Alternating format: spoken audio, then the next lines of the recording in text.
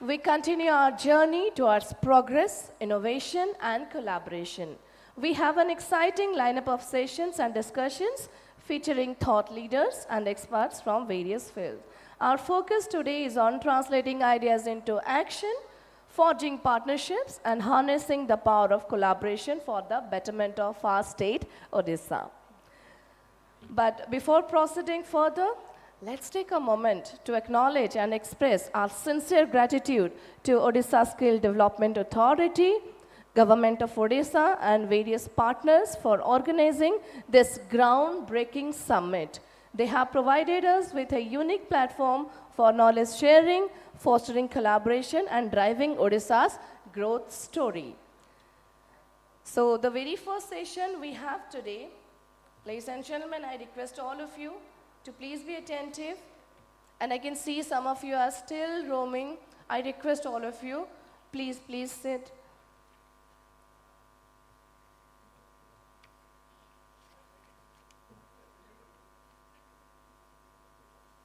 Please sit down, everyone.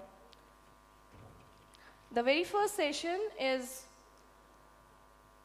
a thought exchange with Dr. Santarup Mishra on Envisioning Odisha 2036.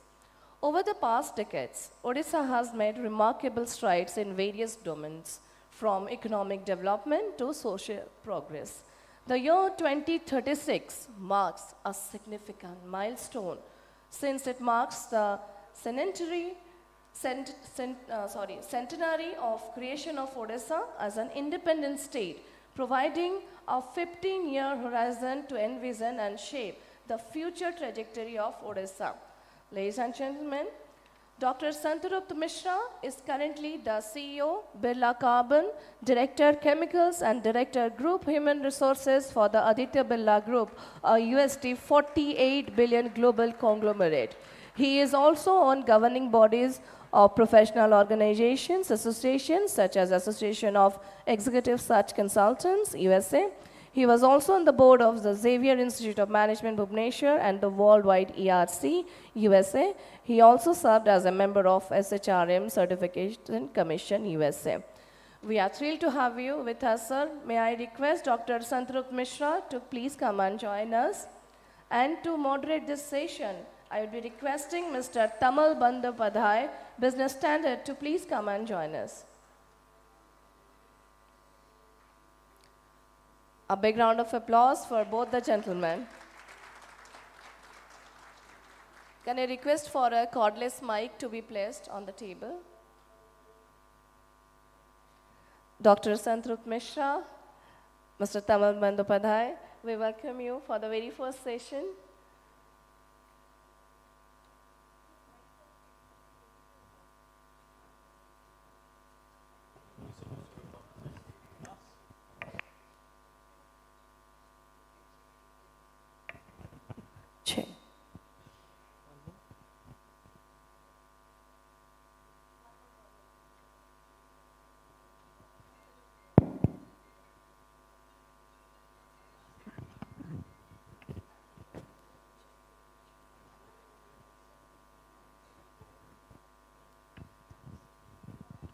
Check.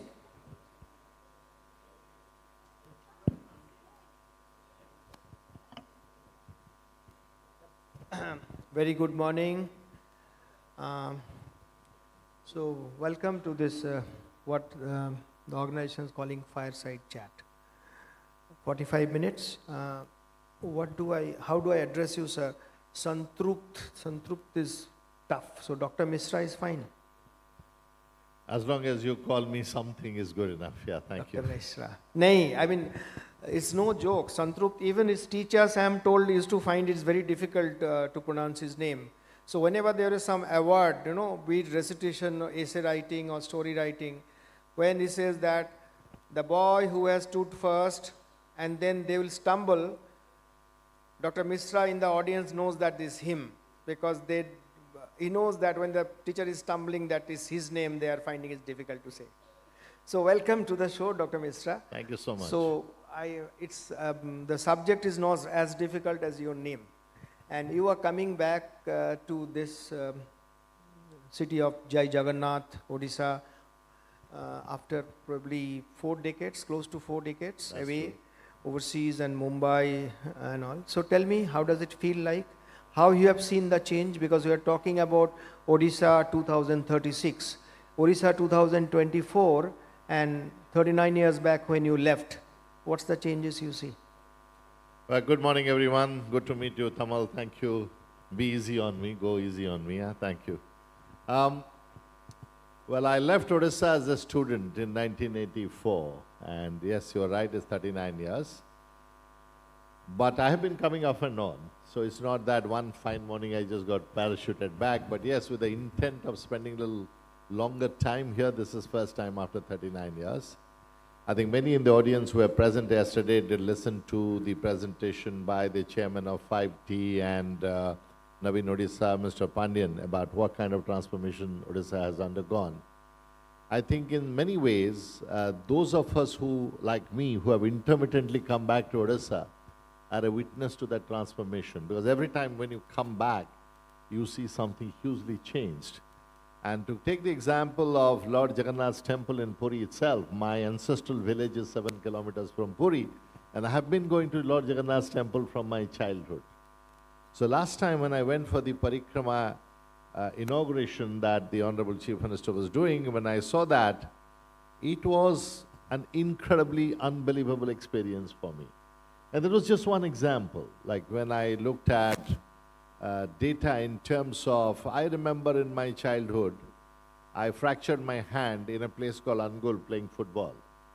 Where my father, I was 7-year-old or so, I think 1972 or so, I remember. My father had to carry me in his arms in a kind of state bus to take to a neighboring city called Dhenkanal to get it x-rayed because there was no hospital, there was no x-ray, no plaster. Today, when I heard about and I saw with many people, including my driver here locally and his family, that they have a smart card called Biju Kalyan Swasthya Yojana card, which they could produce at any leading hospital, up to a limit of 5 lakhs per family and etc. These are from a boy who was carried by his dad by a state bus to 60 kilometers away to get an X-ray and a plaster done to carry a plastic card. This is incredible transformation that I see as I come back to Odisha. Well, come to that. If you don't mind, I'll ask you a personal question. Sure. If it's okay. What shoes you wear? What shoes? Huh? I can't let out the brand because if I let out the brand I'm wearing, I'll have to charge them for being brand ambassador. But I wear a range of shoes, yeah. No, but your colleagues in Birla Group say that you always that sound that much, everything. And in the early morning, I used to actually make people feel that you are coming, and some of them were really scared only by the voice of your shoes. I mean, your people say that it's not Santrupt, it's the shoes that talk. Is that correct? Well, Hindi mein there is a beautiful word which I learned perhaps from my wife who is from Hindi speaking state, and my Hindi was as good as anybody else's perhaps from Odisha. There's a beautiful Hindi word called ahat. So I think I use my shoes for impact, so that all my colleagues who are in office time are looking at internet, surfing things that they shouldn't be doing at office time. I just wanted to give them an early warning that I'm coming into office. So as I get out of my elevator, everybody knows I'm coming in. It's they call it is like a primary school bell. The moment the bell tang, is a time for prayer. I don't know where you found that from. I have to be worried about you now. Yeah.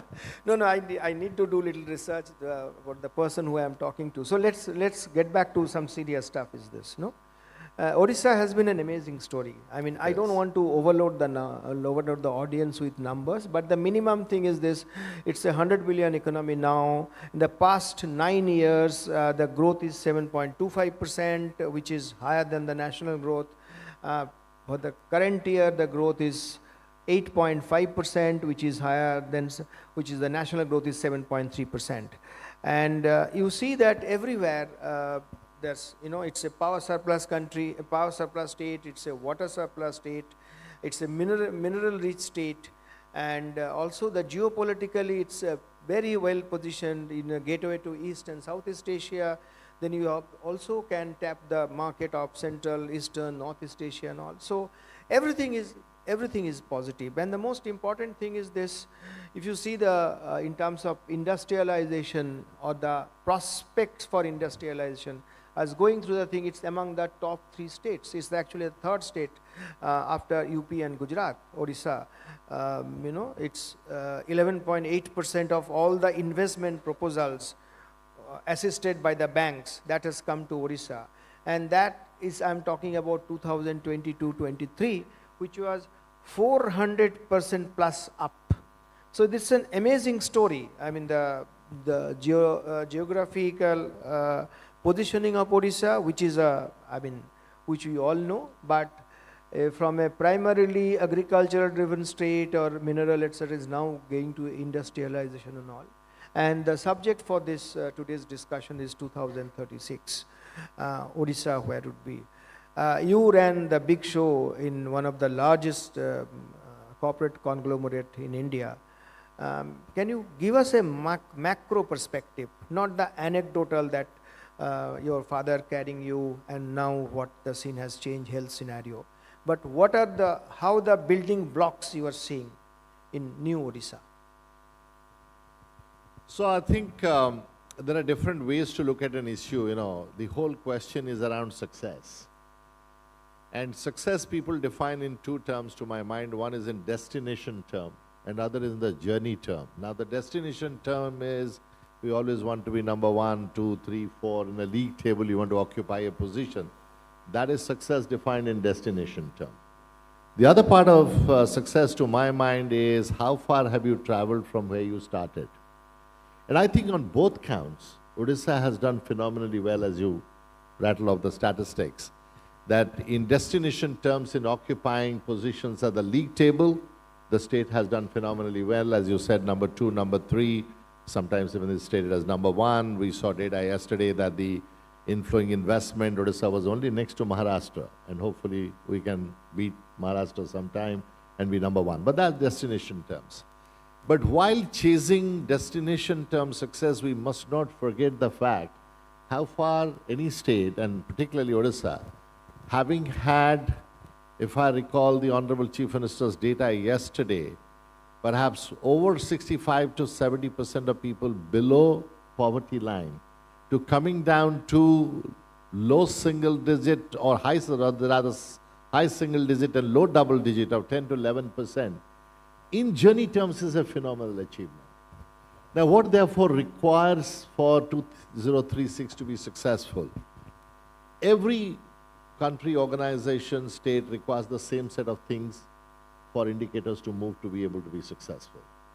The basics, which is education, health, infrastructure, ease of doing business, so kind of investment can come in, outstanding skilled people, and perhaps one of the issues that in last one day we have not discussed about, and hopefully today we need to discuss about. A lot of my colleagues I see, very able leaders in field of human resource development who are here today. I think what we need to think about is mindset. And I would, through this medium, like to appeal to all of us sitting here, that the conversation around mindset and work culture doesn't take place enough for success of an organization. If you look at Singapore, if you look at China, if you look at post-World War Germany or Japan, those countries transformed because they could convert the mindset of the people, the work culture of the people, with a call to progress, to development, etc. So to my mind, the biggest challenge would be in the soft area. While the Skill Development Authority, the Department of Employment Training and Skill, they're doing phenomenal work in building the functional skills up. We need a larger, for example, Odisha historically has been an agrarian economy. An agrarian economy, if we go back to any agrarian economy historically, would have a certain kind of mindset. That, let's say, for example, you reach your paddy field 30 minutes earlier or 45 minutes later, doesn't matter.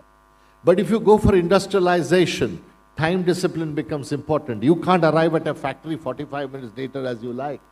You cannot leave your machine unattended and just walk away, because in a paddy field you can leave something to be sown there, you can walk away from it.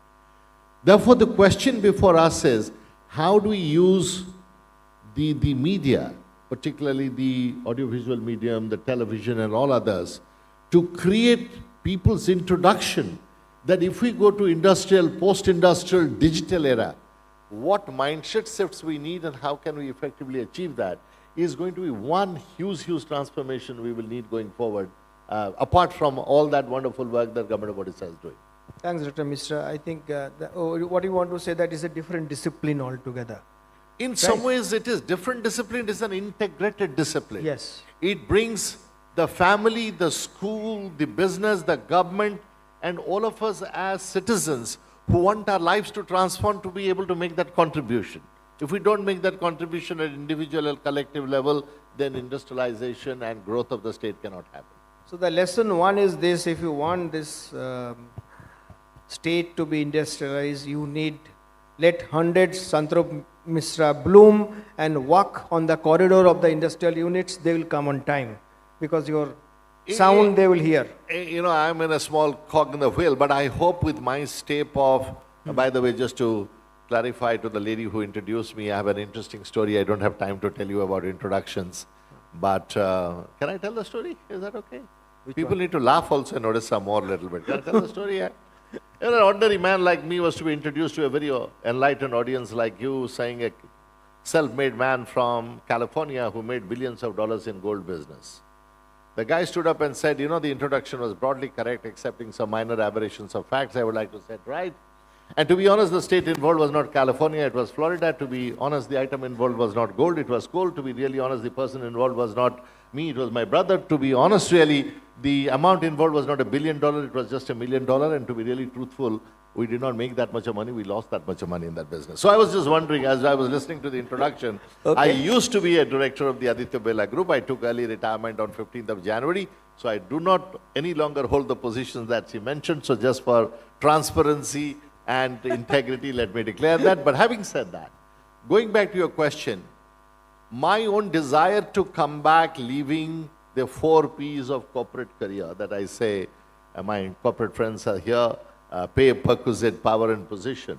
I hope to set an example that there's more to life than celebrating corporate careers, and those of us who feel to give back to the state, having made a great success of their life, perhaps could come back. The state is ready to receive them back, and perhaps they can contribute in many different ways. So thank you.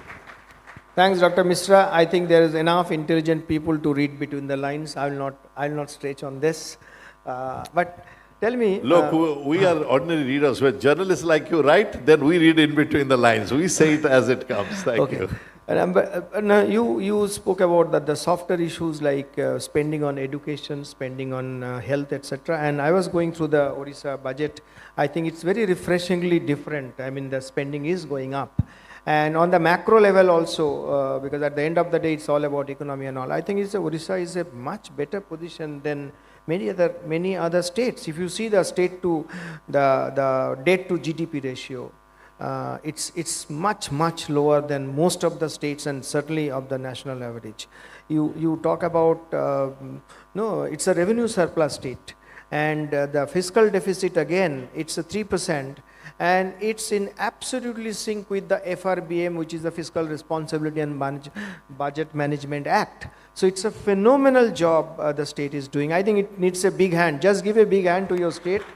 And just one curiosity I have, you know, like you left Odisha in 1984, you said. I also left West Bengal in the next year, very next year, 1985, and since then I'm in Mumbai. And that was the left rule state. So you used to hear, there was an organization called WBIDC, West Bengal Industrials Development Corporation.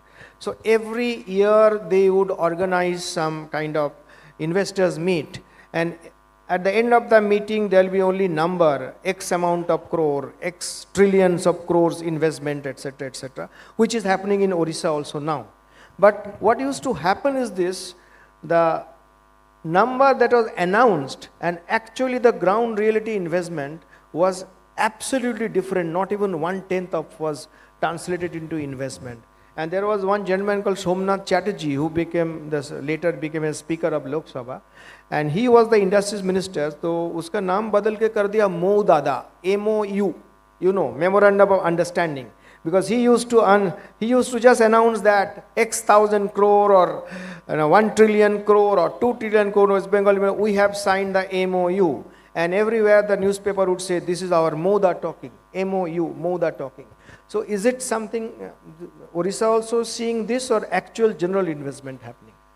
No, that's an interesting question, and it is very natural to feel cynical about MOUs when particularly in a federal state, different states are competing for the same set of resources of industrialists or industrial houses or investment funds or whoever. Well, I'll say two things. An MOU is first an indication of positive vote of confidence in a state when people are signing an MOU to say, well, we like what we see, we intend to do something. And they come with a specific proposal. But we also need to recognize that in the world of business, the people who have the money and want to invest are operating in a very dynamic environment. Every MOU, every intent is preceded by a set of assumptions they have made about the economics of their business, the proposition of investment, the location, etc., etc., etc. But an MOU stage is a stage before a business has done detailed project report. And a detailed project report then goes into very finer details, including the terrain of land, for example, because I have done greenfield factories, I've done brownfield expansion, terrain of the land to the drainage and the water gradient, and whether in a high rain situation the flood water will come into your land. Lot of the time, when in common parlance we criticize the government to say you signed MOU and nobody delivered or fewer than when you expected came, I think a lot of people do not understand the finer nuances of how investment final decisions play out. But having said that opening, I would say that looking at the way I see government of Odisha is doing it, it's Go Swift, the single window clearance system. Everybody talks about it. But I have been personal witness to many things, how fast the government has done in my previous avatar for our own businesses. Sometimes we have seen my competing businesses as well having been given clearances so quickly and so fast when investments have come up. And remember, today's large business houses are very discerning. Unless they have a real intent up to a significant extent to invest, they don't come and easily sign an MOU. Because if they do sign an MOU with government of Odisha, they have precluded other places investment, because you cannot simultaneously put several capacities of the same thing in multiple states, nor you have the capacity to do so. But I think Odisha, if you go example after example that is happening, where if you look at Tata's investment, I don't want to sound like representative of any company, I don't belong to any, so I need to be careful about that. But Kalinganagar, for example, was stuck for a long time. Aditya Birla Group's own investment called Utkal Alumina, I know as the history, was stuck for a very, very long time. Today, we not only are expanding as a business there, I find Aditya Birla Group is expanding, the newer facilities are coming up, and I know for certain that several of these companies that I informally talk to find that many of the investments that I planned for, they're very impressed. Some of the investors who had come yesterday went and met the Honorable Chief Minister, and their thought process, they were astounded. Some of them visited Odisha after 1986 for the first time. But the very fact that they came for the first time after 30 years indicates a vote of confidence. They are willing to do something in very unique spaces where Odisha has not operated. For example, you may have noticed that a biotech company has set up the largest, or which is likely to be the largest, vaccine manufacturing unit in Odisha. It's already operational, and they're likely to expand and it will become the largest. So when you see away from traditional metal sectors, when service sector or vaccine manufacturing or high-end EV or battery manufacturing, those things coming in, it is not a run-of-the-mill MOU. So I would be more positive, constructive in looking at it than taking the cynical view of maybe whatever may happen with West Bengal 30 years ago, No. I'm just... I don't want to get into the fight on Rasgulla, whether it belongs to Odisha or West Bengal. Yeah, okay. Where does it belong, Rasgulla? Odisha, correct, yeah, hear that. Yeah. Journalists are by nature cynical, so this one. Anyway, so we have about 25 minutes we have gone through, actually 23 minutes because we started 2 minutes later. So we have another half 50%. So if there's any question from the audience, just be prepared, later we'll take. No comment, nothing, very brief question. And I'll be very happy to take a question from one particular gentleman. His name is Abhishek. I heard him, he questioned you as a very junior HDFC Bank official in 2006 in Mumbai. I overheard, sorry, I eavesdropped. Abhishek, you made the mistake of speaking in front of a journalist. After 18 years, he has gone into a position and you helped him. Your answer helped him. So Abhishek, if you are around, you can ask him a question little later, after this. So I understand what you are saying. This is just not talk. Actually, MOU are translating into real life investment and etc. etc. Very good to hear. But I was going through the numbers about the banking penetration in Odisha, despite the best efforts of the government. I think about a couple of years back, probably 2022, it has tied up with 6 large banks, etc., etc. But I found that if you see the number of bank branches per 1,000 people or the ATM per 1,000 people, etc., this is one area which Odisha lags behind almost. I mean, if I leave a few northeastern states out of it, the rest of India. So how do you actually sell Odisha, sell in a positive sense to the banking industry? Well, I think first of all, my friends from several big banks I met at breakfast, they are present here. I'm sure they will talk about their own plans. You may have seen in the newspapers a report about Mo Bank as a concept, which is my bank as a concept that is being led by the government of Odisha in tie-up with perhaps several banks to take banking accessible to perhaps every panchayat, every village in Odisha where it is not there. But having said all of that, there's another way to look at it, which is that the direct benefit of transfer today is happening from government of Odisha to many marginal section, families and everything in many areas in a cashless basis directly to them. That would not be possible without a digital access to account by those people. And that itself is a very heartening development to my mind, that the lowest sections of the economy are able to benefit from the government of Odisha schemes by direct transfer of benefits to them. Even the new scholarship scheme, Nua Odisha scheme that the Honorable Chief Minister announced the other day, there also the scholarships are likely to go to both young men and women directly to their accounts. So at one level, this digital penetration of direct transfer of benefits is likely to encourage more. In some ways, this becomes a substitute pseudo banking transaction. Many colleagues of mine from mutual funds and others are also here. They'll tell you this is pseudo one. But having said all of that, trajectory of development of any state will be a matter of political choice by the leadership, where you assess where it is most critical to kickstart, jumpstart and leapfrog.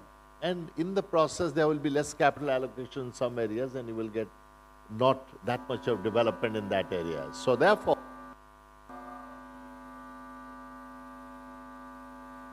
they seem to not like the idea of we pointing out weaknesses, this is not an acceptable thing, all right.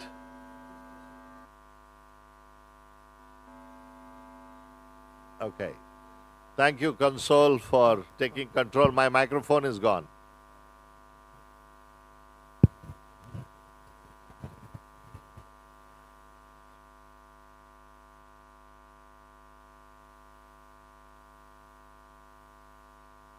Skill development in managing audio visual. Last 2 days, I saw Usaji's presentation coming late and microphone failing. We need to do skill development on how to manage events. Yeah. I'm happy to give them some ideas. I've done a lot of events. Is another mic is working? Yeah. But it's causing a noise. Anyway. Yeah.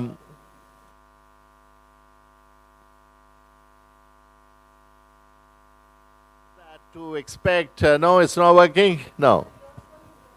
Yeah. I'll arrange, sir, immediately.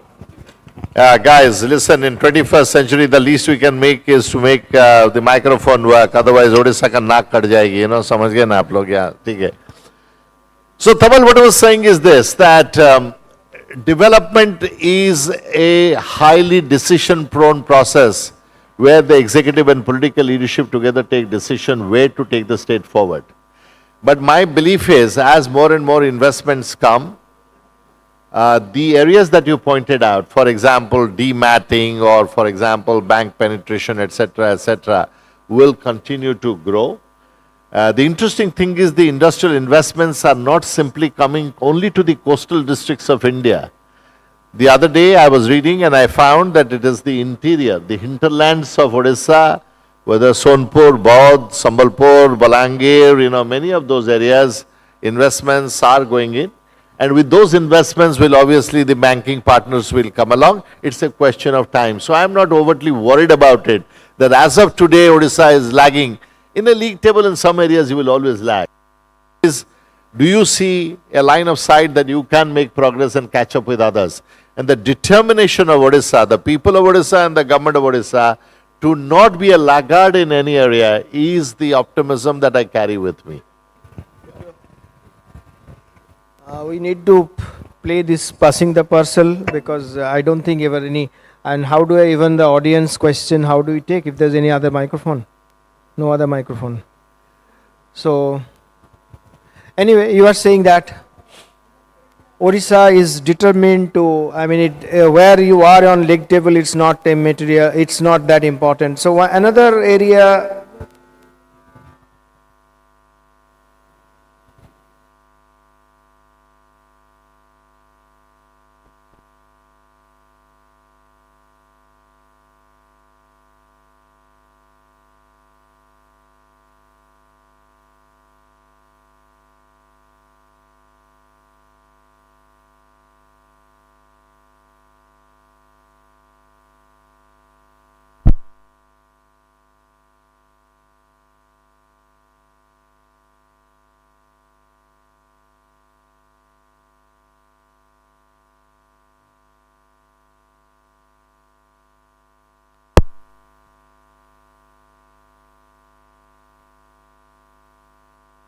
Hello, is that working?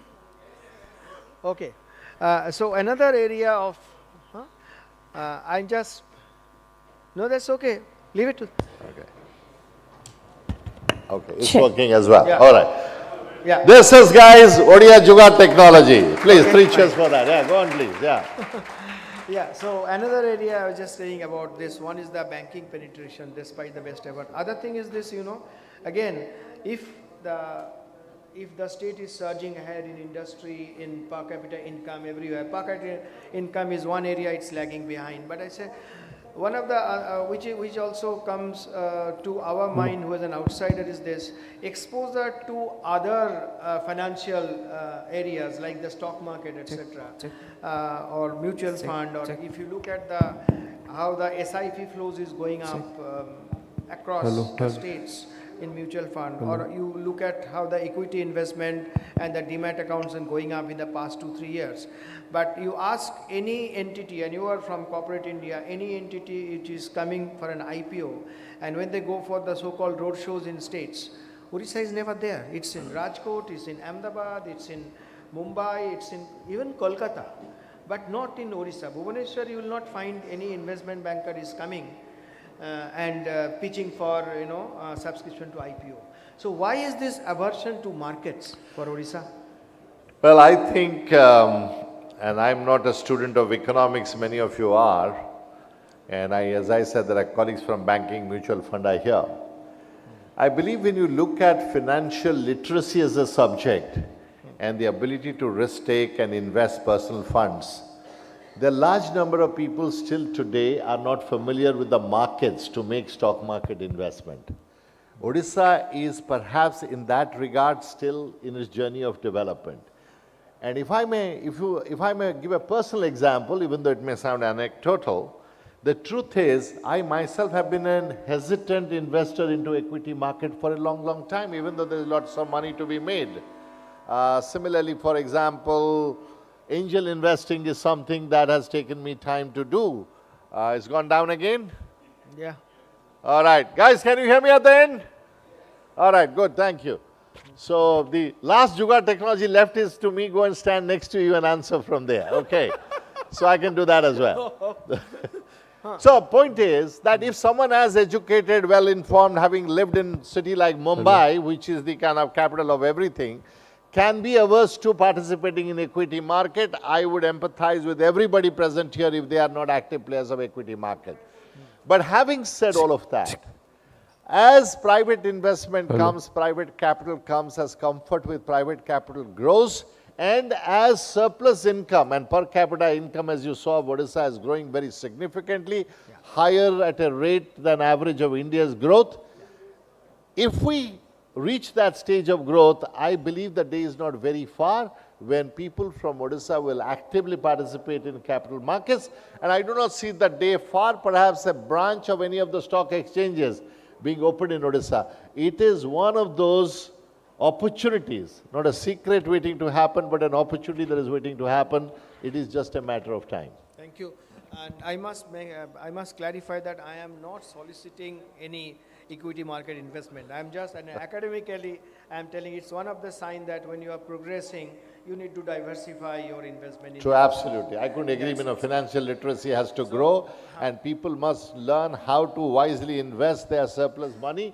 And Odisha, we can perhaps encourage our financial partners here to teach a lot to people in Odisha on how to make prudent investments and what are the different avenues. Thank you for bringing that subject up. Dr. Mishra, one little uncomfortable question, or rather again cynical.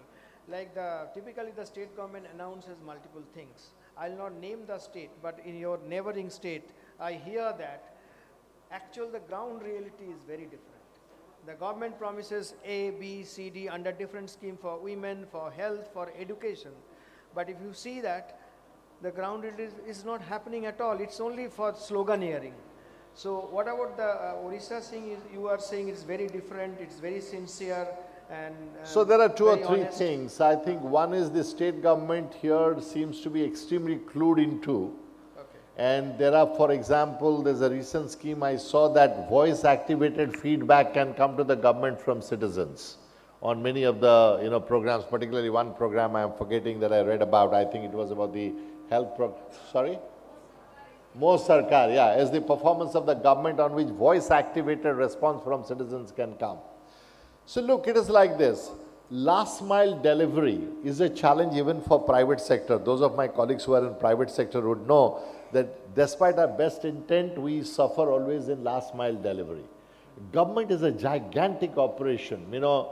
I have been on a large oil sector's board and I have looked at it. I have looked at my own past employment and companies. When I look at it, it's a humongous task to take and make something available to 4 crore or 44 million people, every benefit of all categories. The benefits are targeted at old people, women, lactating mothers, pregnant women, youth, old age, marginal farmers, landless laborers with, those do not have land holding. There are multiple segments of people to whom these benefits are targeted. Interestingly, I met somebody the other day, not from the state, and she told me, she went to another state, I want to name, where Anganwadi she visited, there was nobody. Here she went and found midday meal was there, egg was there on people's plates, and the teacher was present in the Anganwadi in Odisha in a remote area. This is an outsider of the state told me in the last 2-3 days when I was meeting. Now, sometimes when you find that impartial third party who have gone to interiors, visited and see that the benefits are reaching, this is happening, and you get several feedback from people, will there be failure? There will always be failure. Anybody who says everything is heaven, that every last mile is reaching, I think would not be correct. But as I said to you, if the coverage continues to grow, that we are reaching the target population 90%, 95%, 97%, we should focus on the delightful thing. I always tell my colleagues, 10 cricket match kheloge to 2 haroge. You have a choice, either to focus on the 8 you won or the 2 you lost. And that is how I look at every government program. Does it reach large number of target people? And that's what we should be celebrating, and not bothering about the last mile somewhere we failed. Yes, we must study why we failed. We must learn from that. We must set corrective process. But being over-focused on where we failed is not going to take us where we want to go. Good to hear, Dr. Mishra. As we nearing the end, it's still about 8-9 minutes left. The two critical components, this Odisha 2036, we are talking about 12 years down the line, when Odisha becomes the new, in the sense, a century-old state, to the in sync with the ambition and aspirations for every Odisha person, where you want to go. The two very critical part which is integrated is, one is employment generation, and related thing is skill development, right? And you, particularly in the second area, and also first, because you were also such a large group, you are heading the HR. I think only academic. I was. You were. I was, till 19 January, right? Or whatever. So till 9 January. Say one area is that academic, you thrive in academics and you hold positions like Odisha now dominates entire Reserve Bank of India. Governor is from Odisha. One deputy governor, Michael Patra, is from Odisha. Another deputy governor, Ravi Shankar is also from Odisha, by my yes, classmate. I was calling, sir. He's not a Odia, but he's from. I mean, he's also. No, he from studied Odisha. here. He studied here. Studied Of here, course. Yeah. And at DG level, Murmu everywhere. When I meet out of 10 economists, 5 are from Odisha. Be it in Delhi School of Economics, be it in wherever, even in others beyond India. But skill development is very critical for employment generation. So why don't you tell us very seriously, it's gone. These two aspects, skill development and employment, keeping in mind the goal in 2036. Well, as I said earlier, I'm not an economist. Is this working? I think your voice is enough, sir. My voice is enough? Good, yeah. This feels like a tennis match, actually. You're lobbing the ball from the other side, I'm hitting it back. Yeah, no, I love that. I'm not much of a tennis player, yeah. No, so, in economic theory, there's one theory that talks about that supply creates demand. I believe that if Odisha can create highly skilled, large number of people, investment will flow, not for anything else, but for the skilled in Odisha people. And therefore, the people sitting here have a huge responsibility that if Odisha can create highly skilled people, not only those people will flow out of Odisha to go everywhere to in their career. That's a good thing because they will be brand ambassadors of the state. And in return also a lot of investments will come. I think employment growth therefore will automatically happen. So all the time we wait for skill development to catch up with the investment happening, which we must continue to do because investment is coming. But the reverse would also be that you killed a highly skilled manpower here, that therefore is well acknowledged and received. Like we talked about yesterday, the IT secretary was mentioning that when Apple put up their assembly plant in Karnataka, they had to send a train load of skilled people from Odisha to Karnataka. I don't mind that. I would like hundreds of that to happen from Odisha, the outflow, because Indian diaspora today has gone to United States and UK, the education sector, the medical sector, and many sectors, and the many CEOs of the Western companies are led by Indians. I would like the same thing to happen to Odisha, where talent of Odisha is well recognized in all sectors, both in India and abroad. I do not want to be parochial to say that I will train people only to be here to work here, because I think that supply will create both employment here and bring investment, and people will go out and serve outstandingly outside of Odisha as brand ambassadors of Odisha. I think we need to work on both the counts. Now, in skill development, any particular area that you would like the state to focus on? I think not one or two areas. There are two different lenses, I would say. There are traditional evergreen skills which will always be in demand. We must be there.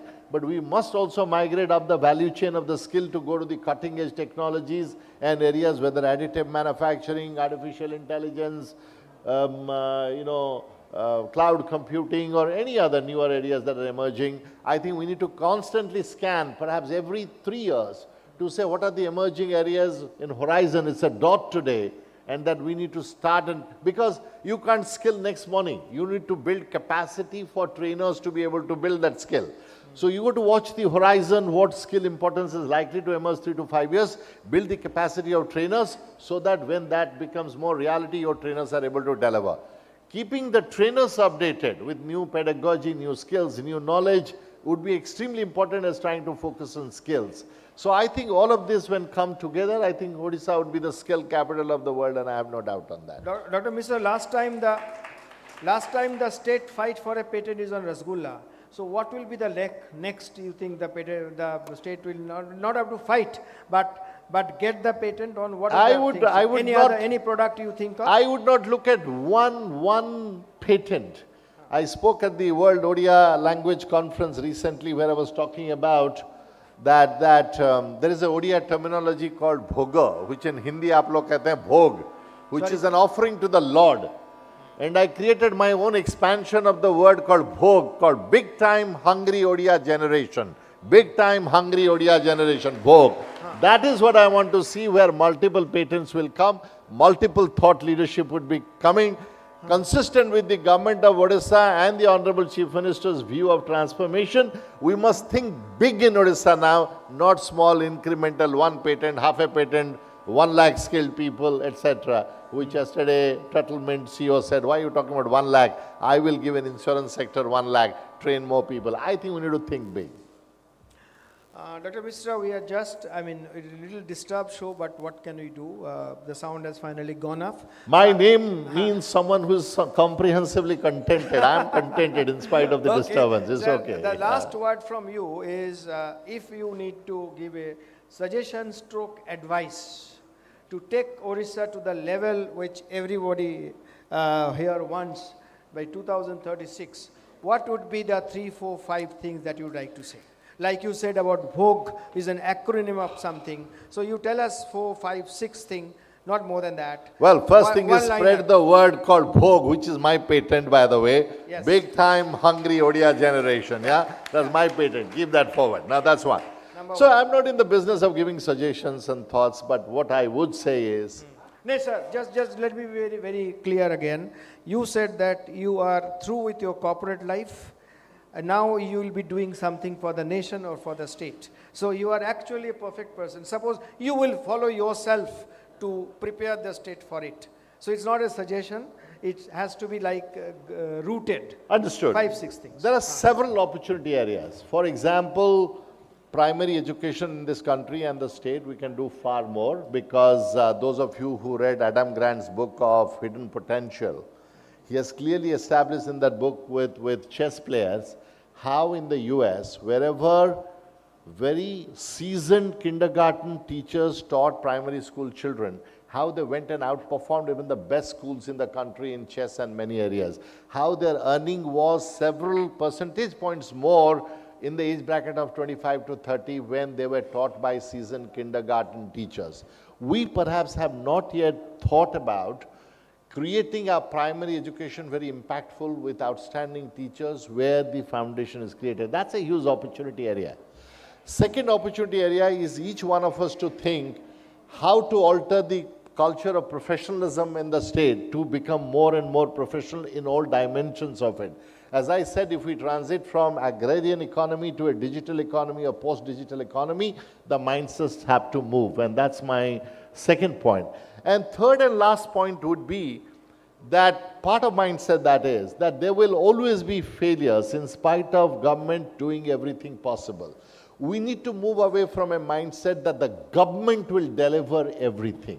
We need to bring all partners together, the private sector, the not-for-profit sector, people who are individual volunteers, all of us in our capacity as individual citizens. If we do not bring all the power of people together, I do not think the transformation at the rate that the government desires or we all desire for our lives is possible. Pure government dependence alone cannot transform any society. People need to individually contribute. Different parts of the society need to contribute. That's my thought on that. Thank you, Dr. Mishra. I think Thank you. Thank you all. Could Thank not you. have been better, sir. Just sir, for a minute and all. So essentially, what you are saying is this: it's we the people need to take charge. It's not always rely on the government. We need to approach things in a different way. We need to have a different discipline. We must rely on the government for the right things. We must not rely on the government for everything in my life. That's what I'm saying. Correct. Absolutely. Yeah. Absolutely. Thank you. So with your permission, I'll just go back, end with I will close the loop. I started with your, the sound of your shoes, which was warning to people that, boss, you need to come early because Santrupt is here. You can't afford to be late. Second thing is little secret. I tell all the people what's the capacity, about 300, 350 or 400 people. This gentleman sleeps very little and he is on his mobile, on his email early morning. So every time he was as a Aditya Birla Group, very senior executive, every time he was returning from US or Canada or Europe, anywhere else, be it 3 a.m., 4 a.m., 5 a.m., first thing before hitting the bed, he would bombard his colleagues with emails that we need to do this, I have seen this, why can't we follow, so on and so forth. And so they are always alert, the boss is coming back, they have to respond also. So that's the one side of the story from his side. Other side is this, if anybody sends an email, this gentleman responds immediately. So anything about Odisha 2036, seek his suggestion, seek his advice, sending him email. Sir, you share your email. Tamal, listen. I know journalists normally don't disclose their sources. But can you please name this well-wisher of mine who is leaking out these cheeky details about me? That's not important. You can deny it. I'll be corrected. No, I can't deny that. It's a fact. Share your email and bother him because he is back to Odisha and Odisha needs you, sir. So if you are happy with what he says, give him a big hand. Thank you. Jai Jagannath. Thank you so much. Thank you.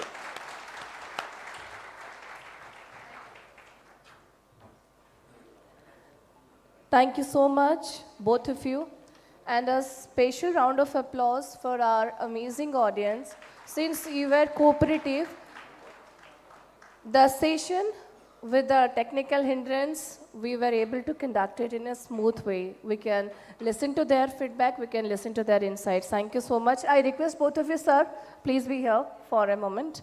I'll be requesting Principal Secretary, Skill Development and Technical Education, Mrs. Usha Padi, to please come and join us and to present a token of appreciation to both the gentlemen we have here, Dr. Santrup Mishra, Mr. Tamal Bandhopadhyay.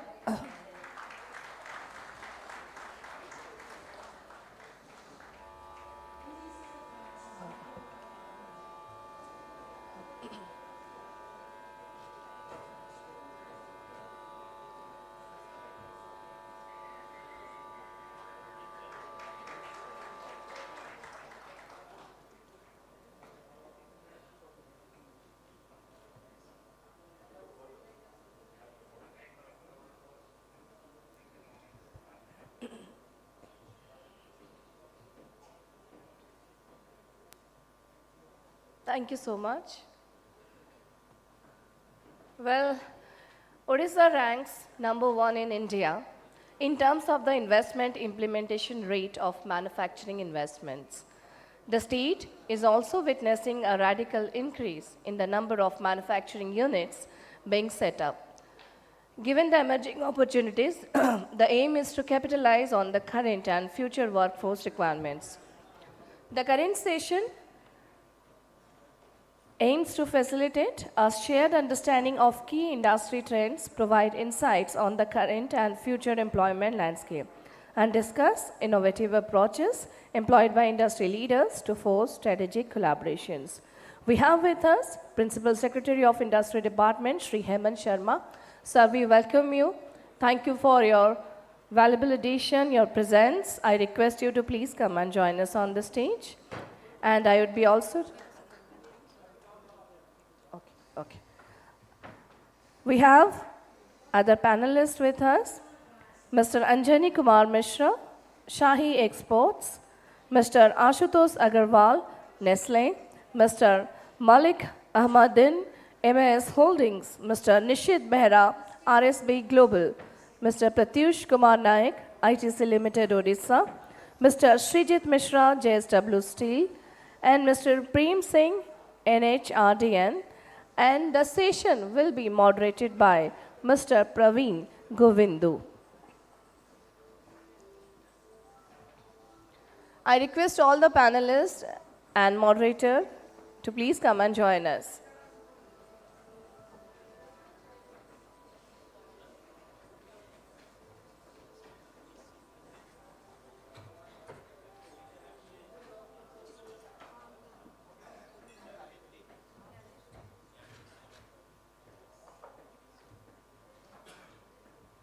I would be requesting from RSB Global, Mr. Ganeshwar Das to please come and, Ganeshwar Das, COO Metal Vedant, to join us.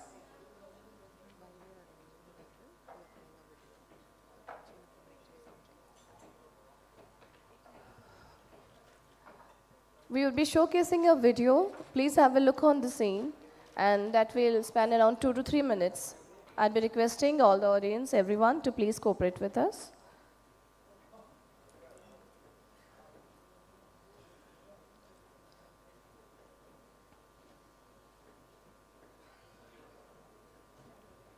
Can we play the video console?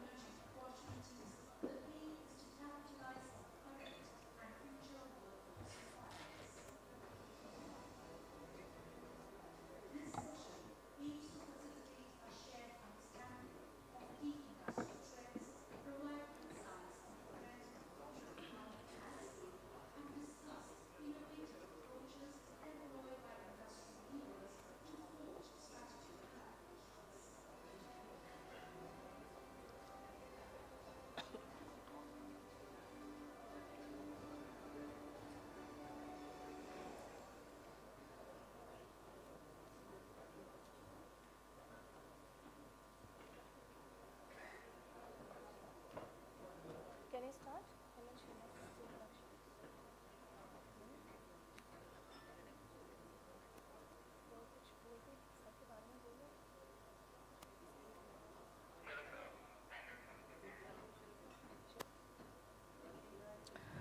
Ladies and gentlemen, Shri Hemant Sharma from Industry Department, Government of Odisha, is a seasoned bureaucrat with a wealth of experience in driving industrial growth and development in our state. His dedication to public service has left an indelible mark on Odisha's economic landscape. Shri Sharma has served in various capacities, demonstrating exemplary leadership and commitments. With a background in economics and a keen understanding of policies formulations, his contributions have been instrumental in fostering a conducive environment for industries to thrive. We are honored to have you with us today, sir. I'd be requesting you to please deliver your talk on manufacturing, auto, FMCG, and apparel industry in Odisha.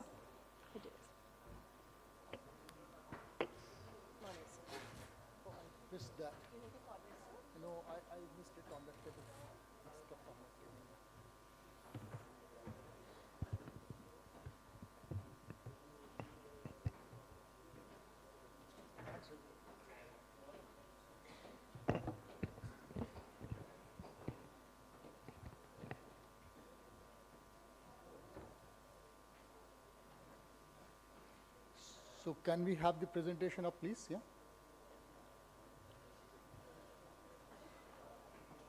No.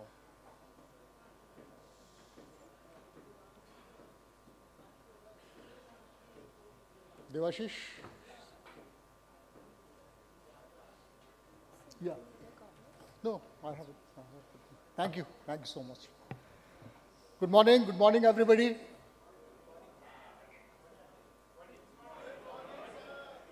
No, I wanted to hear from the back benches. Apan mane samajhte achanti to? Thank you so much. Sorry? No, that is not my.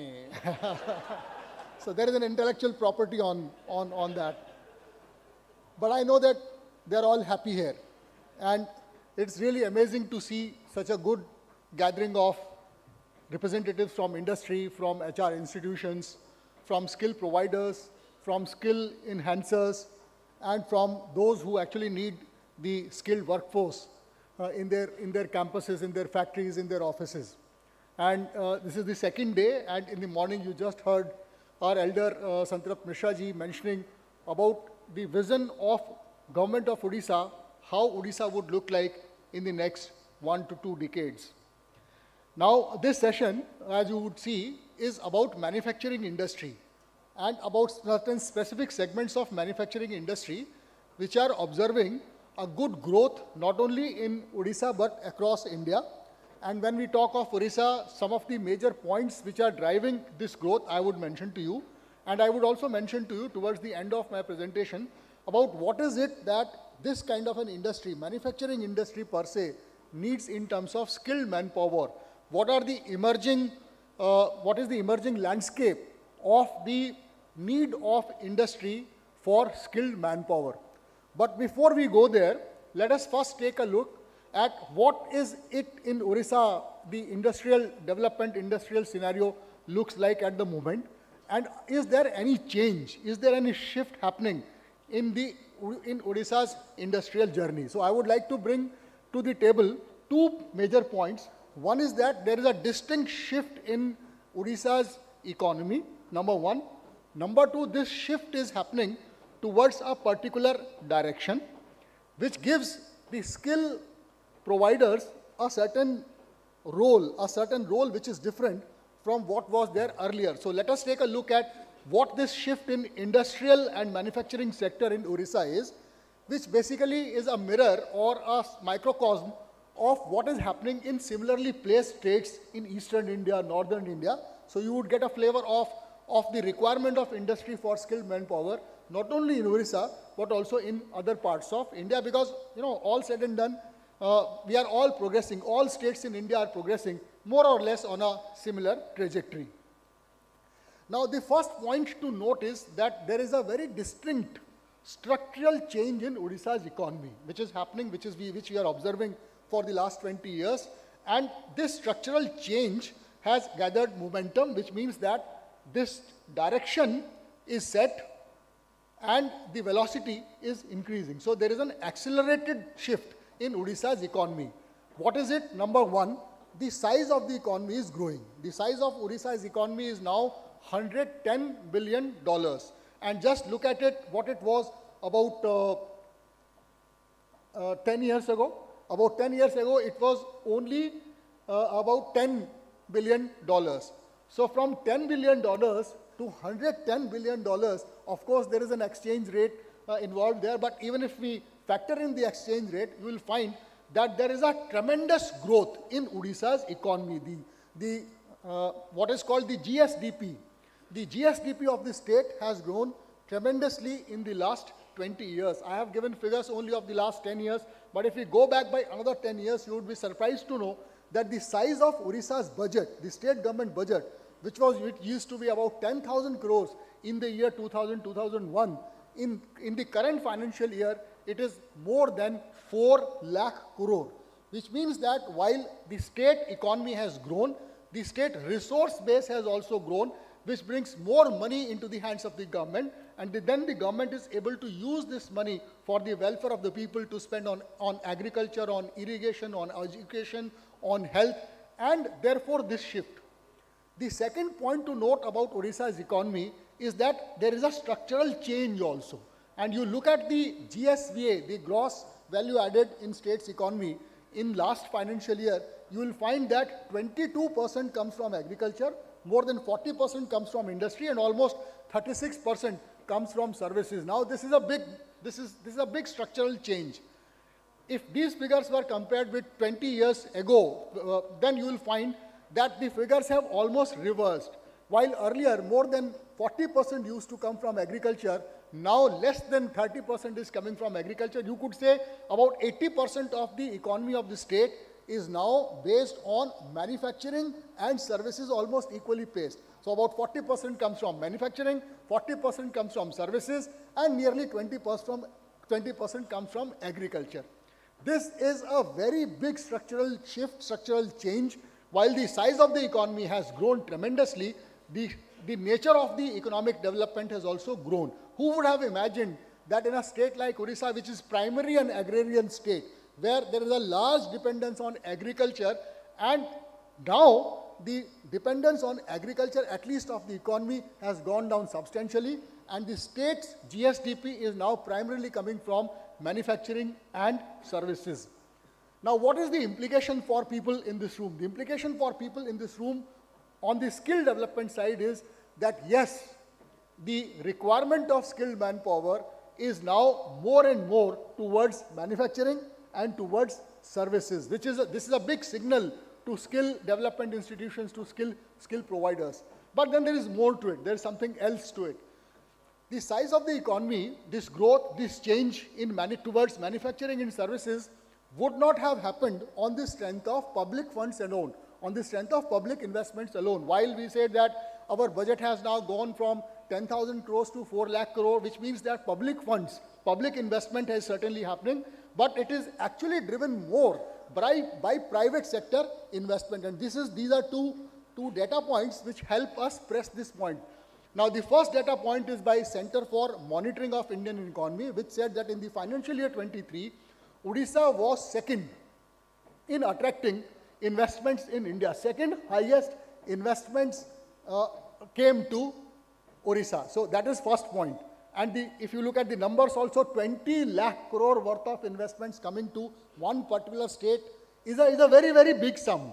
Look at the size of our economy, which is $100 billion, would mean, let's say, about 8 lakh crore. And we are able to get 3 times or 2.5 times of the investment into the economy of our state. Look at this factor. This is a very big factor, first point. Second point is look at the company in which we are. So we are better than Gujarat, we are better than Karnataka, we are better than Tamil Nadu, and we are lower than Maharashtra. This is the company in which we are. The company of states. About 20 years ago, we were clubbed with, Bihar, Jharkhand, Chhattisgarh, Bengal, UP. You know what those states are called in economic terms. No longer so. We are still not number one, which means that we are still not number one. We are lower than Maharashtra, but we have broken ranks with Bihar, UP, Bengal, Jharkhand, Chhattisgarh, and are now in the company of the most developed states, Gujarat, Karnataka, Tamil Nadu, Maharashtra. That is the company in which we are now. Very important point to note. The second point is that not only in terms of investments which have come or which have been announced,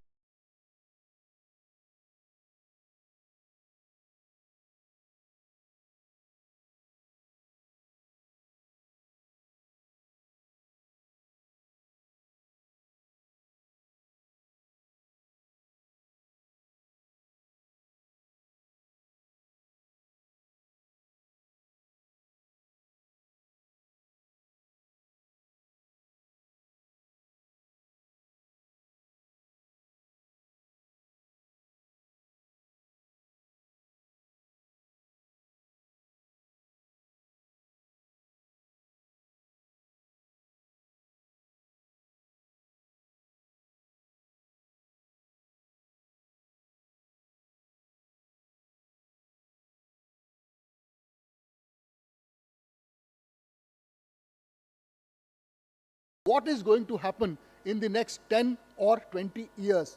And while this is happening, what is it that is leading to this?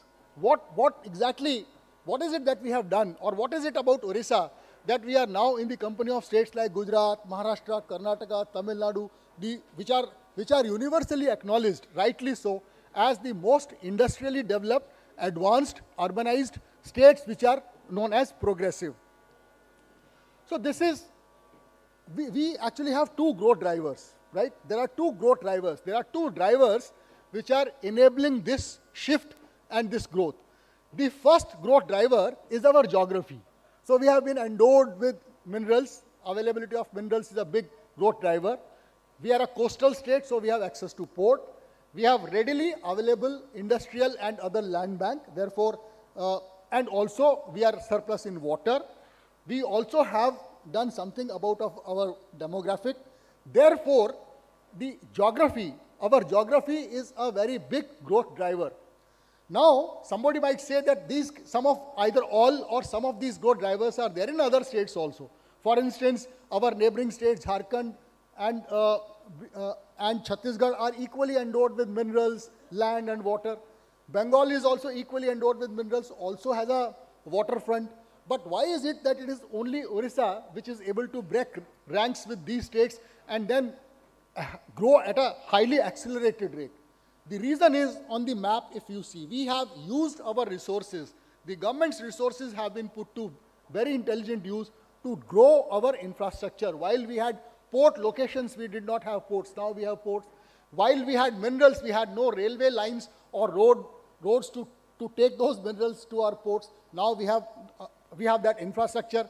We have also, through policy directions, through a policy which is called local value addition policy, we have encouraged our mineral resources to be put to better use by value adding within the state. So we are a very large producer of iron ore, but the largest producer of steel. We are a very large producer of bauxite, but the largest producer of aluminum, and so on and so forth. So while our geography was to our advantage, through policy, through investments in infrastructure, we have been able to use it to our better advantage. The second and very big growth driver is a sectoral shift in our industrial and manufacturing base, right? That's another very important point which has a signal to us in this room as skill providers.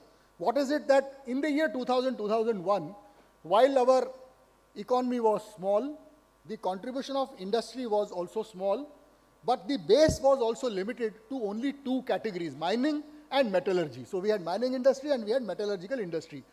But if you look at 22, 23, you will find that while mining has grown, metallurgical industry, manufacturing has grown, now we also have metal downstream and ancillary, we have chemicals and petrochemicals, IT, ITS, electronics, food processing, consumer goods, apparel and textiles, technical textiles, and many more.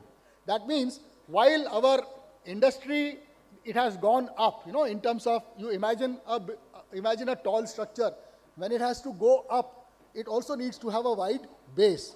So while our manufacturing sector has become taller, because of the diversification and because of being able to add more sectors to it, the base has also widened. This is called industrial diversity. So we have been able to not only grow our industry, we have also been able to add base to our industry, which is a very, very big shift, and very few states in the country have been able to do it, and we have done it through policy by providing a good set of incentives, a good set of what are called factors of production, land, labor, working capital, water, electricity. By providing all these in the way that the industry needs, we have been able to drive this sectoral shift, and this is a big growth driver. But then there are certain growth enablers also. You can have land, water, power, you can have minerals, you can have ports, you can also have a good government. But at the same time, you need another enablers. You just cannot be mineral rich or water rich and still become the largest producer of steel. What is it? So these are the four important enablers which we brought in. First is that we brought in a good industrial policy, a slew of industrial policies starting from the year 2007.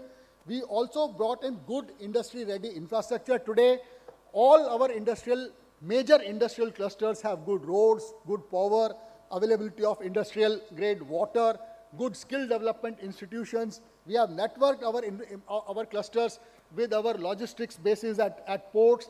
Therefore, we have brought in policy, we have brought in infrastructure, and we have also made an effort to reduce the cost of doing business. For instance, the cost of industrially developed land for an auto component manufacturer in Odisha is 1/10 of what it is there in Maharashtra, 1/20th of what it is there in Tamil Nadu, and 1/25th of what is there in National Capital Region. The cost of power in Odisha is 1/2 of Gujarat, 1/2 of Maharashtra, 40% lower than Gujarat, 50% lower than Karnataka, and on top of that, we are able to ensure round-the-clock availability of quality, reliable power. Why? Because of the previous. Because we have been able to infuse capital. Government has been able to infuse money, investment into public infrastructure.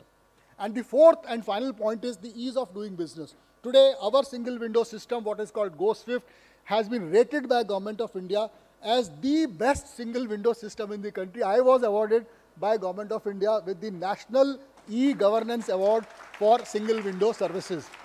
54 clearances from 18 departments are provided within 30 days.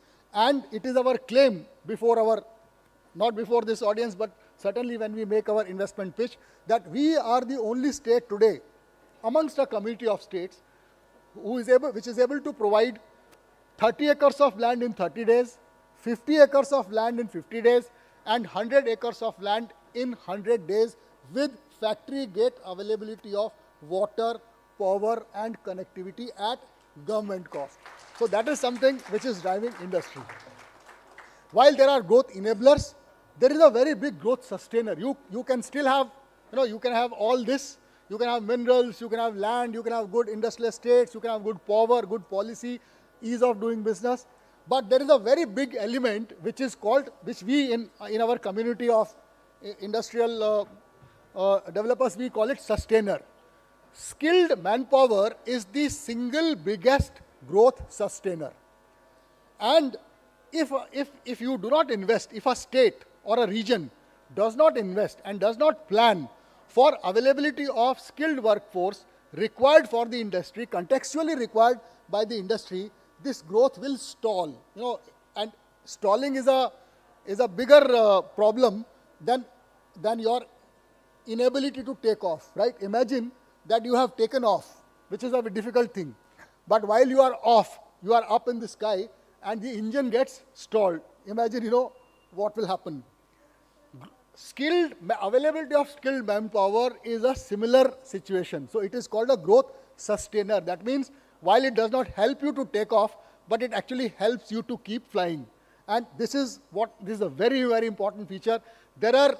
Even today, there are examples of states in the country, states down south, which are very well advanced, but are now losing industry to Odisha because of their inability or because of not doing enough to provide a continuous stream, steady stream of skilled manpower where it is required. So, and which those states are and what their problems is. We have been very consciously dealing with this in terms of numbers, in terms of quality, and that is something which I will explain a little later because that probably is the theme of today's session. We take pride in the fact that, numbers apart, Odisha's workforce is A, skilled, B, it is productive, and C, it is disciplined. You go to any industrial cluster in India today, whether it is Ludhiana or Jalandhar, Chennai or Coimbatore, Bangalore or Mysore, Mumbai or Pune, Kolkata or Jamshedpur, Delhi or Gurgaon or Faridabad, you will find the best, the most skilled, the most productive, and the most disciplined worker in any factory are actually from Odisha. And this is a fact which means that we must have done something about it. This is not something, this is not our geography, right? This is not our geographical endowment. This is something which has been done by our government in a very planned manner. Now, this is my final submission. So while we have seen industrial growth, we are seeing a shift towards industry, manufacturing and services. And obviously in order to sustain this growth, we need skilled workers, right? This point, whether you are in Odisha or in Tamil Nadu or in Delhi, wherever, this is a point which is universal. But what is this change? Like industry is changing, manufacturing is changing, economy is changing.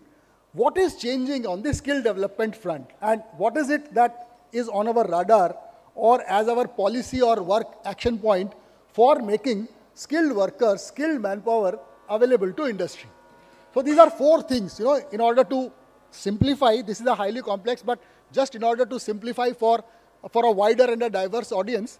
So it is explained in, it is called EMDS. EMDS. E is expansion, M is modernization, D is diversification, and S is specialization. This is my intellectual property. So this is, I am making it point very clear. This is my intellectual property. So if you want to use it, use it. But please give a credit to me because it is a part of something which I and my team have done jointly. So this is my intellectual property. I lay claim to this. Credit, right. So what is expansion? Expansion is very simple numbers. We had, let's say, 5 textile units last year. This year we have 15. We need 20,000 more workers. We had 5 steel mills in the year 2010. Now we have 25. We need more workers. That means expansion. Numbers are growing. What is it that we have done to give additional numbers of skilled workers? We have set up more ITIs, we have set up more polytechnics, we have enabled setting up of more engineering institutions. So this is a very fairly understood. In the year 2008-9, when I was Director Technical Education, where Regu is now, we had only 13 government ITIs and 6 government polytechnics. Today this number is hundreds. This number runs into hundreds. So we have been able to tackle this problem of expansion. It is called the expansion problem by setting up more institutes. What is this problem of modernization? Problem of modernization is again very simple. To give you an example, in the year 2004-5, we were helping setting up a steel plant. It was a 5 million tons per annum steel plant. 3 million tons per annum steel plant at Kalingnagar by a very well reputed company. And they gave us their requirement that they would need 10,000 workers. And then they said, this is the nature, so many mechanics, so many fitters, so many electricians, and so on and so forth. In the year 2012-13, we were helping setting up a 12 million tons per annum steel plant at Paradeep by a Korean company. 12 million tons per annum steel plant, they gave us a requirement of 7,500 workers. Capacity went up, numbers came down. Very recently, just about a year ago, we helped set up a 24 million ton steel plant by a Japanese company. It's known ArcelorMittal Nippon Steel, and also JSW, where JFE of Japan is a major investor. The capacity is 24 million tons per annum. Requirement has come down to 5,000. However, while they are still mechanics, they are fitters, they are electricians, the equipment on which they need to work are highly modernized. So you can imagine in simpler terms, instead of a mechanized lathe, it is now a CNC machine. This is called modernization, and by and large, this is happening across board. I gave you a simplest example of a steel mill, but it is happening in a textile mill, it is happening in a biscuit factory, it is happening in a pharma or a medicine factory, it is happening everywhere. How do ITIs and polytechnics tackle this problem? You cannot have ITIs, or every 5 years you cannot have new trainers, you cannot have new teachers. Once you have recruited a trainer, he stays with you for 30 years. Somebody who has come and has been inducted to teach on a mechanized lathe, expect him every 5 years, now you should teach on CNC, now you should teach on additive manufacturing, now you should teach on 3D printing, not possible. So the problem of modernization of technical education is a little more complex, but how we have been able to tackle it is by having more clear dialogue with industry, by enabling industry to use our institutions for setting up. For instance, if you go to our ITI Cuttack, you will find a corner for Maruti. You go to our ITI Berhampur, you will find a corner for Ashok Leyland, as also for Schneider. If you come to our OUTR, the University of Technology, which was earlier called CET, you will find a center for Microsoft or for Tech Mahindra. If you go to Keonjhar Engineering College, you will find another center for Tech Mahindra, and so on and so forth. So this problem of modernization can be tackled, and we are tackling it by bringing in more industry interface. The third is diversification. Diversification, I explained to you in my earlier slide when I said that the base of our industry is increasing. While we were earlier able to do only with mechanics, drivers, fitters, electricians, now we need a very different set of employees who are ready to work in let's say an automobile factory, or a battery manufacturing setup, or a textile design factory. So this diversification means that new trades are coming in, which are modern, which are about automation, which is about digitalization, which is about bringing more of ICT into the usual trades. Finally, it is the issue of specialization. Now, this is a very big change which is happening. This change is, again to give you an example, this diversification and the technological shift in industry, which is very fast, is making technologies very obsolete also very fast. So no longer you need general workers. General workers are required only in smaller numbers. You actually need specialists. You need those people who have specialized in a particular branch. And more of these workers are required. For us, just to give you an example which will help explain this point, while in the year, let's say 2010 or 2015, all that we were teaching was welders. So you need a welder. Somebody who can weld, he can use gas welder, electricity welder, something like that. However, now you need very specialized, somebody who has done a 1.5 or a 2 or a 3 year course in welding, but is now into butt welding, stainless steel welding, plastic welding, titanium welding. This is called specialization, and this can happen only when you bring in industry, goods, those who supply this equipment. To give you an example from Odisha itself, Schneider, for instance, Schneider supplies highly sophisticated electrical equipment. ThyssenKrupp will supply, or Johnson & Johnson will supply, John Cockerell will supply. These people have specialized equipment, and therefore, unless we bring these people to our technical institutions, this specialization cannot happen. Therefore, bringing in industry is very important, and over a period of time, we have been able to do it. Lastly, now this is very important, extremely important. We have seen in our experience that earlier there used to be a person, a worker or an employee would be skilled for life. Skilled for life means that you have gone to an ITI or a polytechnic or an engineering college, 2-year, 3-year, 4-year course you have done, you become an electrical engineer, and throughout your life, whatever you have learned, you will be able to use your knowledge throughout your working career of 25, 30, whatever number of years. This was called skilled for life. So I am an electrical engineer, I am skilled for life to work in electrical engineering profession. I can go to a generation company, transmission company, or whatever. No longer so. Nobody in this room or outside this room is now skilled for life. Nobody can be skilled for life because of these changes. Technology keeps changing, requirement keeps changing. But what has become more important now is what is called life skills. So, and what are those life skills? Generally, all of us know. So, while skilled for life has gone out, life skilled have come in. What is this life skill? This life skill is a transition which a student makes when he goes from an institutional academic setup to a factory or an industry setup. For instance, in an ITI or polytechnic, you can miss a few classes. You can, do proxy. You can do cheating. It's par for the course. Some people will always do that. You may not come you may not come on time to a lecture setup or something like that. But when you go to a factory which runs in 3 shifts, if you are late by 5 minutes, you are doing damage to your organization. If you do not behave well with your co-workers, or if you are not properly addressing your seniors, you are again missing something.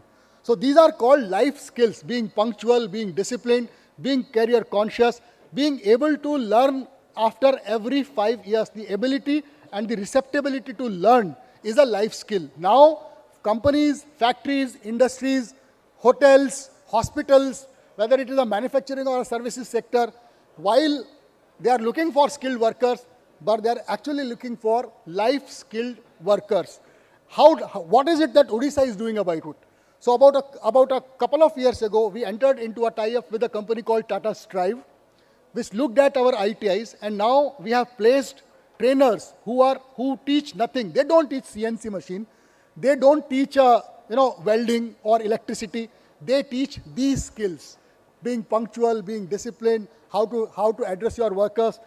These are some of the emerging challenges, and I'm sure that today's workshop will.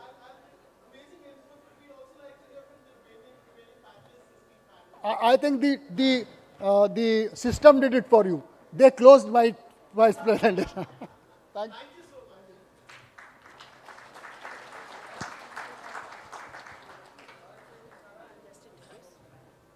Thank you so much, sir. Once again, I want to let all of you know that we have Mr. Jajneshwar Das, COO, Vedant Aluminium Limited, with us as our esteemed panelist, and over to Mr. Praveen Govindu to take the session forward.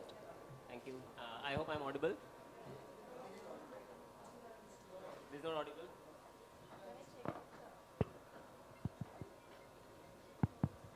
Is it better?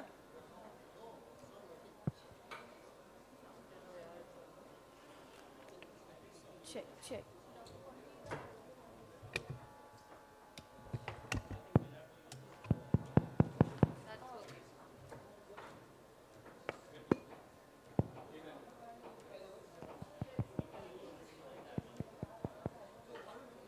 Yeah.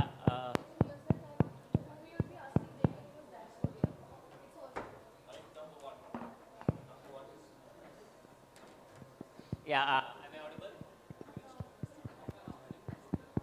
Is it any better now? At the end, can you all hear me?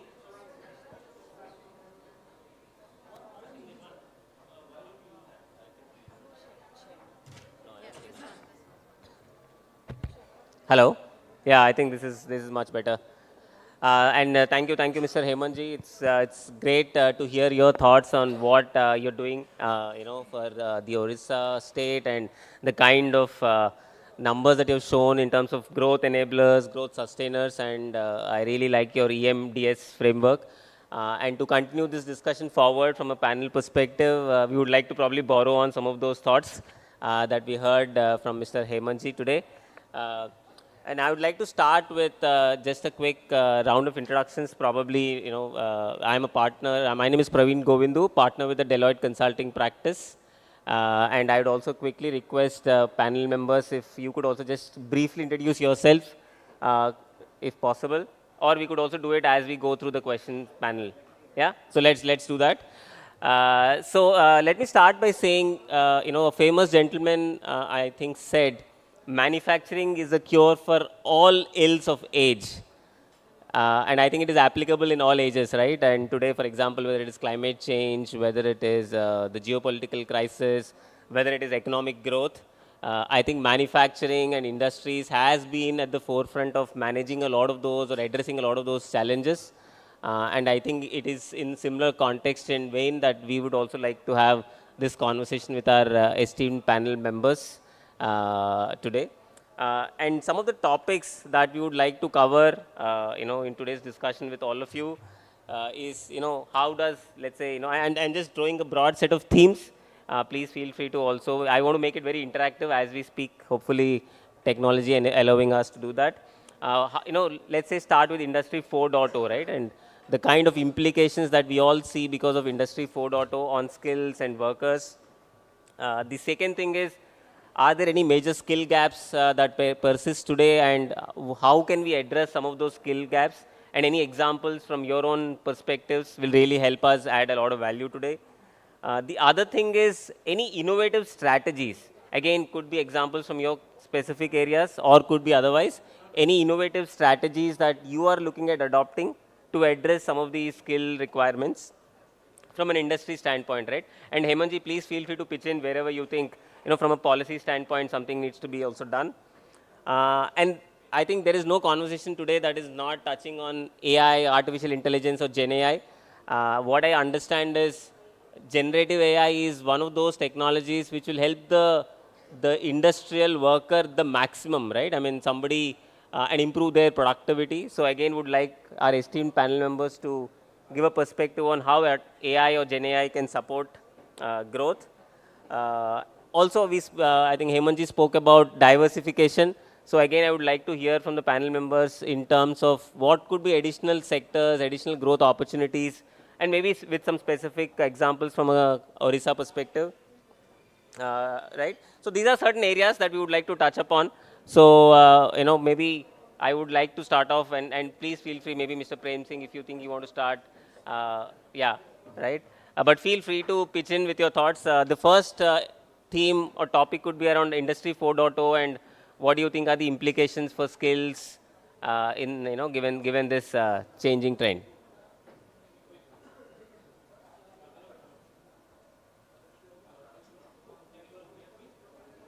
Hello.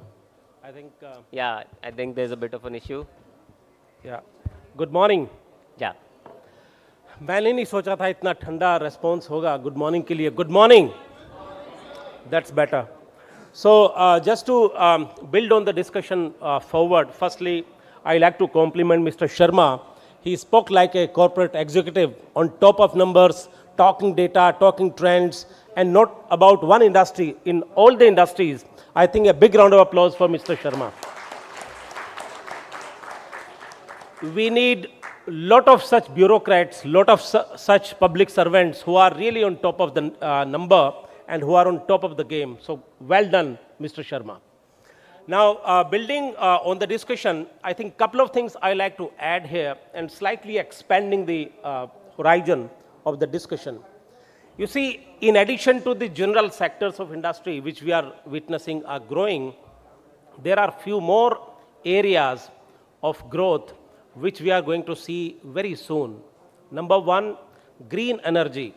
I think green energy is one of the sectors which is going to grow significantly, and India is going to be a big player. Within India, few states will have a tremendous contribution, and that is where Odisha fits in. So I think that's one area where there is a significant traction right now. Number two is the whole area of semiconductors, chips, etc. If you keenly watch what's happening in the Ministry of Information Technology and Electronics, and if you listen to what Mr. Ashwini Vaishnav keeps on talking about, the significant focus on semiconductors manufacturing and chips manufacturing is going to shift to India, largely because the trust deficit that is happening with respect to China. That's why a lot of countries, a lot of companies are essentially talking about China plus strategy. And India is going to be a significant player, and within India, Odisha has certainly edge. So that's another area of focus. Third, not many people are talking about it, but this is also going to become a big segment of growth. And that is the whole piece around wellness and health and the products associated with wellness and health. And there is a lot of emphasis on sustainable products. In fact, so much so that the manufacturing industries, manufacturing companies like ours, I come from a large manufacturing company, and you would have, I'm sure many of you would be users of the tires which my company makes, JK Tire. You know, there is a significant focus on using sustainable materials, and how much can you replace the existing materials through sustainable materials? You'll be glad to know that about 80 to 90% of the material that our company is going to use in manufacture of tire is going to be sustainable, which means that you will be reducing the carbon footprint to that extent on the planet. So that is going to be another significant focus. Last point I want to make, and then I'll turn to my other co-panelists, is this whole piece of India advantage. I think this is something which we should not lose sight of. India as a country, we are a young country, 28 and a half years of median age, and that is a big advantage. I think we must leverage on this big advantage we have. That's all. So I'll leave to the other panels. Sure. Thank you. Thank you, Mr. Thank you. Prem. Thank you. Thank you. So, taking off from where you left, right? So, what do you see, given that there is a lot of opportunity, there are new sectors emerging, and this can be from any panel members, how do you see the implications on the skill requirements itself, right? Because of all these changes.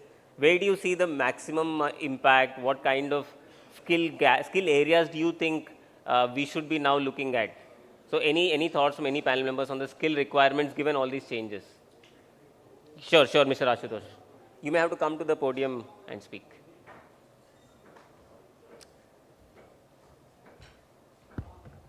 Right, so good morning all. To introduce myself, my name is Ashutosh and I am representing my company Nestle here. We as an organization are very new to this state. We will be soon starting the construction of our 10th factory in India. It's the first one in the eastern part of the country. and I would be the head of the project leading the factory. So that's why we need people to run it, and that's why we are here. So thanks for inviting us, and I just wanted to touch upon this subject, taking cues from what sir mentioned in the 4 quadrants. So in each quadrant I had something to contribute. I thought of, maybe that's the right way to put it. So first of all, let's say when we talk about expansion, and truly yesterday I was, and it's only my second visit to Odisha and Bhubaneswar. Yesterday I was really awestruck by going through all the good presentations, discussions, and the kind of great strides that the state has taken in terms of its development, really shining at among the top 3 or 4 states in the country now. So in line with that, of course, we need many more ITI centers, we need many more engineering institutes to cater to that, the workman requirement.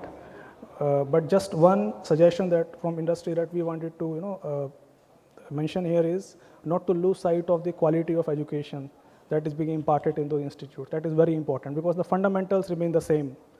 Over last 2 years of 2 decades of me being in this manufacturing sector, I have come across many interviews and discussions with candidates where, be it ITIs or engineering, where you will be surprised to know that people passing out of the ITIs are not really aware about, let's say, how many millimeters in 1 centimeter. So we, in other states, it's not Odisha, I'm talking about the other states there.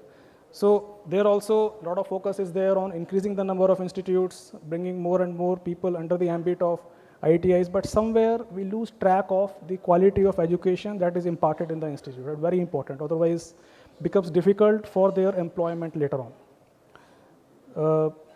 And talking about engineering college as well, same goes there as well. So a refrigeration cycle is a refrigeration cycle, be it today or be it tomorrow, be it 50 years later. So that is important. Second is talking about, let's say, modernization.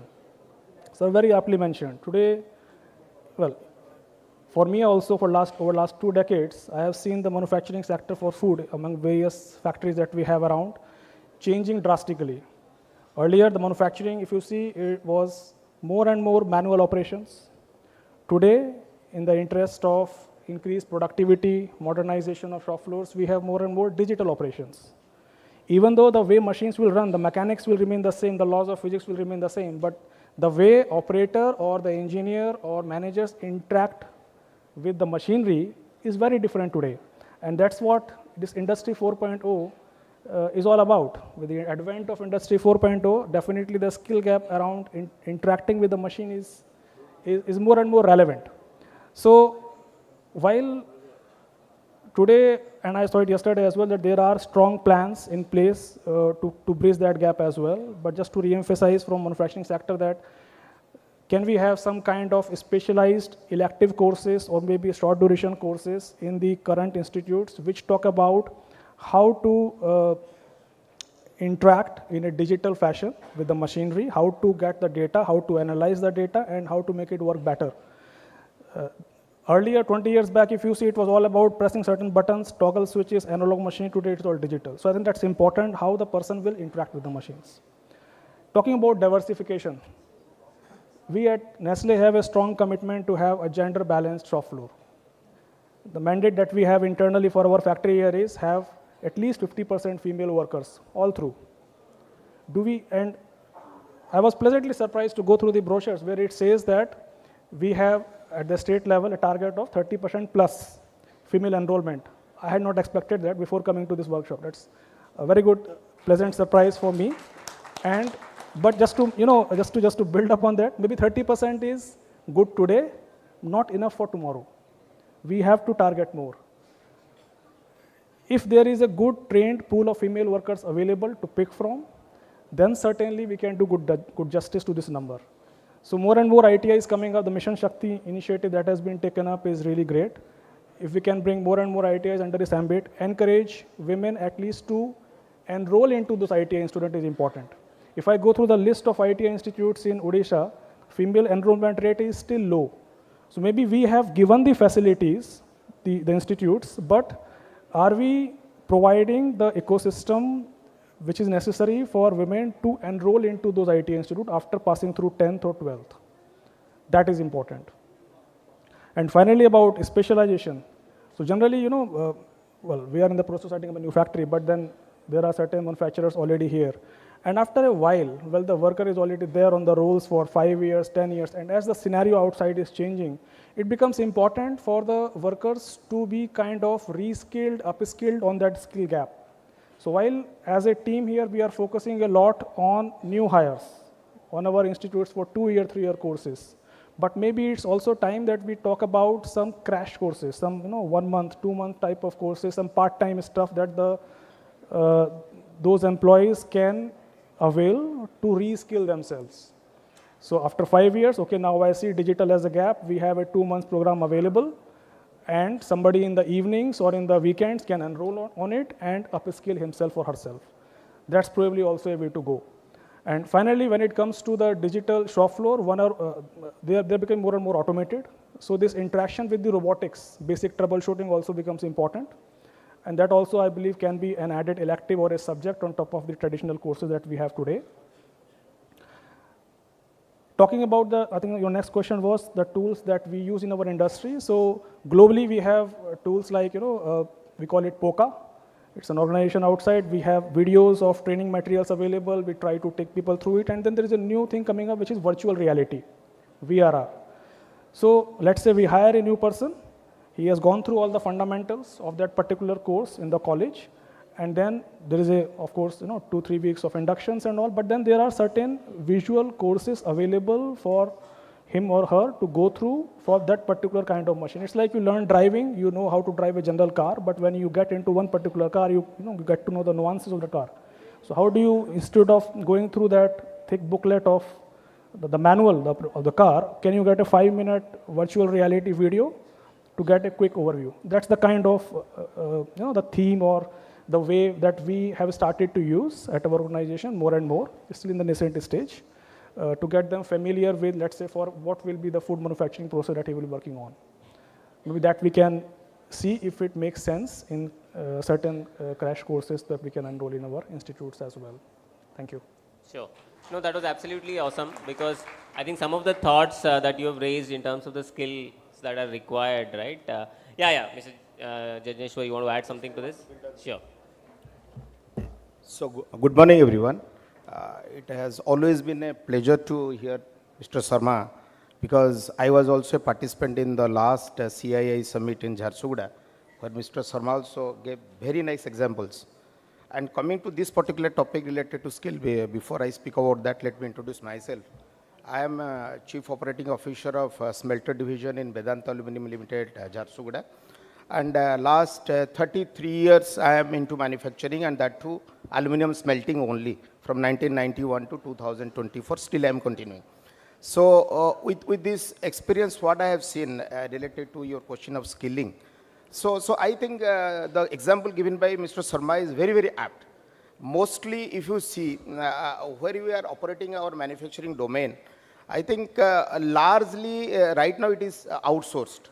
Like you can say 70 to 80% is now business partner driven. Like our own direct employees are now hardly 20%. Mostly I think it is prevalent across all the sectors. I can just tell about my sector. Here the distribution, the domicile, the domain is around 20% direct and 80% indirect. So if I go by Mr. Sharma's example, mostly the other part, the 80%, they are actually skilled for life. If you see, in my domain, it's aluminum smelting domain. The people, they just get the expertise in the same set of job, and they are skilled for life. But for the direct people, they have the advantage. Like they keep on improving their skills and continuous upgradation of skills through various programs. So we have realized that, and we are now into a process of upskilling the business partner domain. So business partner, largely the entire business outcome will be driven through them only, because they contribute. They are the 80% of the people. So in that aspect, what we are doing now we are actually tying up with good options available with us, like Wall Skill Center. We have now also, we are sending some people from Jharsuguda plant to Wall Skill Center to upskill them, so that they will be our future trainers who will also train internally to our people. And also, what Mr. Sharma told, that is about capacity building in other the things in the domains. But ultimately, it is on the part of the industries themselves to implement the state machinery they can support, for the capacity building they can facilitate. But ultimately the execution part has to be done by the industry itself. So in that way, we have understood our responsibilities. We have started doing that. We are also now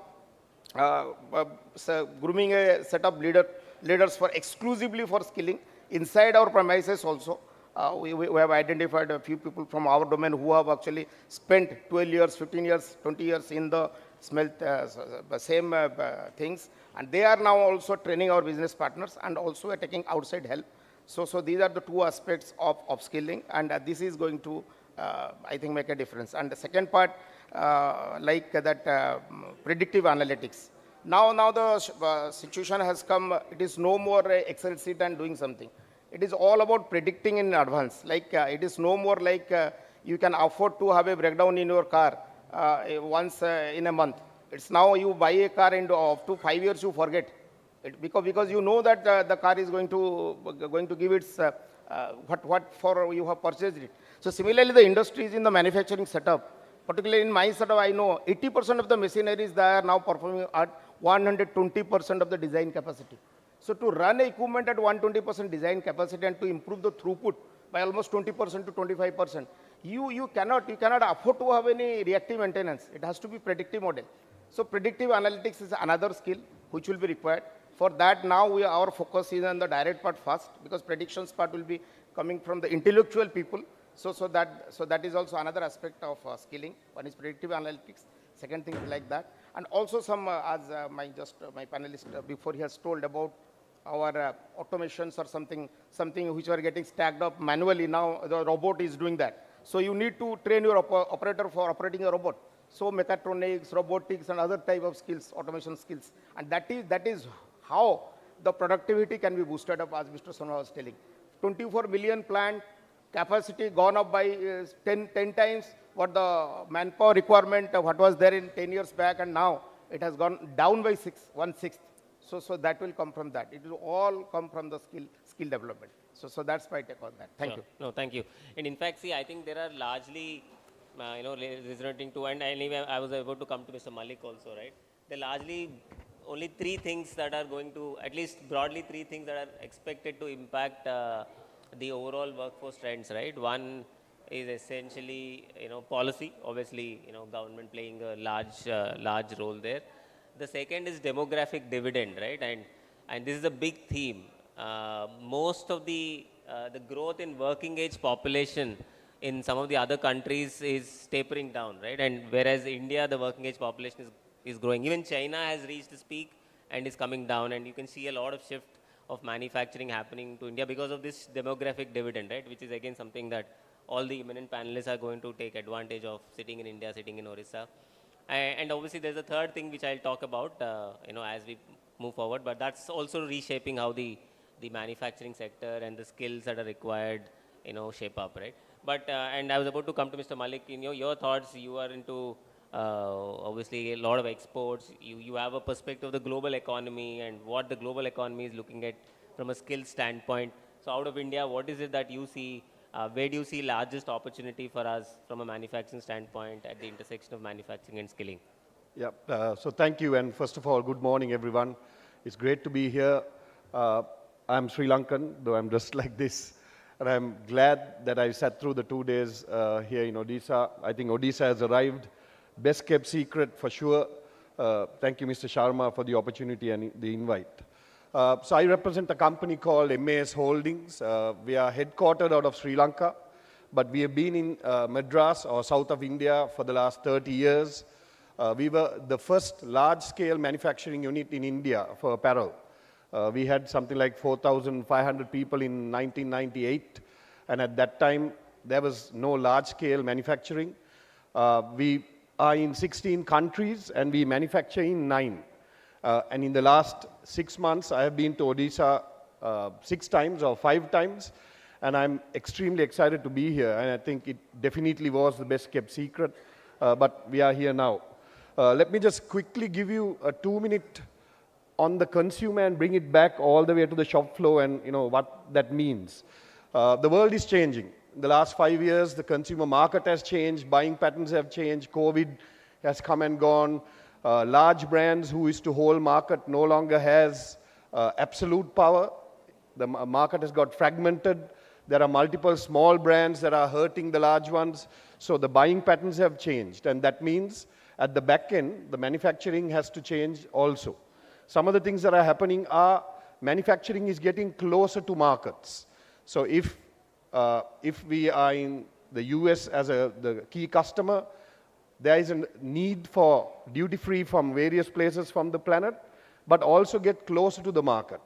If China is a market, there is a need for us to be close to Indonesia or Vietnam, or be in Vietnam for duty-free to Australia. So those shifts are also happening in the planet.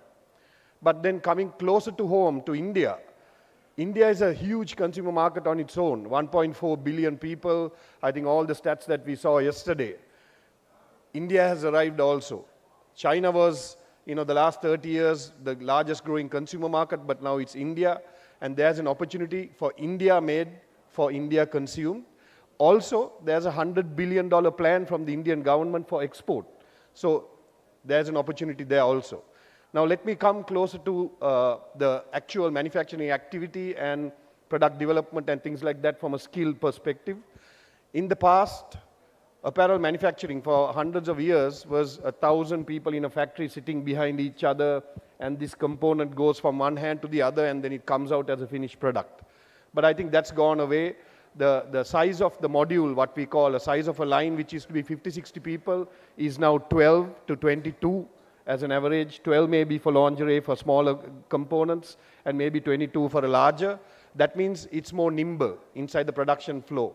We are using more automation, but actually the correction, it's not automation, it's autonomation. That means the machine, which is the robotic, and the human being has to work collaboratively. That's very different to the automotive industry, which is heavy robotics. So this is a new skill. How do you skill our workforce to be working next to a machine? So that's a new skill. We are doing something called de-skilling. So de-skilling doesn't mean that we are going to throw machines into the floor and take all the knowledge out. What we are doing is we are making mundane work be done by the machine so that the human being could think beyond and actually add more value. So while you're de-skilling the machinist to do something mundane, you're upskilling her or him to do something more, which is maybe operate the automated machine, to think a little more. At the same time, automation allows standardization. So that means every piece that comes out will look alike, the quality will be good, and so on. So that's one key aspect of automation. The second key aspect is the ability to move across the world. If you have automated machines and standardized product that comes out, that means you can move that across India, for instance. That machinery could go, that knowledge could go. So with these machines and with this knowledge comes requirements of mechanics, for instance. So now the new mechanic is not the old mechanic. He needs to know mechatronics and a little more electrical and a little more suction and all of those things that are now new. So with that comes a whole heap of new jobs that will also be created or has to be retrained. So we are currently working with the universities, polytechnics, mechanical schools to ensure that these capabilities are now given to the worker. Otherwise, what we see is they go through the system, they come back to our organization, and you need to spend another 6 months from scratch. And they only have the base knowledge. So I think one request here is, I have promised Mr. Sharma to get us involved. We'll come into the system, help the polytechnics, IITs or the universities to get these into play. On the front end, you get product creation. Product creation is no longer pattern making in paper, it's digital.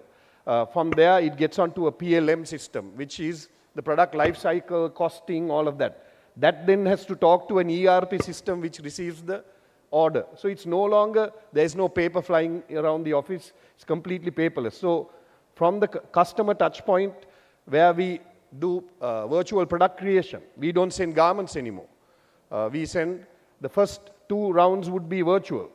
And then the customer would say, okay, I think now you're 80% there, now I would like to see the fit. So then you send a physical garment. You take time off the system. So this has reduced waste, whether it's packages flying around the world, DHL, all of that, to number of cycles of, I think the cycle time was about 3 rounds to 3.5 rounds of sampling before it gets approved, to now it's like 1.8 because the physical sample doesn't have to go. All of this requires new digital programming skills, managing PLMs, costing on systems, handing over to the ERP, even the finance. All of this is now digitized.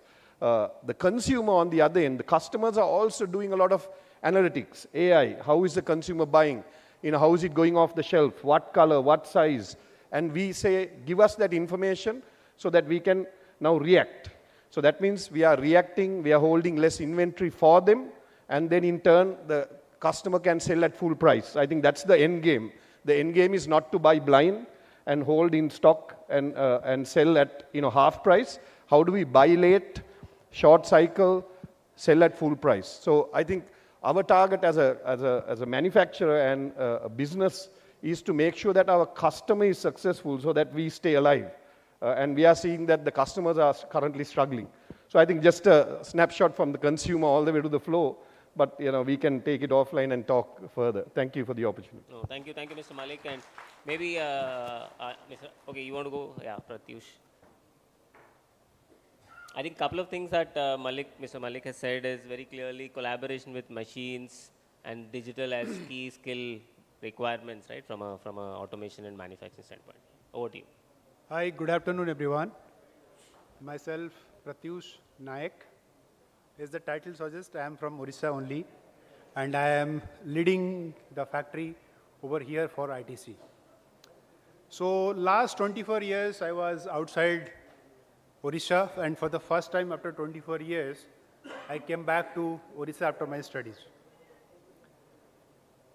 If you look at, we have started our operation a year back, and when I came back to lead the particular operation over here, and we are in the beginning stage of recruiting people. We are almost halfway through, and I have been told you have to recruit only female. And I have got serious doubt. How come with 100% female this factory is going to run? And it took us almost 4 months doing 600 interviews and taking 40 bright students out of them. Believe me, after almost 9 months right now, I can proudly say they are doing wonders. And the only person who make them feel that they cannot be possible, it's me, who is not ready to believe that this is something which is going to be possible. Let me put you a story how we make this particular thing happen. The day we recruit the entire set of 40 people, we have to send them to Calcutta because the factory is not here to give any sort of training. And believe me, all 40 of them were for the first time were visiting out of Odisha. And they comes back, they stayed there almost for a couple of months, get them completely trained. They came back and start operating on the machine. It took almost 3-4 months to build training, questioning. And after 4-5 months of detailed training, today if you look at all our indices, this factory is ranking almost either at number 1 or at number 2 across all our factories in Pan-India. Second, if I'll talk it about the Industry 4.0. This is Industry 4.0 as it looks. It is definitely going to help. But what basically it does?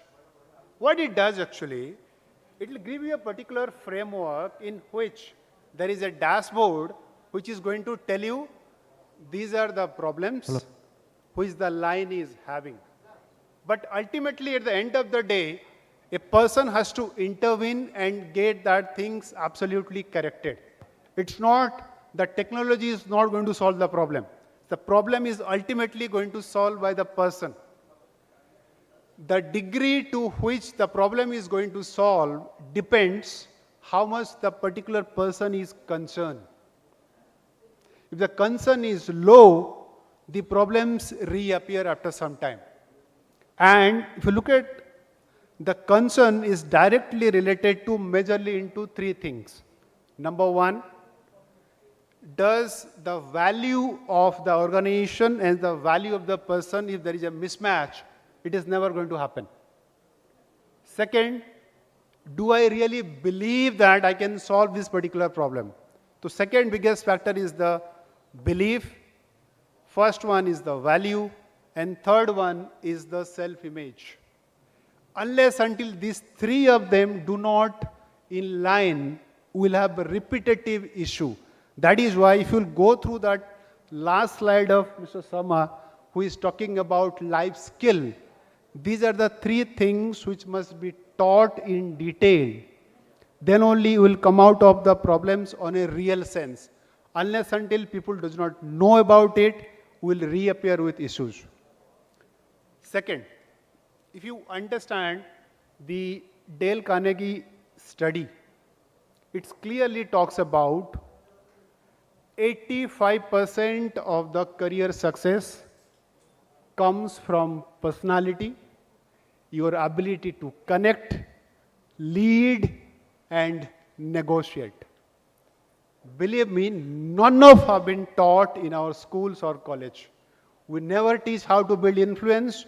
We never teach how to create impact. We never teach how somebody could be a very good communicator. Since all these things are absent, fear is by default. Hence, if these issues are not being addressed, if the parent does not know, teachers does not know, if somebody has to take care of this, then only it is, we can, the target, whatever we are looking into, can only be fulfilled if this set of parameters are being taken care of. Third, there is an institute called Institute of Consciousness. If you look at their study, India is not even appearing in the list of 1 to 100. That means we in India are living, I'm very sorry to say this, the level of consciousness is really, really low. And with such a low level of consciousness, if you want to impact something, unless until the level of consciousness is not building up, it's never going to happen. So these are my takeaways, and corporate has to work on these, corporate has to work on their employees to build on this, because these are the primary driver through which you will build confidence, will inculcate a different kind of a culture, so that it's a win-win for everybody. Thank you. Thank you, thank you. Yeah, Mr. Anjani, I think we are short of time. Probably we're already running out of time. So, Mr. Anjani, your thoughts on skills, where the gaps, requirements could be, and then maybe after that, Mr. Srijit, if you could also share your points. Yeah, please go ahead. Thank you, and good morning to all of you. Myself, Anjani Misra from Sahi Exports. We are one of the largest garment manufacturer and exporter of the country, with over 1 lakh employees across our 56 factories located in 8 states, including Odisha. Because we are, that needs round of applause, because we are witness of the Odisha's best policies. In fact, before 2015, because we landed in Odisha 2016, our first factory in Odisha was inaugurated on December 2nd, 2016. And throughout these 8 years, we are proud to say that we are honored and we are blessed by the Odisha youth, and especially female. As in apparel industry, you know that the female are the backbones. Out of 1 lakh employees, 75% are women.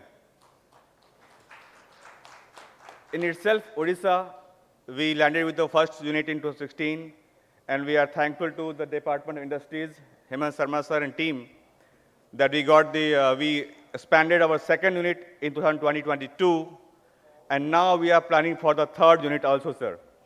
And I hope we got the land soon to set up our third plant, because in these 2 factories, we are getting support of almost 6,000 employed and especially female.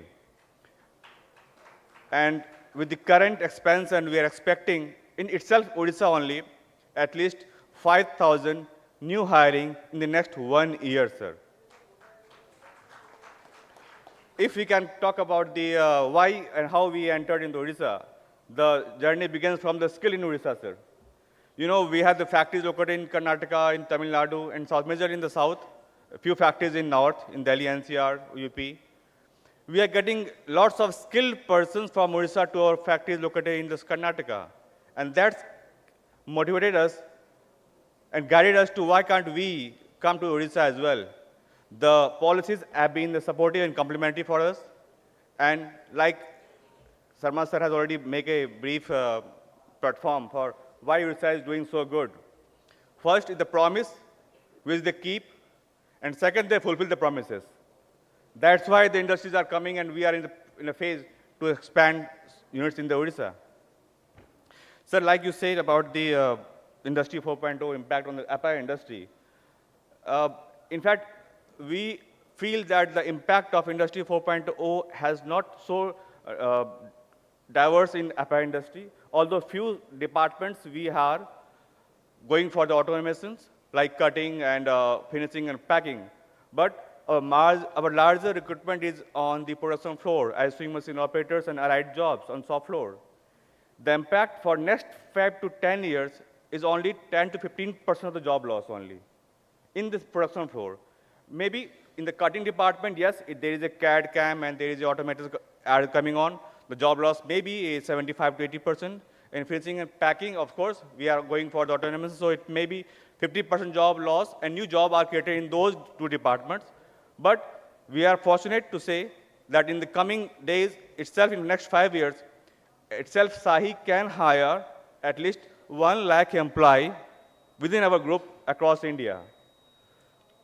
So we are in a phase where we can expect a huge number of employment from these Odisha youth and especially female in this sector. And also I want to just add on the initiative of skill has helped us a lot. The skill development initiative by the government of Odisha supported us a lot. We have been, because you know we are an industry where the attrition is too high, almost 6% is attrition rate. We require more than 20,000 operators per year in our factories. We are getting support from the various training partners who have been associated with are linked with the OSDA, who are linked with the ORMAS, and various training partners. So in line of that, we also tried, why can't we also set up a centers where we can get the trained manpowers? Because there is a skill gap, you know. The centers are not aligned with the production floors. So we enter into the skilling as well in 2016 onwards. And right now in Odisha itself, we have more than 15 training centers under the OSDA, under the ORMAS, and various government initiatives. And we are training those female candidates across various districts, and we are placing them in our factories in Odisha. So I think the motive of this skill summit, where the employment and the skilling are, so I think Sahi Exports is one of the case study where we are skilling and employing in our factories, and it can be much better if I request all the other corporate partners as well. If they can also join hands with the government, they can join hands in the skilling, the skill gap can be reduced. Because sometimes we think if we don't get the manpower, sometimes we complain we don't get the ready-made manpower. So there is itself academic and soft floor difference will be always there. So industry need to be associated with the training partners. And I think we are with the training partners as well. We are ready to provide them all kinds of faculty support, capacity building support also. Because we need a huge manpower, and in coming years, we are very positive in terms of expanding our, not only the factories itself, but also we can expand our training centers. And we request Usha Pari ma'am, we are thankful to you ma'am, because you give us opportunity for the OSDA, and we are looking forward to add on centers and to add more values in terms of skilling the female youth of the state and giving them the proper wage employment in the Odisha. So I think, thank you, and if any question, I will love to answer that. No, thank you, Mr. Anjani. Thank you so much. Mr. Srijit, and I think it's a great case study of how Sahi Exports has leveraged the the availability of manpower and skills of Odisha. So great case study for the Odisha team to highlight this. Over to you, Mr. Sri. Good afternoon. I'm Surijit Mishra. I represent JSW. We have our presence in steel, mines, energy, and cement in the state. Let me come out of my company. I have worked for 12 years in Delhi, Chhattisgarh, Rajasthan, and Andhra before coming to this state. I'm working in this state for last 16 years in the 4 zones. I worked in Angul, the Jharsuguda, Rourkela, and Badbil and Paradip regions. We have seen manual stone breaking turned into mechanized mining. We have seen small tippers turned into monster dumpers run by the iron ladies. We have seen mining without fencing to geofencing. All our mining are run on digital logistic management systems. We have our IT-enabled surveillance system. We have our digitized fuel management system. We have our all IT-enabled stack monitoring system. So today, we can very well say that the mining industry, the steel industry has grown a lot in last 2 decades. Going ahead, we will be into hydrogen-based steelmaking. We will be into electrolysis in steelmaking. We will be into green steelmaking. We'll be into carbon credits and storage. These minerals are wise enough, and the government, we are very sure, is supportive enough to develop the skill. I would stress upon, being HR guy, what we need to emphasize more is on life skill. It's more than the life skill, it is the employee well-being. If we would like to be number one as a workforce in the days to come, if we are to compete with the manufacturing giants worldwide, we have to look at the professionalism, the discipline, the punctuality of our workforce, and workforce in totality, the well-being of workforce. And when I say this, I caution, we are the first generation industrial workers. So, and we don't have much time because generation changes every 4-5 years. So we have hardly 3-4 years, 5 years with us to ensure that we work on the employee well-being. We work on the holistic development of a workforce so that they are professional enough to compete the world-class workforce. Thank you very much for giving this opportunity. Thank you. Thank you, Mr. Anjani. I think, great thoughts from all the panel members. Just, I think we've run out of time, but any final thoughts, and given that we've heard keywords like digital, automation, women, grassroots education being very critical from a skilling standpoint. Vendor upskilling is also something that we heard about, right? So it's a lot of good thoughts. Just want to close. Any final thoughts? Maybe Hemanji, if you think, is there anything that can also be done as a reaction to some of these inputs that we are receiving? Is there something that you want to add to this? And anybody else, any final thoughts on this matter?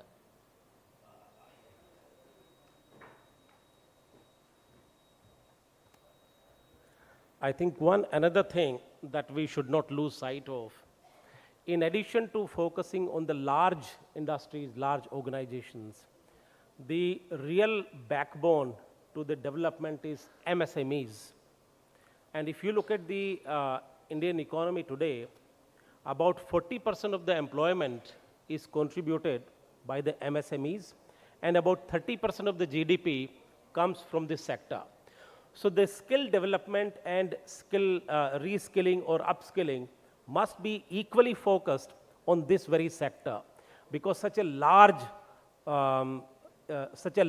country with young age, the medium age being 20.5 years, if we have to grow into becoming a very vibrant economy, it's only fair that we must meaningfully engage these large number of young women and men so that they are meaningfully contributing to the economy of the country. One final point I want to make with respect to this sector, we should focus not only on developing skills for employability, perhaps equally or more, we should focus on developing entrepreneurs. It will be a good situation that we have large number of entrepreneurs rather than a large number of job seekers. I think that is what is the need of the hour. Thank you. Sure. Thank you. No, thanks everyone. And final thoughts from my side. We've heard a lot about collaboration between humans, machines, automation. I think I didn't talk about the third factor which is impacting the global trends on automation and industrialization. That is AI and Gen AI. And I think we'll all need to soon start working or collaborating with digital humans as well. Given chat GPT or whatever, now I'm sure you are already started thinking of how to leverage conversational AI. So humans will start working with digital humans, and that's probably the next trend to watch out for from a manufacturing standpoint. But otherwise, thanks so much. It was great insights from all of you. Thank you so much for being on the panel today, and it was my pleasure interacting with all of you today. Thank you once again.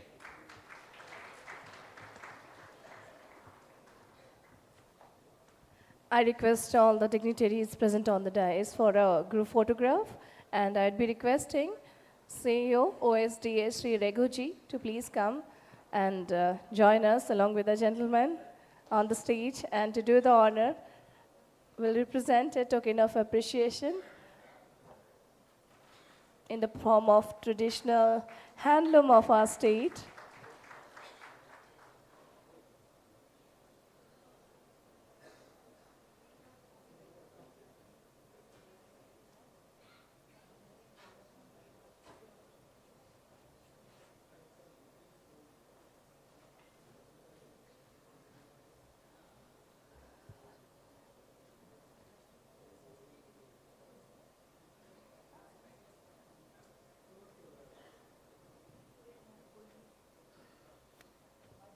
Thank you, leaders, for your patience, for your valuable insights shared in this particular session. I'm sure it will be beneficial to all of us. And with this, we are declaring as of now 10 minutes break of tea and coffee. I request all of you to please proceed to the ground floor and enjoy your cup of coffee and tea. And please join us exactly after 10 minutes. We are going to start the next session where different topic, different panelists would be there to share their vision. Thank you. Test. Hello. Hello. Hello. We will assemble by 12:30 inside the hall. So I request all of you to please be present over here exactly 12:30. Thank you so much. Test. Hello.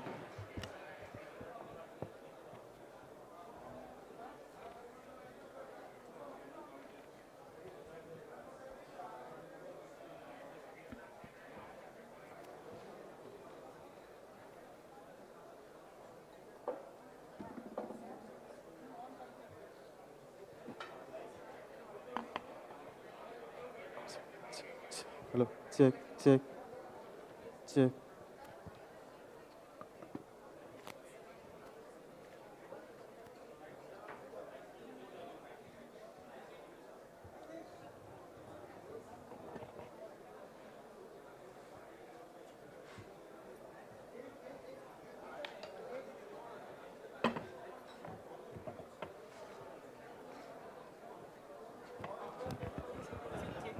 Hello. Hello.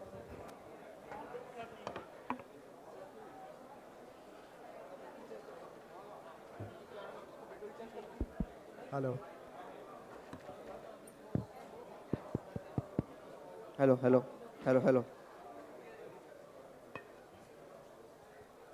Hello.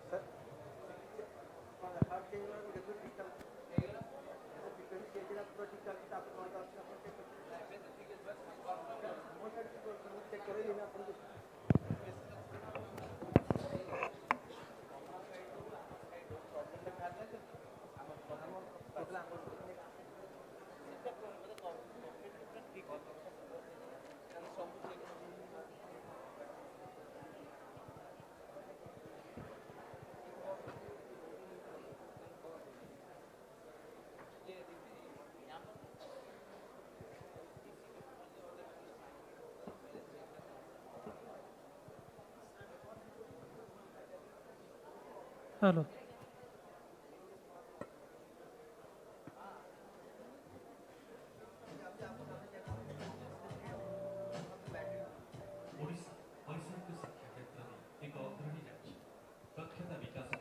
Check. Hello. Check. Hello.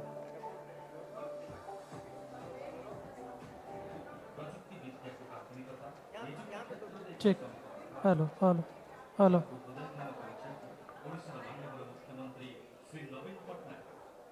Hello. Hello.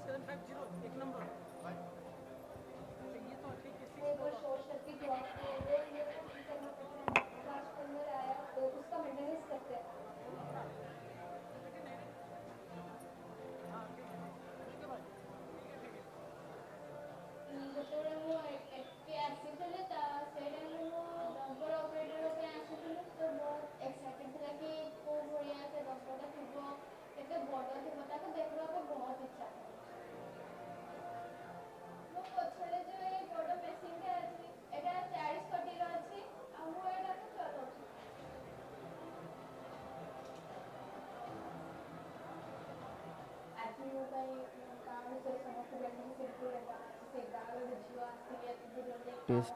Hello. Hello.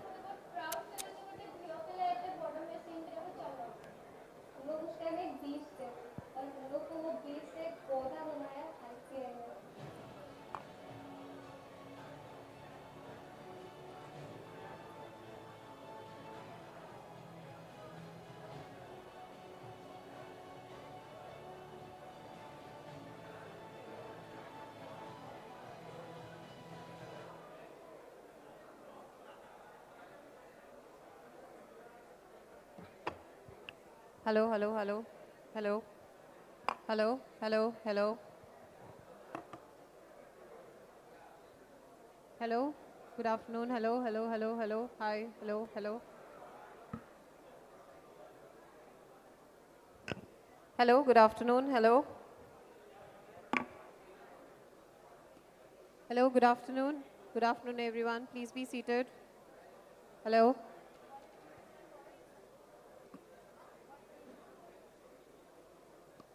Hello, hello, good afternoon. May I please request everyone to please take their seats? We are starting. Let's all sit, please. People outside are requested to please come inside the hall.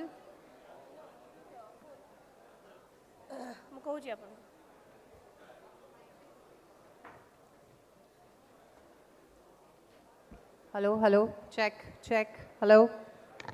Hello, good afternoon. Hello.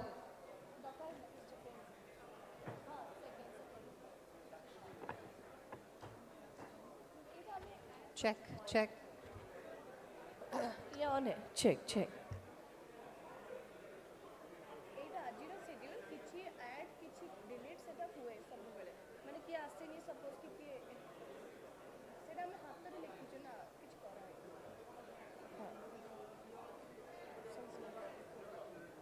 Check.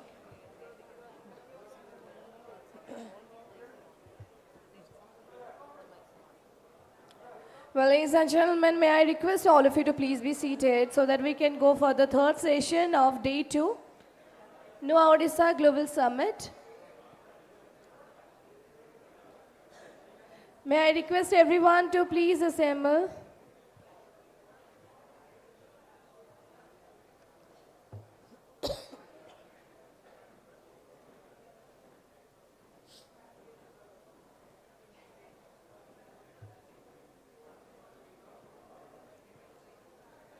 Check.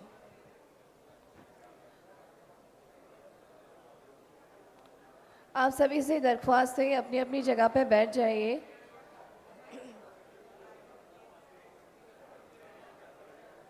May I request all of you to please be seated?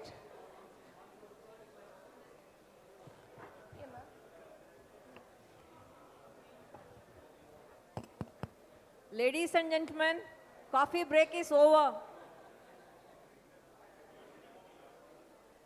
All the participants, please take your seats. So that's the reason why yesterday no break was given. I request everyone, please come in, take your seats. Check.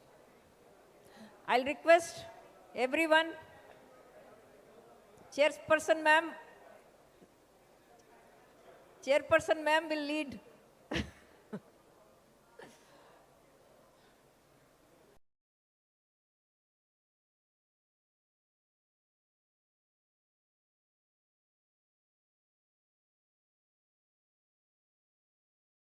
And the topic for which we will be having panel discussion in the third session is all about future of work. The future of work is undergoing a profound transformation, driven by technological advancements, changing, can we lower down the volume please, console? Thank you. Changing demographics, evolving customer preferences, and changing employee expectations. Navigating this future requires organizations to rethink how they approach employment, careers, and the workplace. The future of job also requires the workforce to adapt and evolve their skill sets at an unprecedented rate. Moving ahead, I would be inviting our esteemed panelists to join us on the stage. Dr. G.P. Rao, GPR, HR Consulting LLP.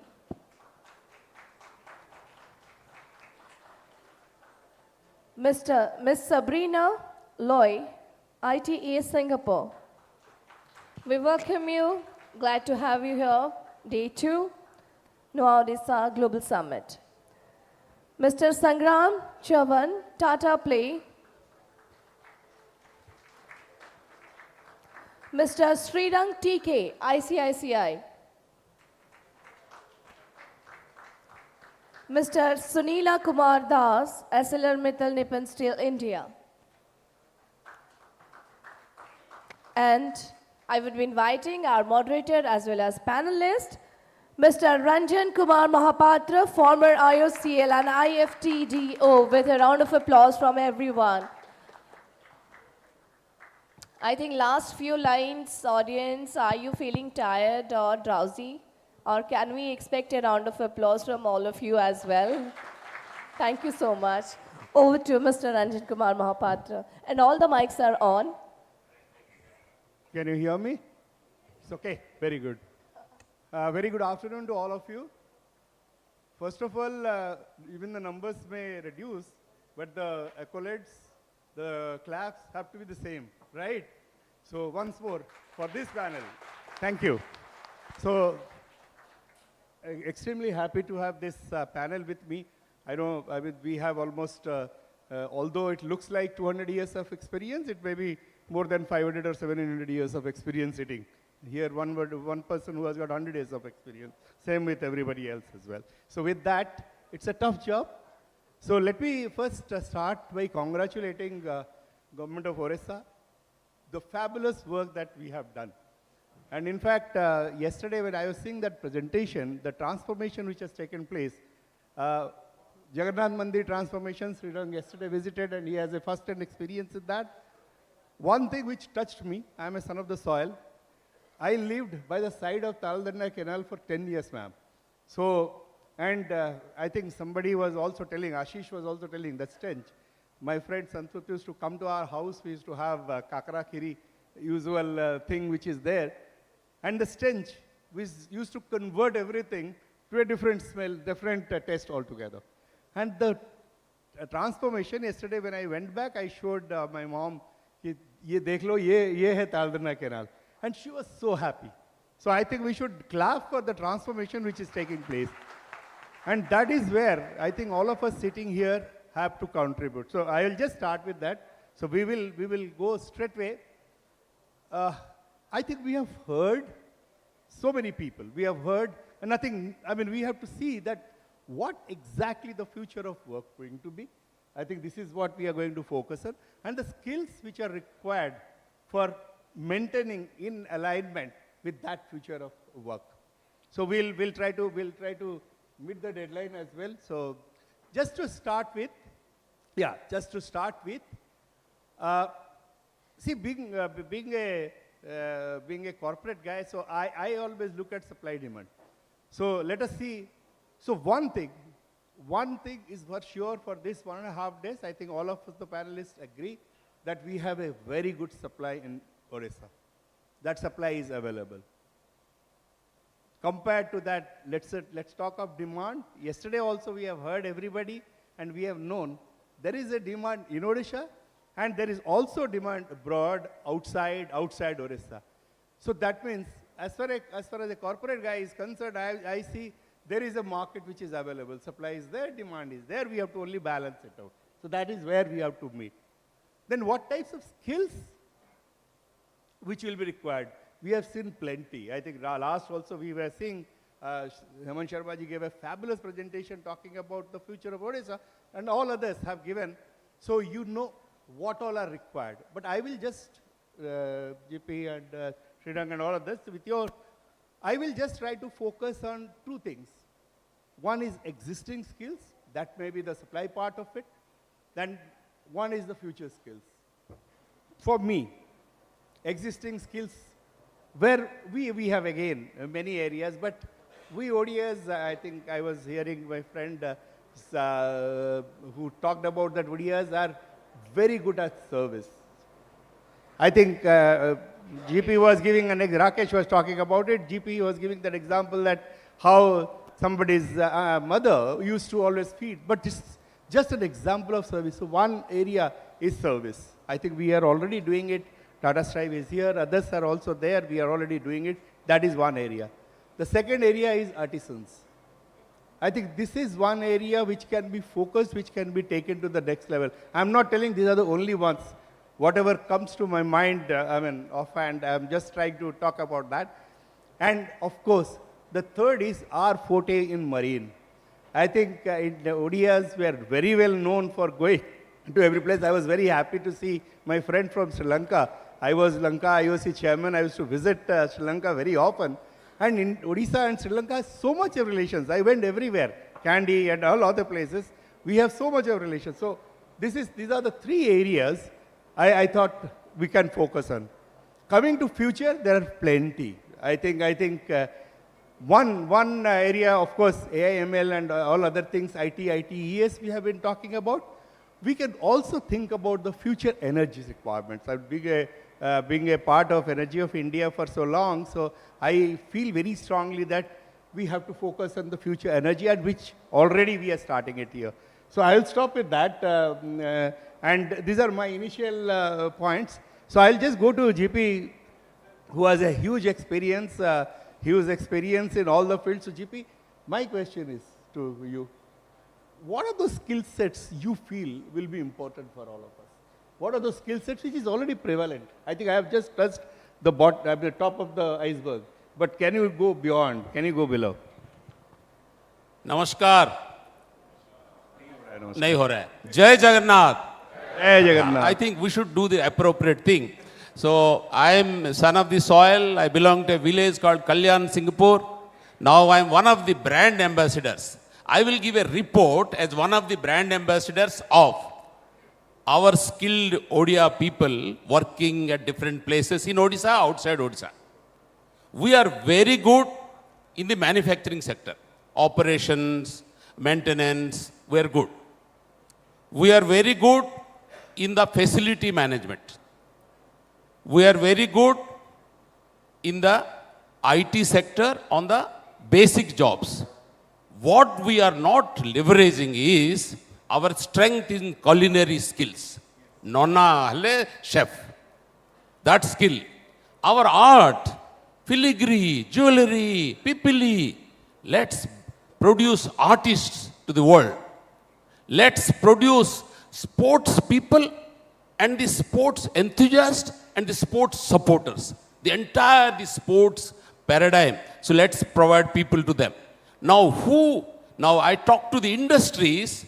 They are asking for people. Where are the vacancies?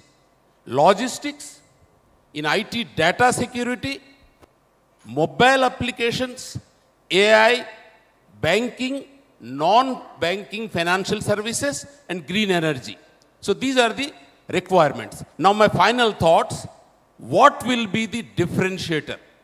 At some stage, every state will do skilling. Probably in the hard skill, we will equal or slightly be above. But we can do a differentiation if you focus on four things. Number one is agility.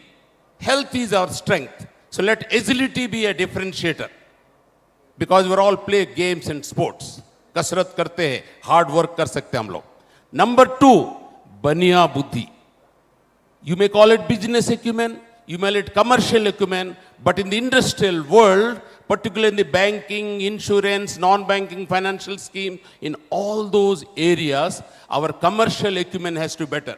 So A is agility, B is business acumen. Third is communication. When I say communication, it's not oratory. It is about making an impact with the content, with the accent, and the time management.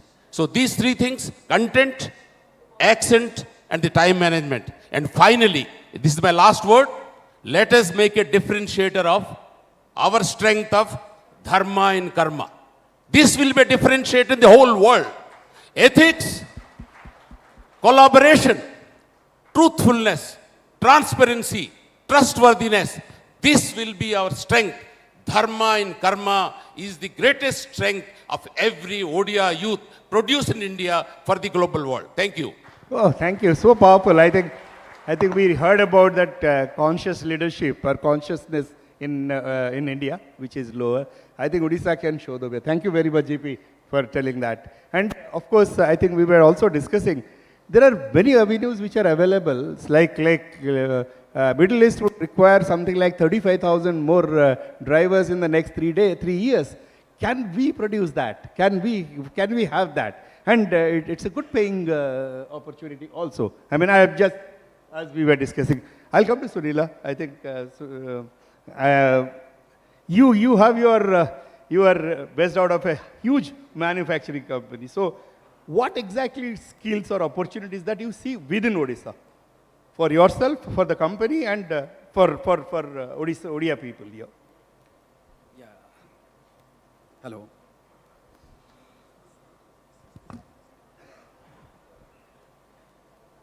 So, hello. Am I audible? Okay.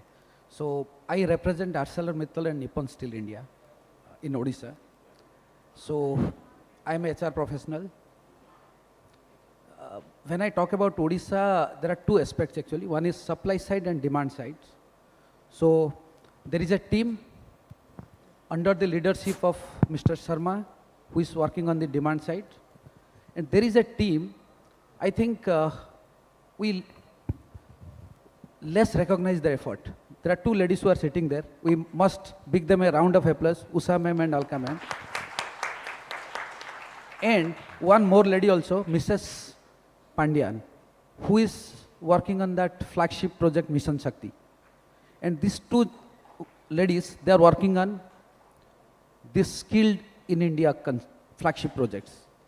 When I talk about those two aspects actually, because demand, there is already there actually. The demand is there in Odisha. So nothing much to talk about Odisha because we are number one in manufacturers. But skill is something, this is something actually which is, now we have started taking initiative. And we have to sustain this momentum. Sir, ArcelorMittal Nippon Steel has a huge investment commitment in Odisha. So we are going to set up 7 MTPA steel capacity in Paradip and 24 MTPA steel plant in Kendrapada. So these are the huge steel plants. So in terms of employment demand, roughly you can say 40 to 50,000 direct or indirect workforce, they are going to be employed in our plants. So this is the scale of demand that we have in Odisha. Yeah. So remember, again, there is an issue. With this kind of demand, you can't ignore 50% of your population who are the female workforce. Right. And there is a problem that we have in taking more female employees in a steel plant. There is an issue with the society, there is an issue with the organization per se. But what initiative that we have taken, I will tell you in a nutshell. We have an ambitious target to increase our gender diversity to 25% by 2025. So this is a huge target that we have. And I must say proudly, Odisha is the largest contributor to the female workforce all across our assets in India. We had a visit to World Skill Center last year. All our leadership team, they visited out of curiosity. There was no plan as such to go there and visit. Someone told us that go and visit World Skill Center. And I would like to ask, how many of you have visited World Skill Center? Can you please raise your hand? How many of you? I think 30% of the population present here, they have visited. I request all of you, go and visit World Skill Center, then you will see the difference. During that visit, we decided, let us collaborate with World Skill Center. And our collaboration with World Skill Center began last year. And ma'am, we are giving you the commitment that we will sustain and this collaboration will be strengthened further. And we will find newer opportunities, newer way of collaborating rather than only hiring people from you. Because we want to create a local ecosystem. Let's say if I get people from Odisha, why should I go outside to scout for talent? We want to create a local enabling ecosystem to run our steel plant in Odisha. So that is something we are We are very cognizant of that fact, and we will continue to do that. Currently, in our operating plant in Odisha, I was also surprised when I joined ArcelorMittal Nippon Steel. People said that you are having 93% of the local employment. I said it's not possible. But when I went in deep into the data, it's exactly 93% of the local population who have been engaged by ArcelorMittal Nippon Steel in Odisha. So this is the level of commitment that we have in Odisha.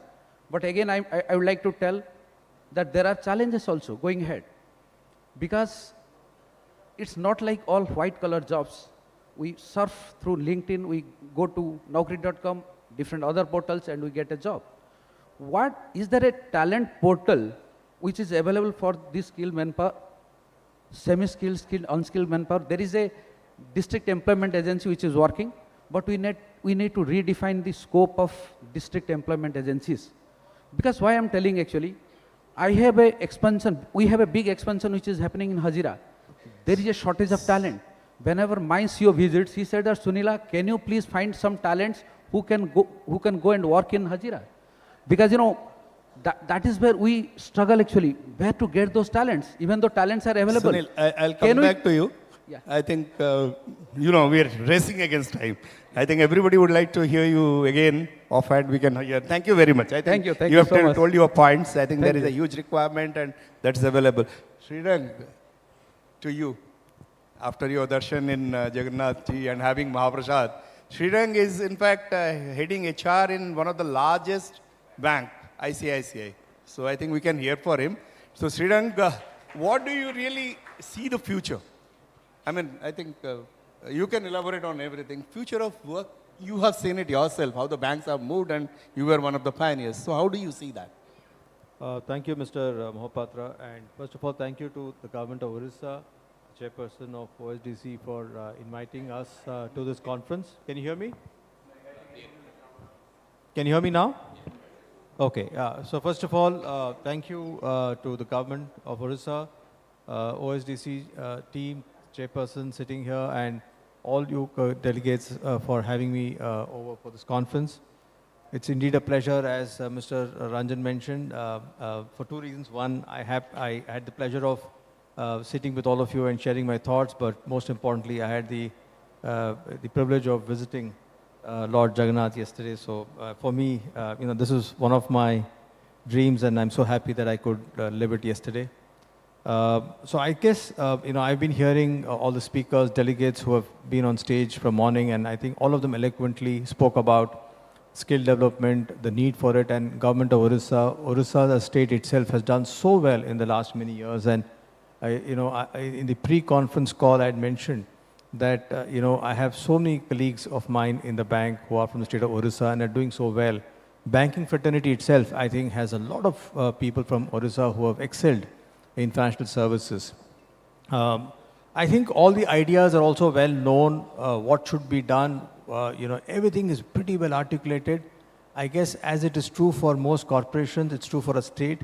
The game is always in execution. How well we execute this idea flawlessly on the ground is what will make the final difference, because one is to know what to do, but unfortunately sometimes, even in spite of that, you know, we don't deliver it on the ground as well. The whole idea as such is lost. I guess that's the fundamental challenge, and that's, to me, a very complex one. To answer the specific question on, work or what is the future of work, just a small, my take on it. Certainly, I guess I would believe there has to be a very strong industry-academia interface that has to be built, because clearly the industry will bring the demand and the academia should hopefully bring the supply side onto the table. And I guess there are various models which are available in the industry, which is already there. As a bank, we have various tie-ups with various academic institutions across the country, and raw material in India is never a challenge. But I guess what we struggle with, and I give an example of how we as a bank struggled, because for us human capital is as such the only raw material that we work on. Way back in 2008, we worked with various universities. In fact, we also worked with a lot of colleges in Orissa then, trying to embed our curriculum, so to say, into the courses, so that when students graduate out, they can be deployed into some of our jobs. And we, in fact, we organized a conference with one of leading consultant. We took all the deans to Singapore for 2 days to get their attention.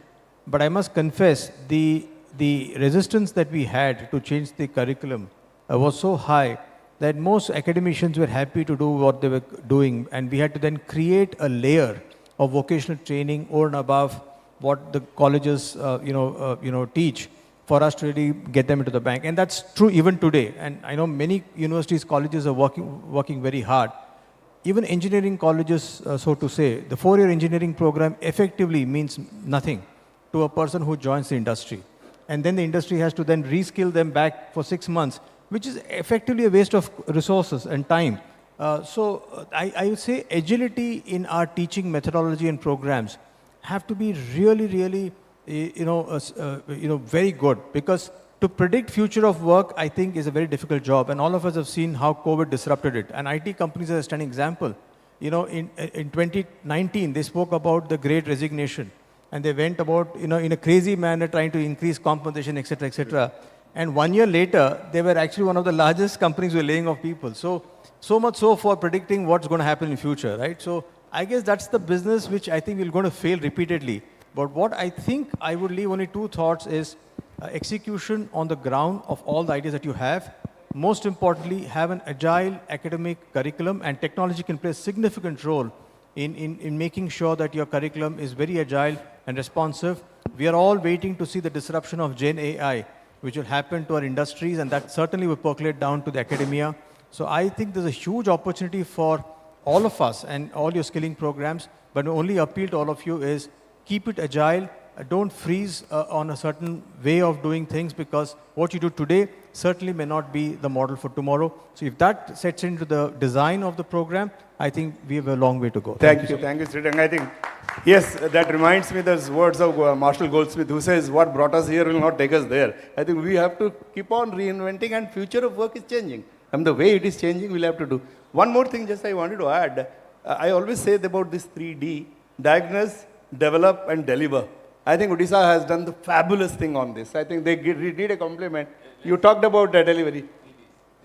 3Ds. Diagnose, develop, and deliver. Okay.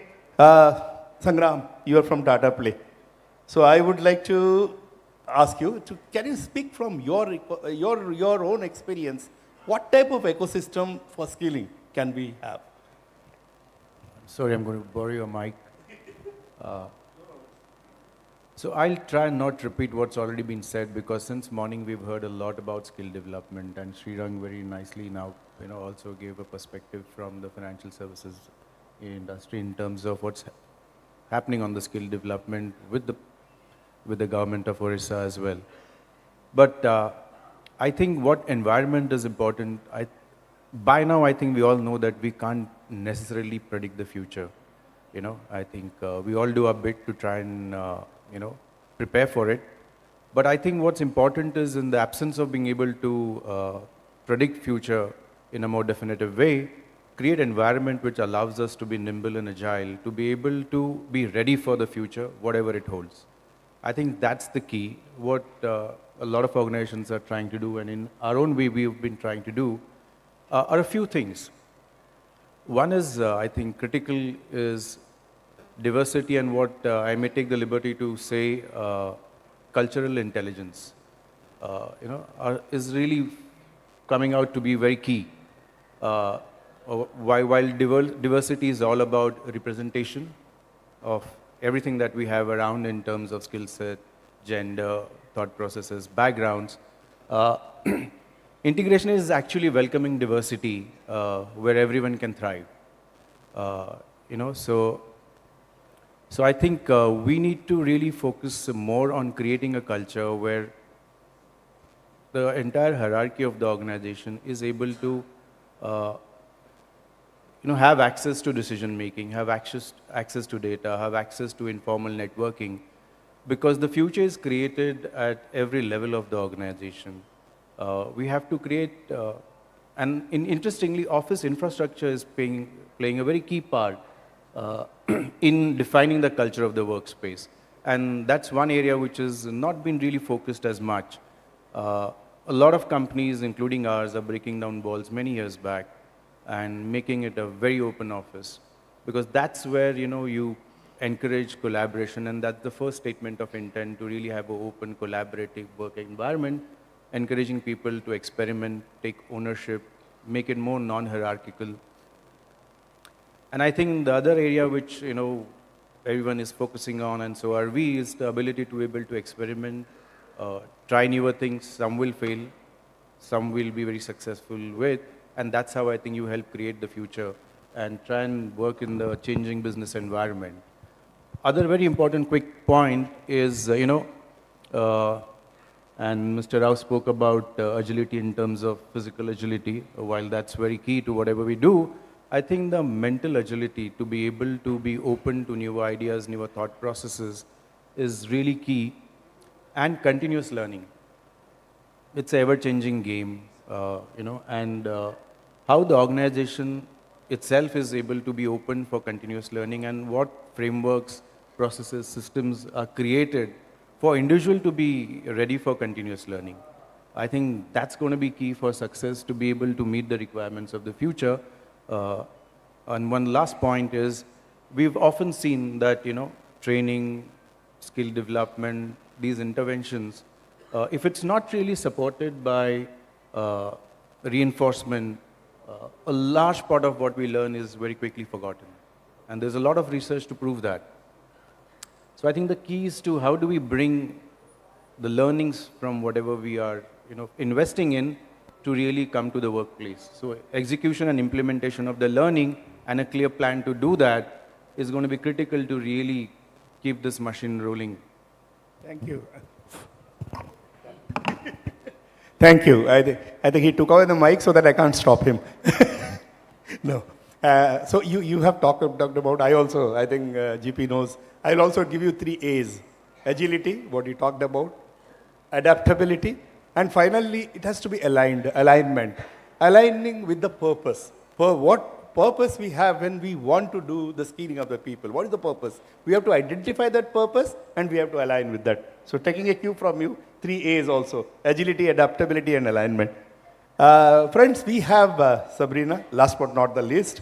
Sabrina is representing a country which is, I can call it, which is a benchmark for skilling. I think Singapore, we have to hear for her, definitely, all the way she has come from Singapore. So can we hear for Sabrina, please? She has rich experience in academics, and how that can be converted, how can there be a match? When Srirang talked about that, we have to have in industry ready people. How do you do it? So Sabrina, it is over to you. Okay, first I would like to thank Outcome, Misra, and all the colleagues for inviting me here. And it's so nice to see the people I met in Singapore. So everywhere I say hello, hello, hello. Yeah, I know that time is short, so I will just focus on 3 things. First is that I'm very impressed with the theme, growth and employment, because without growth and employment, you cannot sort of develop your people. So you cannot have human capital investment. So that is actually a twin pillar and priority for the nation. So this is actually a right path. For ITE, we are actually a post-secondary institution. We provide full-time training for young people. We also provide continuing education for working adults and workplace learning with employers. That means we work very closely with industry to do some apprenticeship training. So in terms of education, looking at the horizon, how do we prepare our young people for the future of work? We have this education philosophy. We call it the hands-on, minds-on, hearts-on. Hearts are very important. Minds-on, minds-on and hands-on, because you need to be able to integrate your skills, what you learn and how you apply them when you go to work. Hearts-on actually is very important. It's an attitude, how you deal with people, how do you handle society, your future colleagues, and how do you actually treat other people in your community and also globally.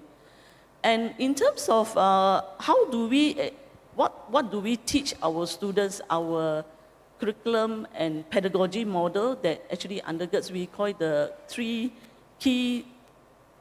skill sets. And one is your technical, your domain and career skills. This is actually where you are trained for a particular profession. And in order to actually to embrace the future of work, we also embed AI skills and sustainability skills. These are very recent developments. Yeah. So the other area in terms of knowledge, because knowledge, we had to teach our students the why, the know why, the know what, and the know how.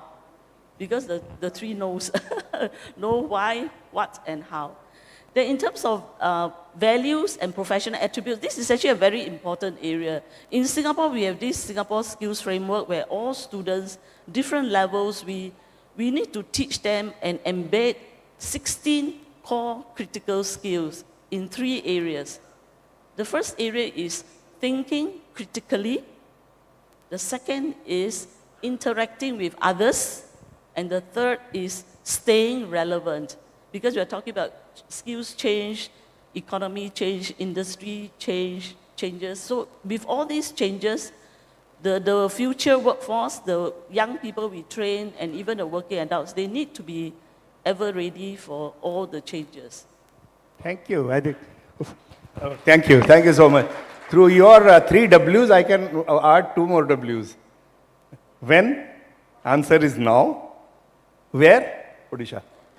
I think this is what we all require, that it has to start from here and what we can do.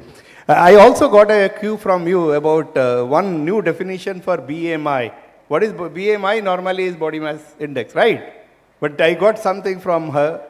I can put it, I was just writing down body, mind and intellect. So thank you very much, my panel. And a tough job was given exactly on 0000 we have completed.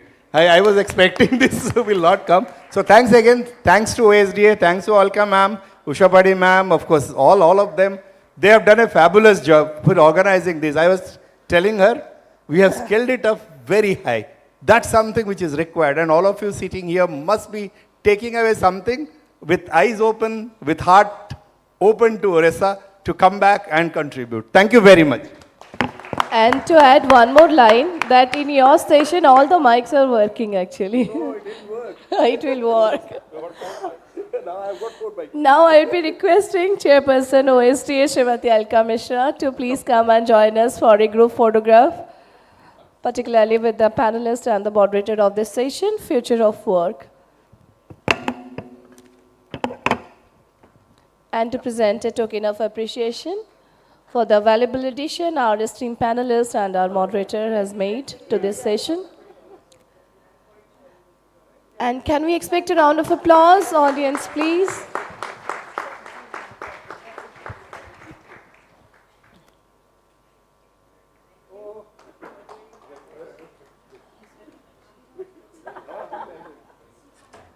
Ms. Sabrina, I would like to draw your attention. This is a representation of our traditional handloom from Odisha. It's matching, yes.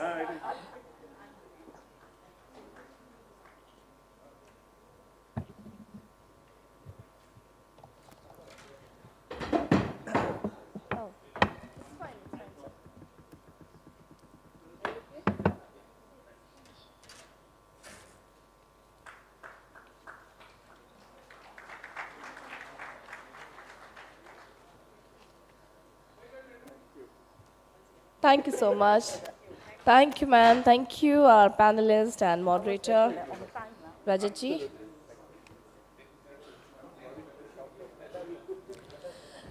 So, now we will move for the next session, and post this, we will be announcing the lunch break. This session is all about digital transformation. In a continuously evolving landscape of work, the role of innovative technology in enhancing workforce efficiency has never been more critical. The accelerating pace of technological advancements is influencing how organizations optimize their workforce and leverage the potential of their human capital.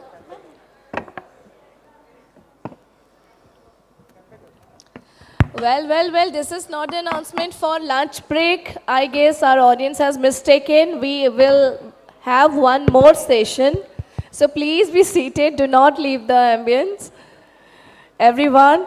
And without wasting further time, I would be inviting our esteemed panelists who would be covering the topics digital transformation and the impact of technology across industries, role of technology in facilitating better matching of skills with job requirement, use cases of technological implementation across the employee life cycle, key skills that are essential for organizations to successfully move the needle on the digital question. Ms. Abhilasha Shankar as the first panelist, Ms. Abhilasha Shankar, Ms. Ashwini Prashra, Reliance Industries Limited, Ms. Amazon Web Services India Limited, Mr. Somraj Roy, CAT Limited, Mr. K. Sudarshan, EMA Partners International, Dr. Vinny Jowri, Microsoft Corporation, India Private Limited. And the session will be moderated by Dr. Chandrasekhar Panda from McKinsey, our partner.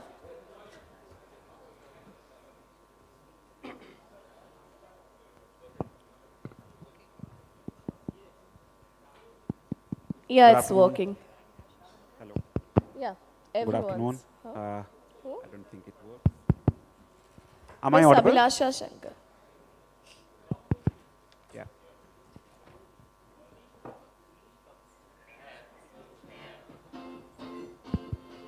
Yeah, good afternoon, everyone. Yeah. Thank you so much for being patient since morning and being part of this session. Last 2 days, we counted few things actually. How many times digital is being used as a word across this? Total 67 times. AI was being called out 42 times so far. Maybe this is the 43rd. Gen AI was being called out 22 times. So that means there is a lot of synergy which comes across to this forum, and there is a lot of interaction is happening. As we speak, the state is also, as Odisha is also embarking as a part of the overall ecosystem. The state has, as a part of Nua Odisha, Nutanonat Abhilasa, the state has also been doing remarkably as a part of digital skilling, whether it is Digital for All, which is one of the CM's flagship program, as well as a part of some of the ongoing effort it is driving.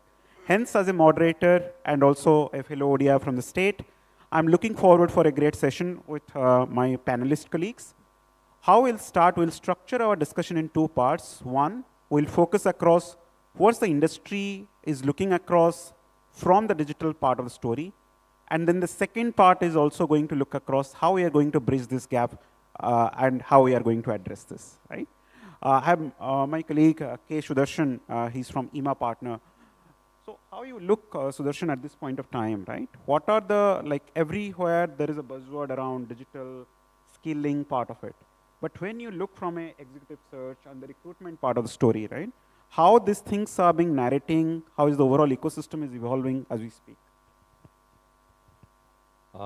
Thank you, Chandrasekhar. Firstly, many thanks to the Government of Odisha and the Skill Development Authority for inviting me here to be part of this panel. So I'm just very conscious of time, so I'm just going to take a couple of minutes.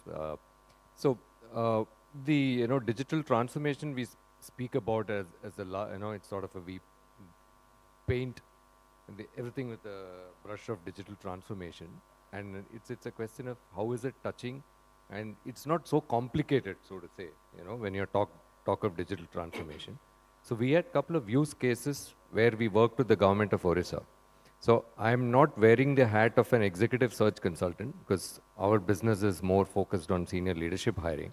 So we have actually funded a company which is a technology marketplace in recruiting called My R Cloud, which did some work with the Government of Odisha. So we have a client in Odisha, that company in the sense, My R Cloud, worked with the Government of Odisha, especially in the districts of Raigada and Kalahandi, where the project was to recruit about 1,000 people, 1,000 girls actually, from socially and economically challenged backgrounds. And that is where I'm so glad to see the way the government responded. So our team actually got in touch with the district collectors of Raigada and Kalahandi districts. And they in turn put our teams in touch with the district educational officers. The DEOs were extremely supportive. In fact, they participated in the process and they helped. Actually, this is also these positions, so to say, or the entire drive was advertised in the local media so that the girls could actually respond to the advertisement. So what we did, the process was actually facilitated digitally by the DEOs, their offices. We helped the teams actually helped the girls fill those forms on a digital format. They were all mobile enabled. And they also actually, through a QR code, they could access the interview portal. They can actually, they got themselves interviewed. It was a proctored interview process. And finally, about 250 girls from the socially and economically challenged backgrounds were onboarded with the client. So, so I always personally, we believe that the government cannot be in the job of creating jobs. The government actually has to facilitate creation of jobs, and that's exactly what our experience with the government of Odisha has been. And I would actually like to compliment the state officials to ensure that the project became a huge success, because without the support of the local, the district collectors and the DEOs, this wouldn't have been possible. Yeah. And that's where I think, and this project was run digitally and it was mobile enabled. So the skills pretty much, going back to your question, one last point, skills are pretty much the same. Today we are putting a digital front to the skills, and in enabling that, people are able to present themselves with a digital front, and that's what really worked. Thank you. Thank you, Sudarshan. Maybe the focus is now, Ajay, on you, the spotlight on you. How you look forward, because as a state, we have embarked on a large transformation as we are driving.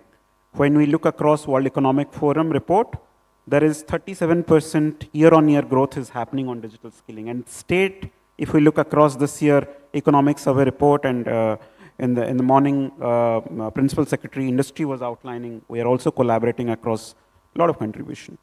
More from a sustainable development ecosystem building standpoint, how you see the digital and digital becoming a change agent, and what states should do at this point of time? Hello. All right, so first of all, thank you so much. Great conversation since morning. Honestly, I have no hesitation in saying that India is emerging as the skill capital for the world. Let me repeat it. India is emerging as the skill capital for the world. And I have no hesitation after today's session that Odisha is emerging as the state capital for India. I'm sure all of you would agree with the thoughts, ideas, and with so much of work already happening, and we're only looking forward to what more we can do to elevate this even further. So from that standpoint, I think the benchmark has been set very, very high. Now, the reason I'm saying this is because of two criteria. The first one is because we at Amazon Web Services, we deal with almost 90% plus of edtechs who not only provide skills to India, but also to the entire world. And a lot of those edtechs are based out of Odisha. So the landscape is massive. So that's one. Second, from the digital transformation standpoint, I think it's touching today our lives in everything and anything that we do today. Right from healthcare, to manufacturing, to education, to groceries with the UPIs and all, to transportation, to logistics, to mining. You have a humongous potential of leveraging, I'm repeating once more, the Gen AI, or any of these terms of artificial intelligence and robotics and so on and so forth. But look at skilling as the common thread, which is agnostic of any sector, because this skilling is going to enhance and open doors across the sectors. When you look at the weaving, the way it is moving forward, when you look at the way the transportation is moving forward with the track and trace and a lot of digital innovation getting embedded, it becomes so very relevant for us to get this, IT landscape of skilling taken to the next level. So I think we are very, very encouraged to see the response from the government of Odisha, and we would like to partner even more to take this journey further ahead. Thank you. Thank you, Ajay. Maybe now switching the spotlight to Biniji. 3 weeks back, I met Satya during his visit. I think AI is emerging as one of the big themes for Microsoft. As a part of the AI and where the new skill and the digital needs, right? And he mentioned one area. We don't believe digital is only for the computer literacy. I think that stage has been gone out. Now the situation is that across the diverse curriculum where we have, there is a new emerging trends are coming. Yesterday, some of the fellow panelists are also talking about Germany does this beforehand, the forward-looking approach. In the situation of our emerging tech player who are coming from the state, as Ajay also outlined, where you see there is a large pool of opportunity that is currently there, and how, as a state, we can tap into those opportunity, along with the CHRO colleagues who are also in this forum as well. So, first of all, heartfelt gratitude for inviting me here to the chairperson of OSDA and the government. And it is so inspiring to witness the sessions for 1.5 days now, and to see the passion with which the investments in skilling are being made and the benchmarks that are being created. As we see that the technology, especially AI and generative AI, it is going to create such a huge opportunity for new jobs and reforming almost impacting positively every single sector, whether it's agriculture, manufacturing, finance, retail, healthcare, education. Every single sector will have positive impact. As per the estimates from McKinsey, by 2027, the global AI market will contribute to about $7 trillion to the GDP. So if $7 trillion for a $7 trillion contribution by AI, you can imagine the number of jobs that will get created. And it is for the first time, it's such a momentous time that with technology, you can actually use it in meaningful ways, because you can converse with technology rather than become a specialist. So in the context of education, Microsoft, for example, offers huge number of courses and learning pathways, right from a level of a school to school, from school dropouts to school to youth, engineering institutions, management institutions, ITIs, and these courses and pathways are linked to job roles, whether it's artificial intelligence, cloud, AI, and these courses and certification pathways are available in local languages. So the learning portal, you can view all the content in Oriya. So generative AI makes it possible to have personal tutors for students. You can talk to them. You can have a co-pilot for teachers, where you can create content in local languages. You can convert the existing technical literature into local languages and offer support. And the third important piece is governance, because it's not just enough to skill students or teachers or set up an infrastructure.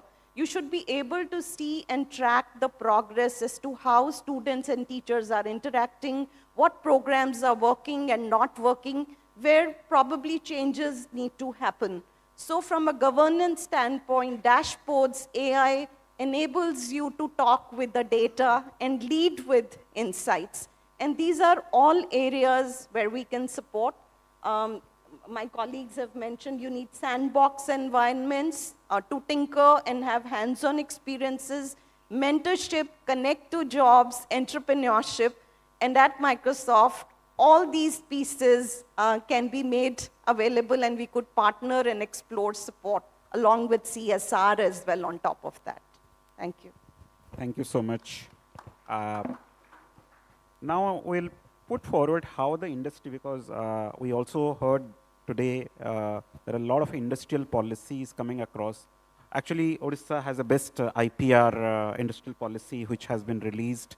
We benchmarked last year. It is one of the top 3 industrial policy.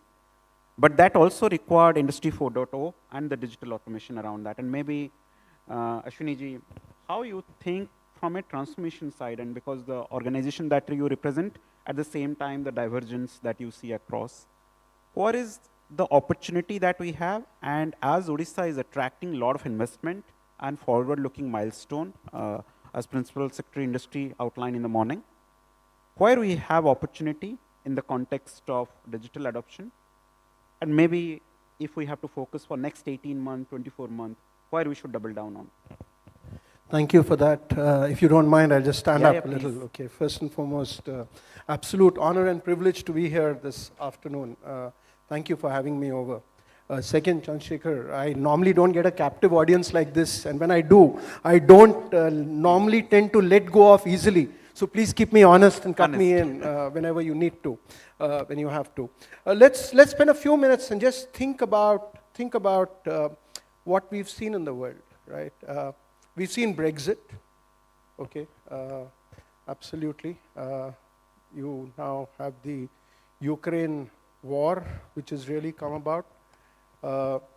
Start COVID, okay, how can we forget that?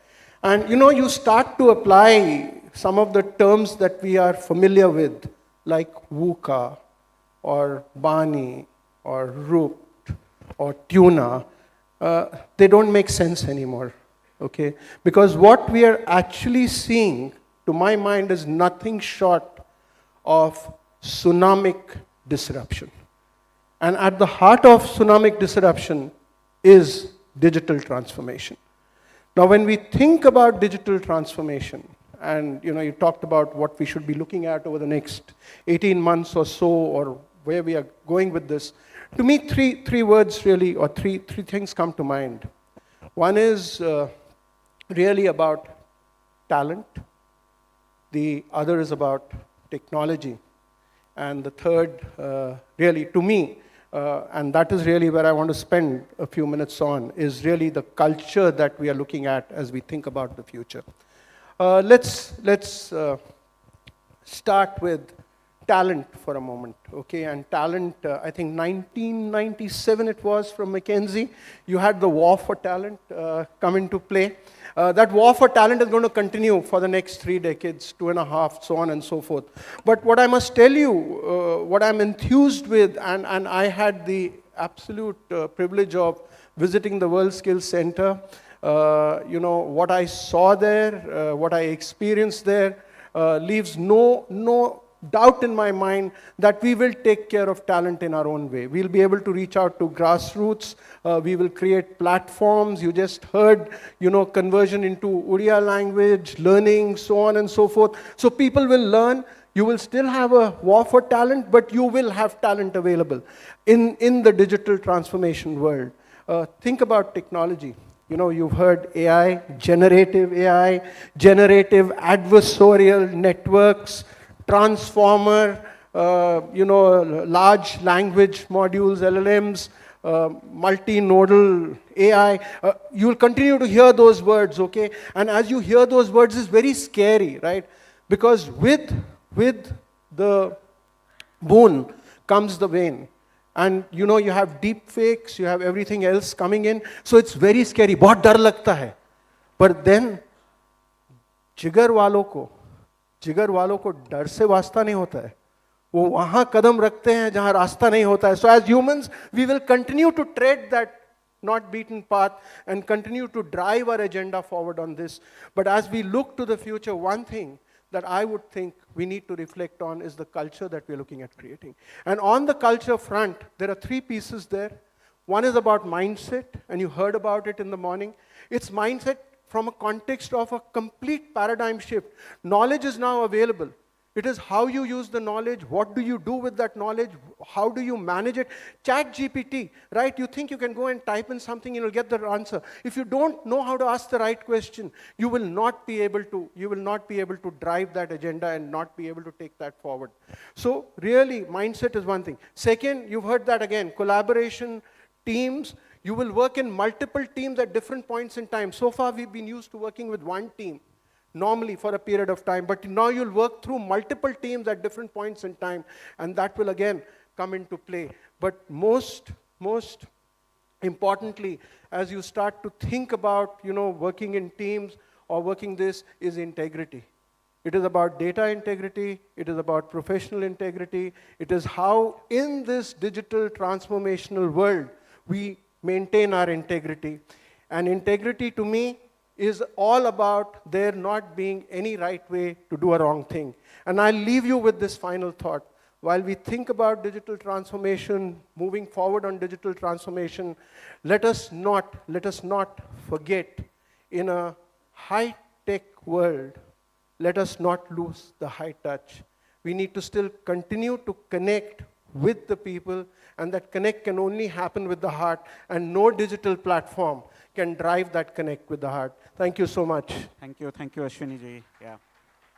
Maybe my last question on this panel to Mr. Somraj. I think there has been a lot of humble attempt is happening across the tech transformation piece.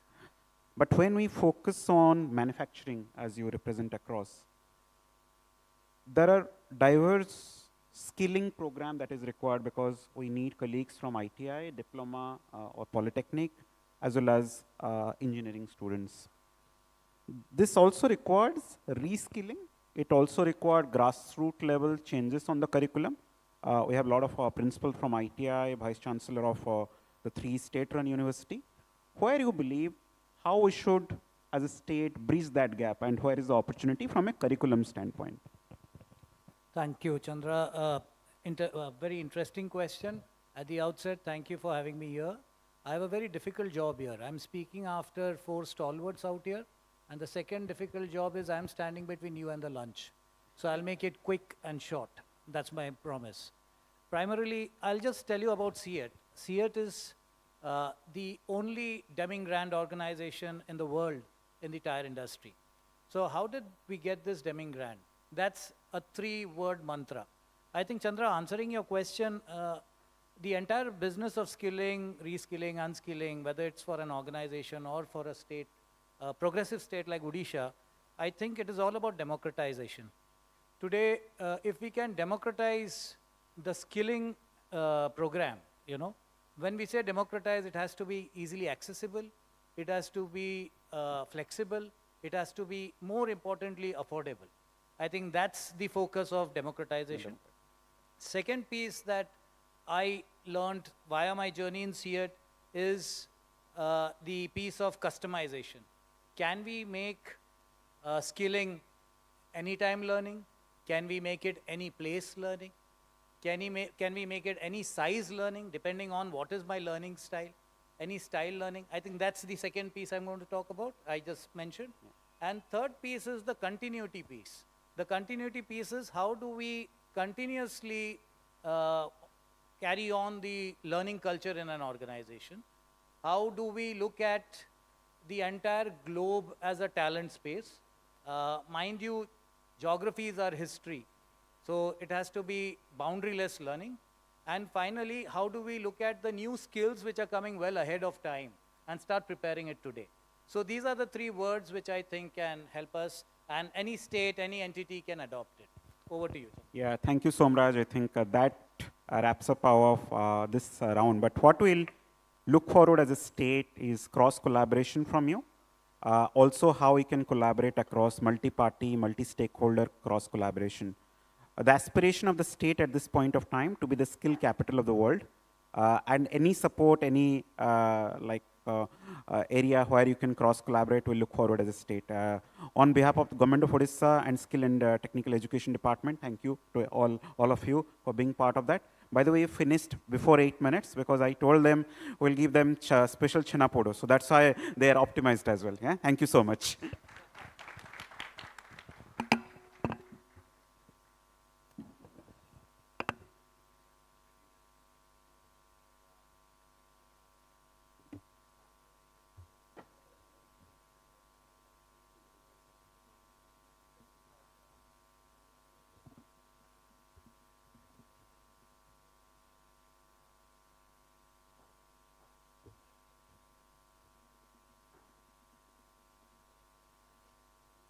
Check.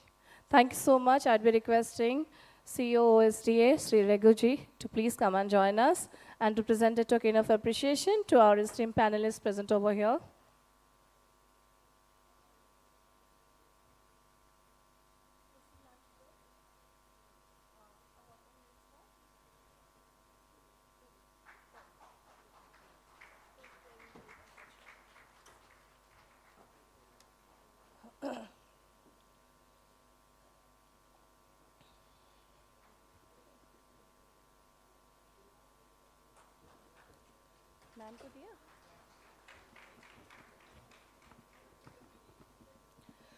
So with this, we announce lunch break, and I request all of you to please gather here by 2:15 exactly for the next session on Mission Shakti, and Sujata Karthikeyan ma'am would be there along with other dignitaries for further sessions. Looking forward for your presence and cooperation.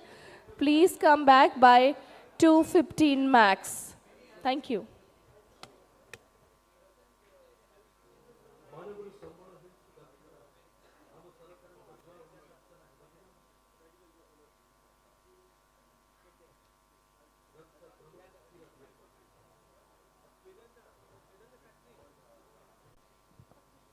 Hello, hello.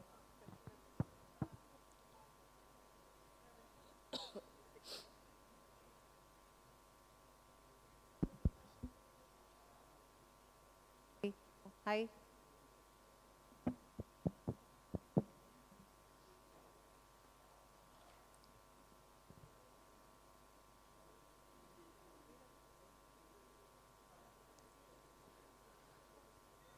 Well, the session is about, Hello, the very hello. first talk session is about Mission Shakti. So before that, I would like to give you a background info.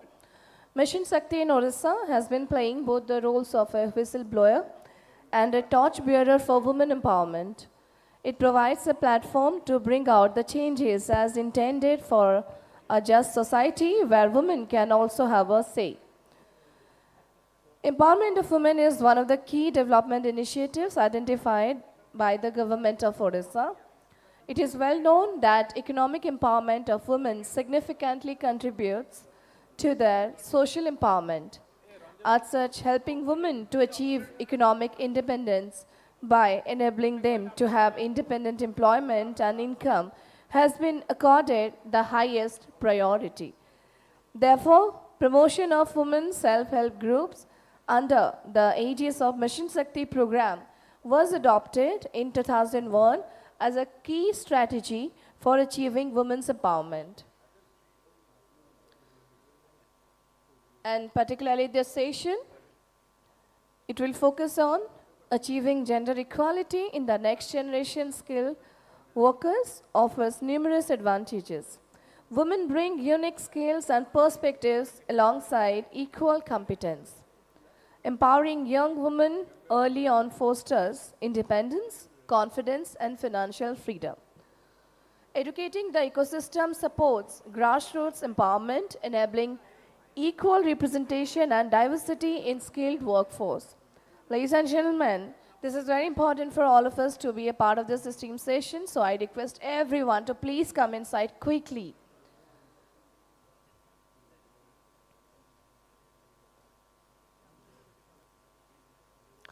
And additional info, would like to mention, nearly 70 lakh women have been organized into 6 lakh groups in all blocks and urban local bodies of the state so far. To strengthen the activities of the existing WSSGs, women SSGs, and to provide momentum to formation of new women SSGs, constant handholding and monitoring is undertaken throughout the year. For this purpose, a separate directorate of Mission Shakti has been created under the Department of Women and Child Development and Mission Shakti.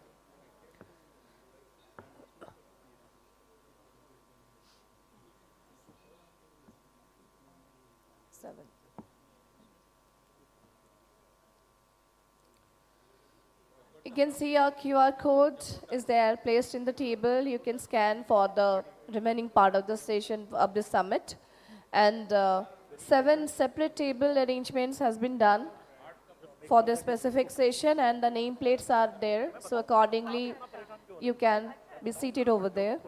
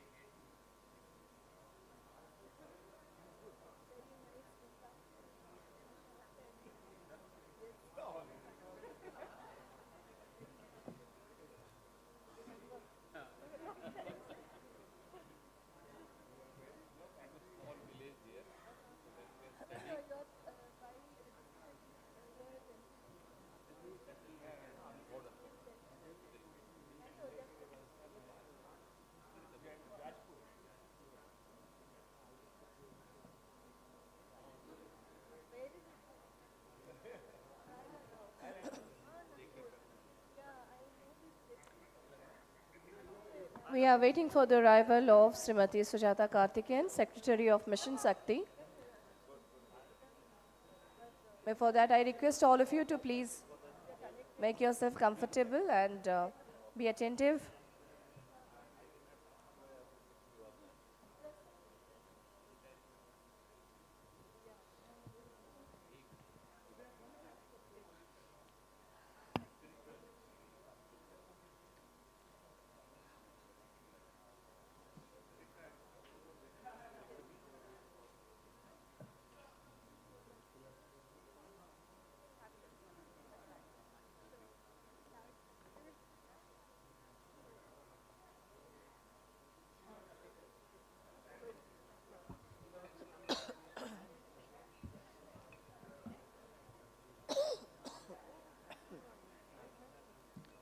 There are different 7 round tables. You can find your nameplates and accordingly you can place yourself.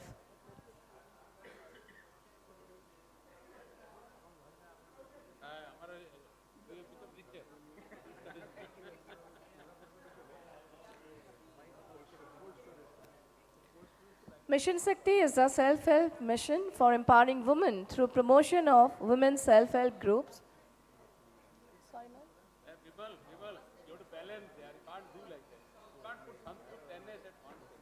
Console, can we play some theme song or some videos? Yesterday we have launched a theme song on Skilled in Odisha. Can I request Console to please play the song? Let's have a look once more. I believe some new audience we have with us today. The song is written by Srinila Madhapanda. Theme song, Skilled in Odisha.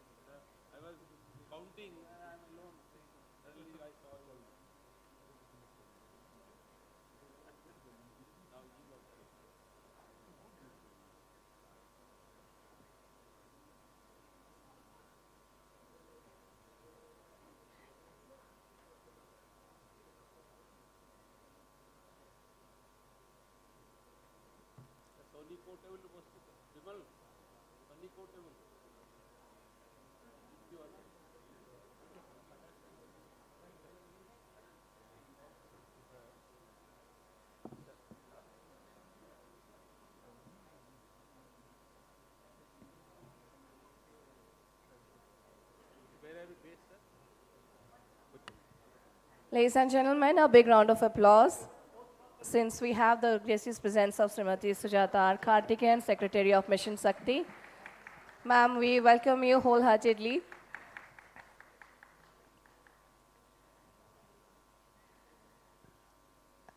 I would be requesting Srimati Sujata R. Karthikeyan, IAS, Commissioner cum Secretary in the Department of Mission Shakti for Government of Odisha, to please come and join us on the dais. Yeah, ma'am. With a round of applause, everyone. And also, I would be inviting from Think Talent Services, Mr. Bimal Rath. Please be seated. Srimati Sujata R. Karthikeyan is a distinguished civil servant who has made significant contributions in her role as the Commissioner cum Secretary in the Department of Mission Shakti for Government of Odisha. Her work primarily centers around empowering women and marginalized communities through the Mission Shakti initiative. As the Commissioner cum Secretary, she has played a pivotal role in implementing programs that uplift women's socioeconomic status. Under her leadership, the department has focused on some key parameters like livelihoods, financial inclusion, capacity building, convergence, and her mission and vision aligns with the empowerment of women, ensuring their active participation in decision-making processes. Her mission is to create an inclusive society where women have equal opportunities and a voice in shaping their own destinies. With a round of applause, I would be requesting ma'am to deliver a talk on Mission Shakti in Odisha.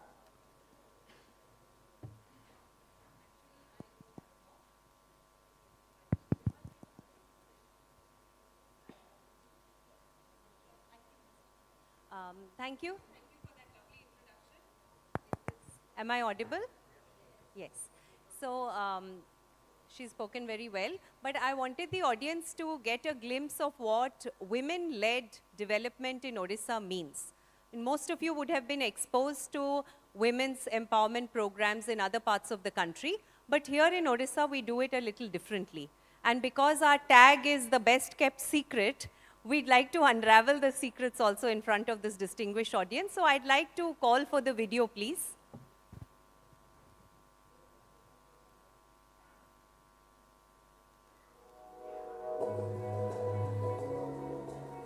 Mission Shakti. Initiated in 2001 by the Honorable Chief Minister of Odisha, Shri Naveen Patnaik, is a flagship women empowerment initiative by the government of Odisha aimed at holistic empowerment of women.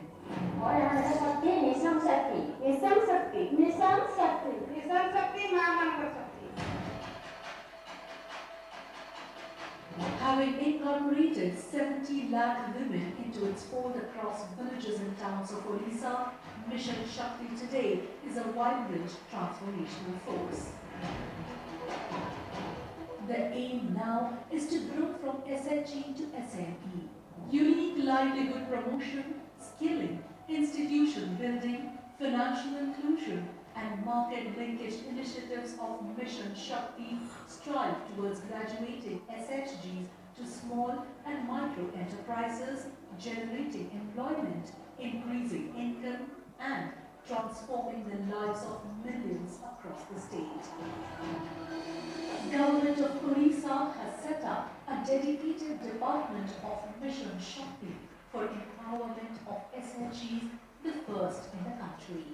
Driving this forward, Mission Shakti Department has been focusing upon building the capacities of women SHGs while ensuring the sustainability of their initiatives, introducing avenues for interagency convergence for skilling, livelihood promotion and market linkage development, improving financial inclusion through access to financial services and investments, and promoting favorable policy formation and advocacy to bring about systemic changes that promote economic empowerment amongst women. Cabinet, in its first meeting, approved provisioning of Rs 5,000 crores of government services and procurement of goods through SHGs over 5 years. In the last 3 years, more than 1 lakh SHGs have received government business worth over Rs 4,500 crore in convergence with various departments. Rs 50,000 crore bank linkage in the next 5 years is projected. In a pioneering step, Government of Odisha grants interest subvention benefits up to 5 lakh loans for all SHGs. In past years, more than 3.5 lakh SHGs have availed this benefit and Rs 505 crore has been into the accounts of women as interest subvention. With an objective of providing sustainable livelihood solutions to producer SHGs for selling their produce, Government of Odisha through Mission Shakti is supporting the establishment of a robust retail distribution network across the state under the brand name Mission Shakti Bazaar. The state government has made a historic decision of setting up 500 Mission Shakti Bazaars across the state in the next 5 years. This transformative marketing initiative will augment women's financial freedom in the digital era and increase the bargaining power of women producers by reaching out to buyers beyond the district, state and national boundaries. Not only are millions of women gaining fruitful employment and economic independence, through Mission Shakti, they are also partners in the transformation of Nua Odisha.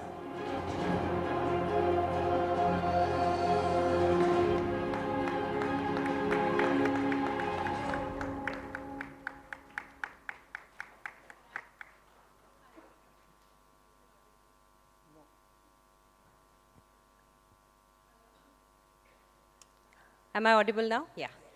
So I guess the claps were for the 7 million women who are part of Mission Shakti.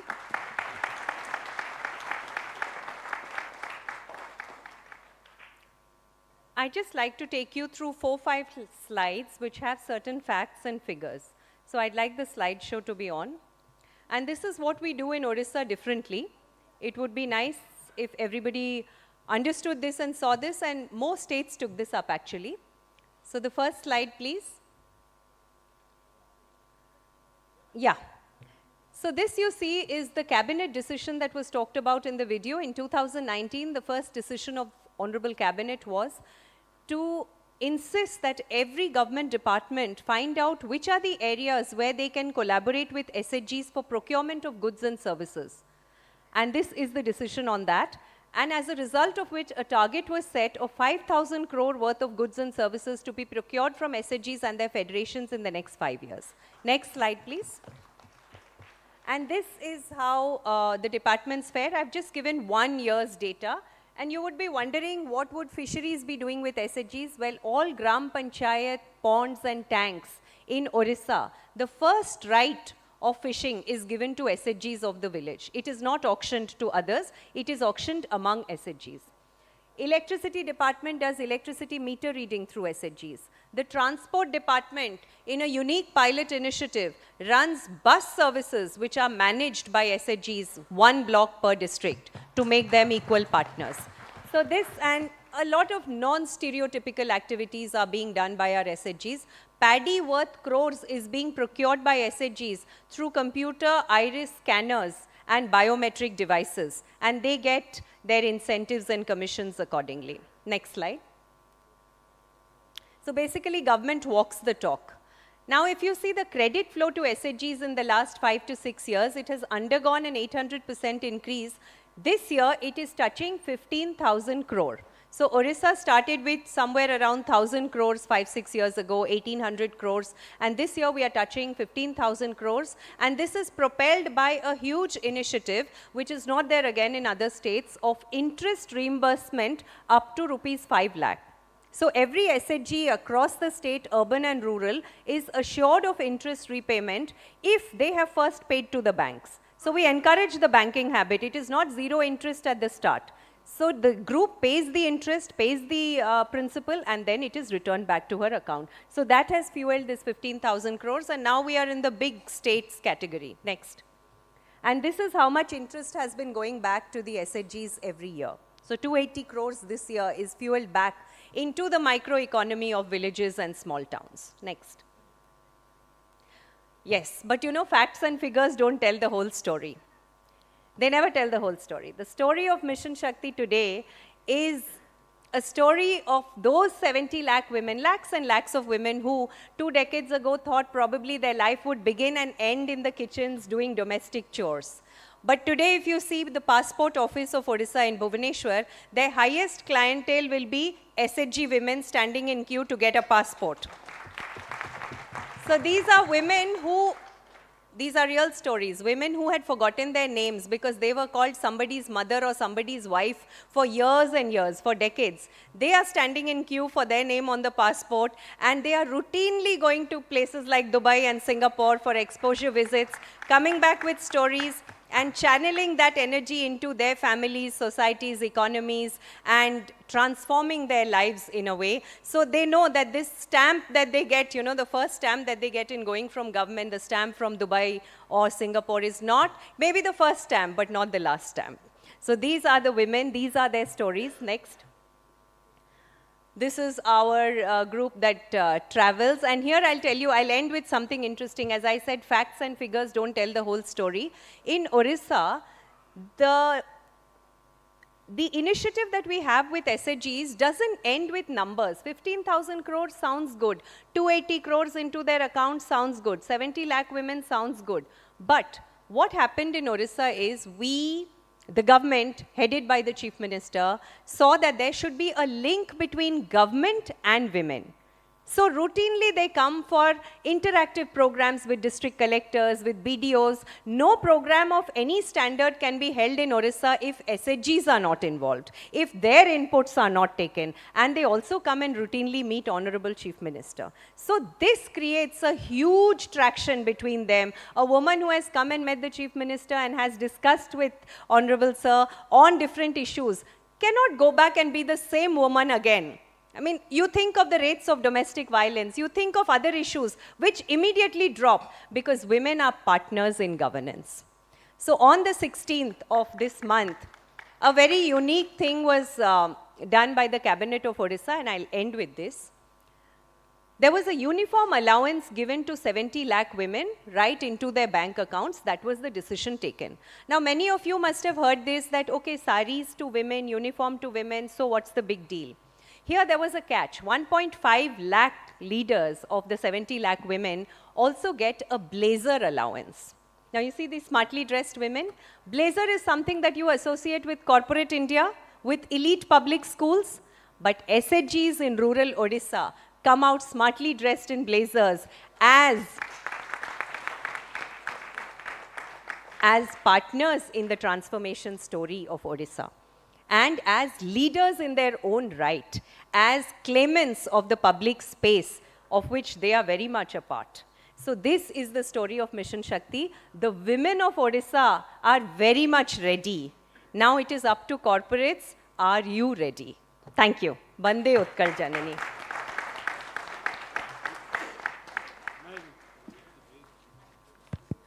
Thank you so much. May I request Bimal sir to please steer the discussion? Thank you, ma'am. That was inspiring to say the least. And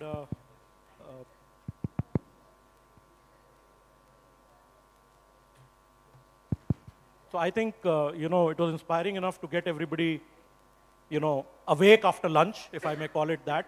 But the next session, I think, is, like ma'am said, is all about, getting all of us to do a little bit more, a little bit extra to empower women. Okay, and we will have everybody involved in this particular activity. This is not like a panel discussion.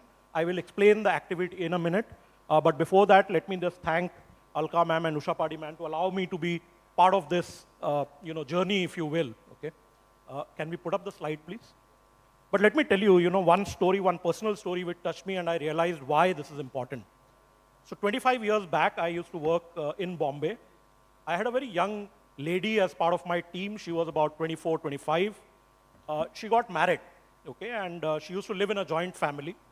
Now, interestingly, what happened is that we used to have an evening meeting every day at 6:30, where all the team used to come together. We used to do a basic check on what's going on and so on and so forth. Now, in my good judgment, I stopped inviting her to that 6:30 meeting because I thought that she now has a family responsibility. She is married, she lives in a joint family, and she must give time to her husband and in-laws and so on and so forth. So, not invited to the 6:30 meeting in the evening. A week goes by, 2 weeks go by. One day, she walks into my cabin in a huff and says, "Sir, I want to talk to you." Okay, so why are you not inviting me to this meeting at 6:30? So I said, yeah, but it's evening, it's late. I thought, you have family responsibilities now, and why would I invite you? I thought I'm being nice and kind to you, kind of a thing. And she said, you have to let me make my choice. You please invite me. If I have an issue at coming at 6:30 to this meeting, I will make that choice and I will make a request and I will, tell you what you should do to behave in front of me. Okay, and I must say that changed. That was a mindset change for me. I realized what it could do, and she was outstanding. She moved to the US, heads up a company now in the US, and has done outstandingly well. So that's my story. But I think the important part to understand is that across the world, there's a lot of research which says that when you involve women, the standard of living of every single individual in the family, the community, and what happens actually goes up dramatically. Some of it, as you saw, ma'am shared, I think you can clearly see what's happening and what these women can bring to the table. But I think they have a huge role to play. Yesterday, there were some numbers shared. I think Usha Padi ma'am and Alka ma'am were sharing yesterday numbers.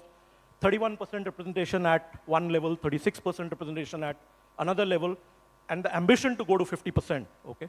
So what we're going to do here today is to maybe make our little contribution to taking that 31 and 36 number up, supporting Mission Shakti in whatever way we can. So we'll do this in sort of two parts, okay?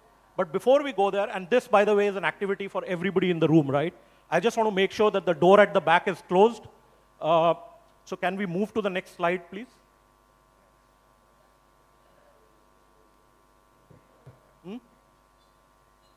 Okay,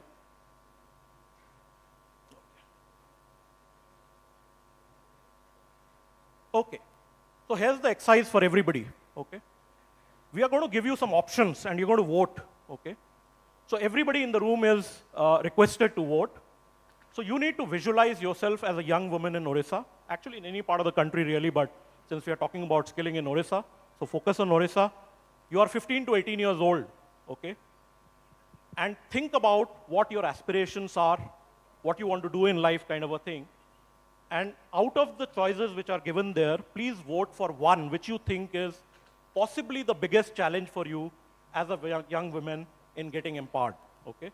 So we'll give you a QR code. You can pick up your phone and do it, or you can type the link. But let me first show you the options, okay? So here are the 6 options, if you can see them. Let me move to the side.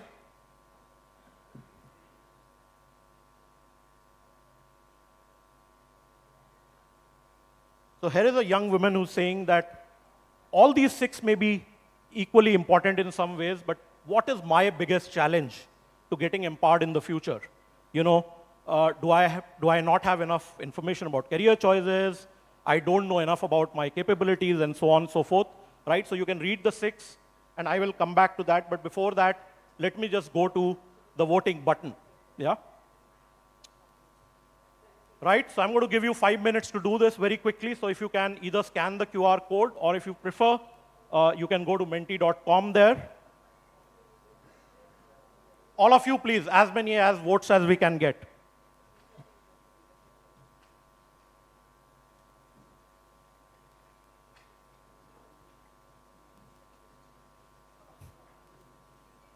No, no, it's not the same. It's not the same. It's a different one. You have to do it on the screen. The one on the table is a program one, so don't use the one on the tables. Please use the one on the screen.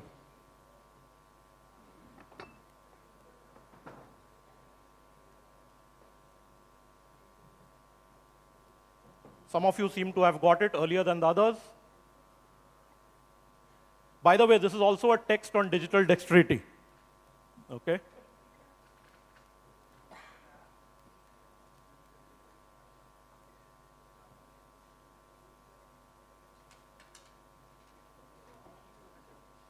Okay? Have people at the back got it?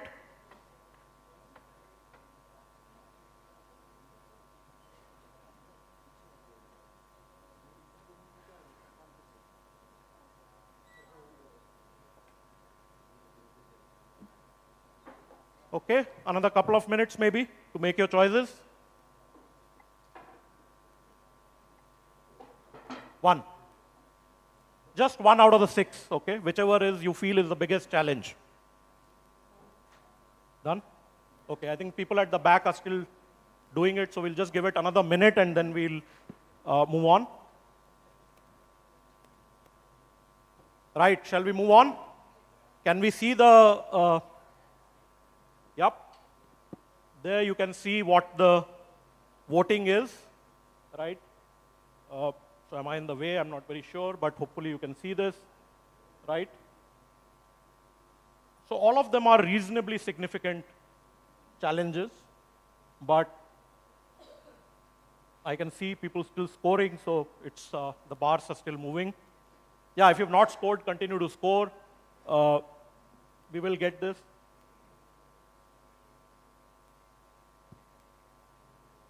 Right. So this is one of the inputs I thought would be useful for all of you to take a look at. I'm sure there are many other challenges as well. And in the earlier sessions, there was a lot of discussion about what companies are doing, what the government is doing. But this possibly gives a bit of additional insight from a community like this, which is involved in this whole effort kind of a thing.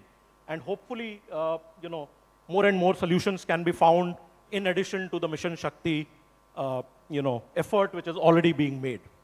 Okay. Right. We can get back to the slide set, please. Yeah, thank you. Right. So here's what we're going to do, right? So we're going to do 2 separate set of exercises. Let me explain this. We've taken these 7 tables here, and these are people from the industry, experts in different sectors. And we're going to ask them to find us and do 2 things for us, right? One, given what you saw just now, if you were to, you can distribute, yeah. If you were to sort of create a slogan for young women in Odisha, what would that slogan be? Okay? So from each of these 7 tables, sectorally, we're looking for one slogan. Okay? That's the first thing the table is expected to do. This is to inspire young women in the state of Odisha, okay? And the second thing is, given the challenges, can you also suggest 1 or 2 suggestions from a solution perspective which we can provide to the different people in the ecosystem, right? So there are 2 tasks, as you can see there, 1 or 2 potential solutions and 1 slogan, okay? Now the slogan, we will collect from you first, okay, so that we can actually display it to everybody. So please work on the slogan first in the 7 tables first. Inspirational slogan for young women in Odisha. Then you can work on the solutions, and we'll ask you to present the solutions to the larger audience in a while. So you have 10 to 12 minutes to complete. Rajan, will you help with collecting the slogans from each table? And then we'll set it up. In the meanwhile, let me go back there for everybody in the tables, right? Beyond the tables. And actually, everybody here as well, if you can participate, I think that would be nice in this part of the exercise, right? So here's what I'm going to ask you to do, okay? Everybody in the room who's not on these 7 tables, okay? So please identify one or two things which you can do in your job or in your family or in your extended family to support women's empowerment. Is that clear? Most of you is clear? Odia रे भी थोड़े कही दउची ठीक अछि निज घरे family रे किंबा आपण जोठी भी काम करूचंती कि एक्सटेंडेड फैमिली रे कम्युनिटी रे गोटे कि दीटा जिनिस कोन करि परिबे जोटा कि विमेन्स एम्पावरमेंट को सपोर्ट करिवो यंग विमेन को सपोर्ट करिवो ठीक अछि क्वेश्चन इज क्लियर खाता पेन जहा पाकरे अछि नले फोन अछि लिखि दियंतु परे हमें चेक करिवा 6 मास परे जे आपण कले कि न कले ठीक अछि आग निज निज निज जॉब रे निज फैमिली रे निजर एक्सटेंडेड कम्युनिटी रे जोठी भी आपण जहा करि परिबे ठीक अछि फोन रे लिखंतु आज काली फोन समस्त पाखरे अछि समस्त हाथ रे मु देखुची फोन रे लिखंतु लेखिक रखंतु ताकू ताले जाइकरी ताकू परे करिवे हला that is very important young झियो भी मु देखुची कि जण अछंती आपण तो निज पे भी करि परिवे not just family and community okay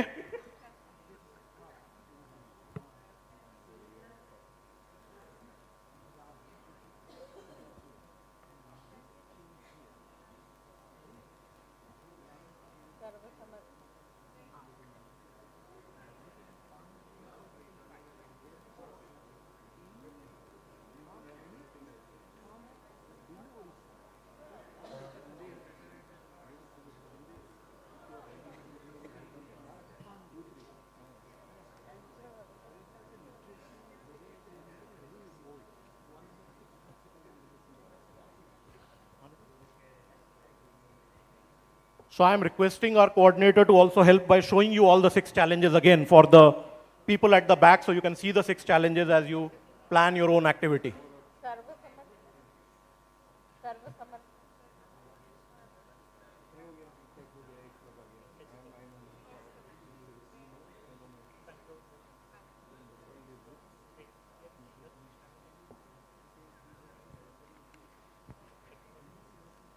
आप लोग भी कर सकते हैं कुछ ही वाले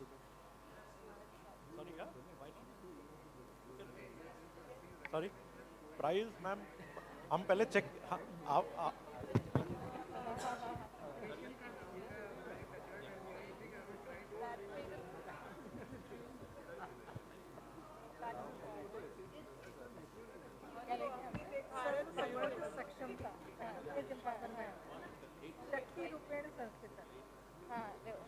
Okay, so the tables, can I request if your slogans are ready, you can just hand it over to Rajan here. He'll collect them quickly.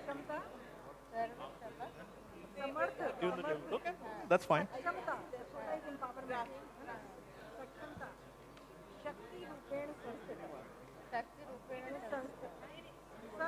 Okay, we need to move quickly tables. I know there are table leaders at every table. If you can move quickly.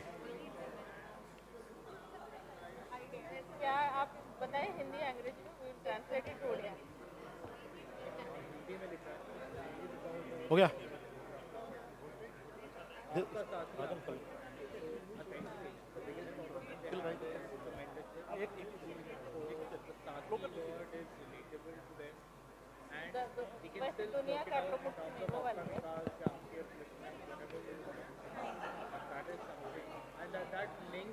Okay, so while the tables are doing the solutioning and the slogans, let me ask everybody else, you've got 1 or 2 actions. समस्तंकर हेगला गोटे की दीटा जिनस जहाँ करिवे आपण हां हेगला check केमती करिवे मु परे आसीबी पचारिबी but very good thank you very much for that hopefully everybody has done it okay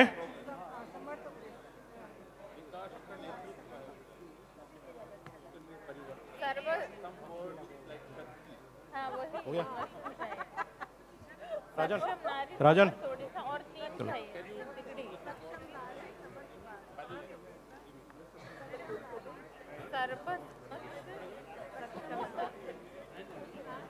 Okay, I hope the tables have done the slogan and given to Rajan.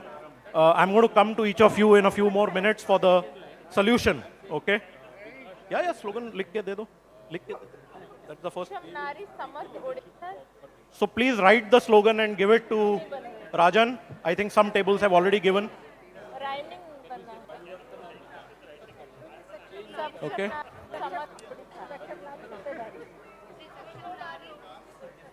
Okay. Okay, so the next task for the tables is to provide 1 or 2 solutions, as we said. Can we get back to the slide set, please?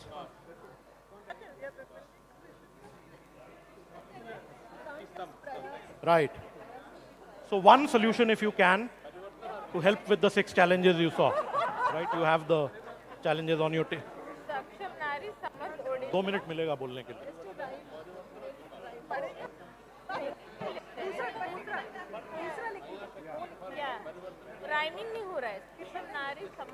Rajan, you can give it to her if there's.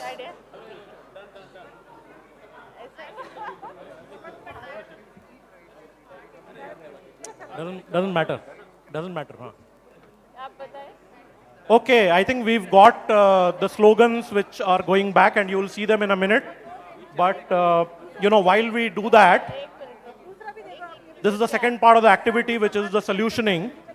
So I'm going to ask the different table leaders to share one solution which hopefully cuts across all the different challenges, but if not, can it address at least one of the challenges? Yeah?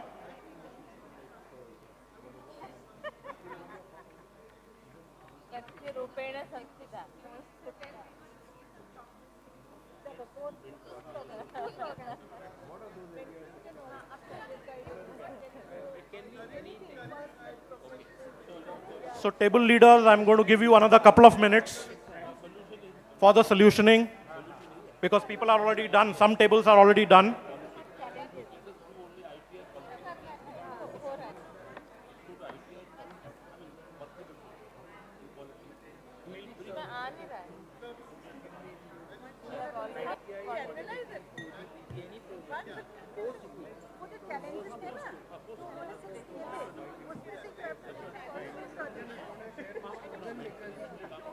You decide. You decide.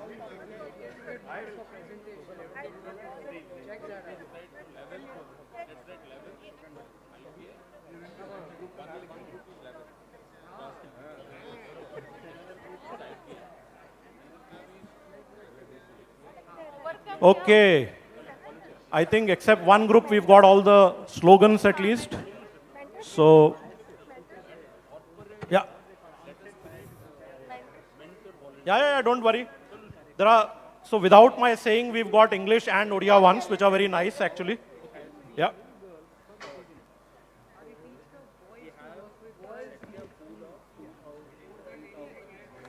Okay.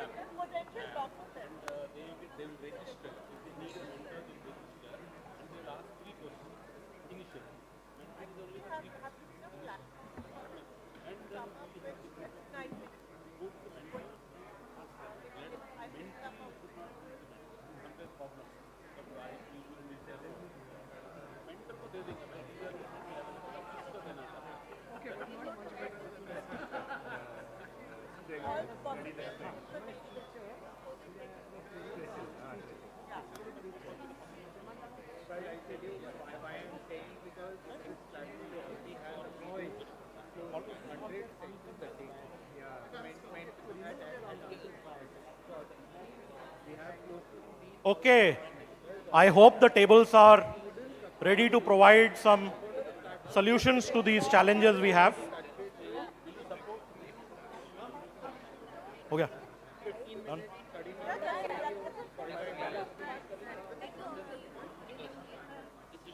Almost.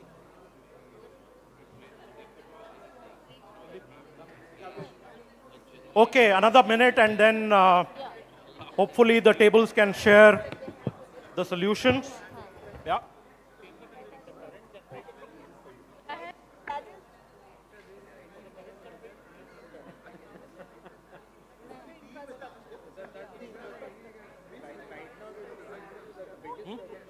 Okay. So can I ask everybody to come back to the tables here, and the tables hopefully will have some interesting suggestions as solutions for all of us to take a look at. But more important, hopefully also the people on the right side of mine, just to make sure that if they have a role to play, they should. And I saw that Santrupt has gently moved into his new role, if I may call it that, yeah? So that's fine. Okay. So let me start with one table, if you can pay attention. Satyadeep is the table rep here. So let me have a mic there. See if it's working. Check.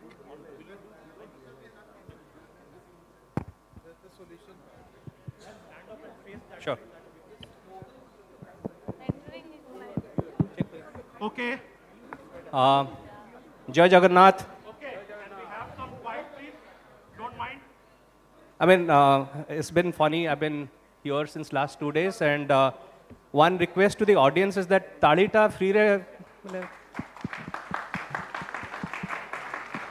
मत लगुला कि ओडिशा रे ताड़ी बहुत जोरे बजाती लोग, but पछरे मत लगुनी mood रे अच्छी बोली. धन्यवाद. Thank you. So we were a unique panel, and we didn't have a diversity here to talk about a topic which is Mission Shakti. Do you want me to talk about the slogan first or the solutions?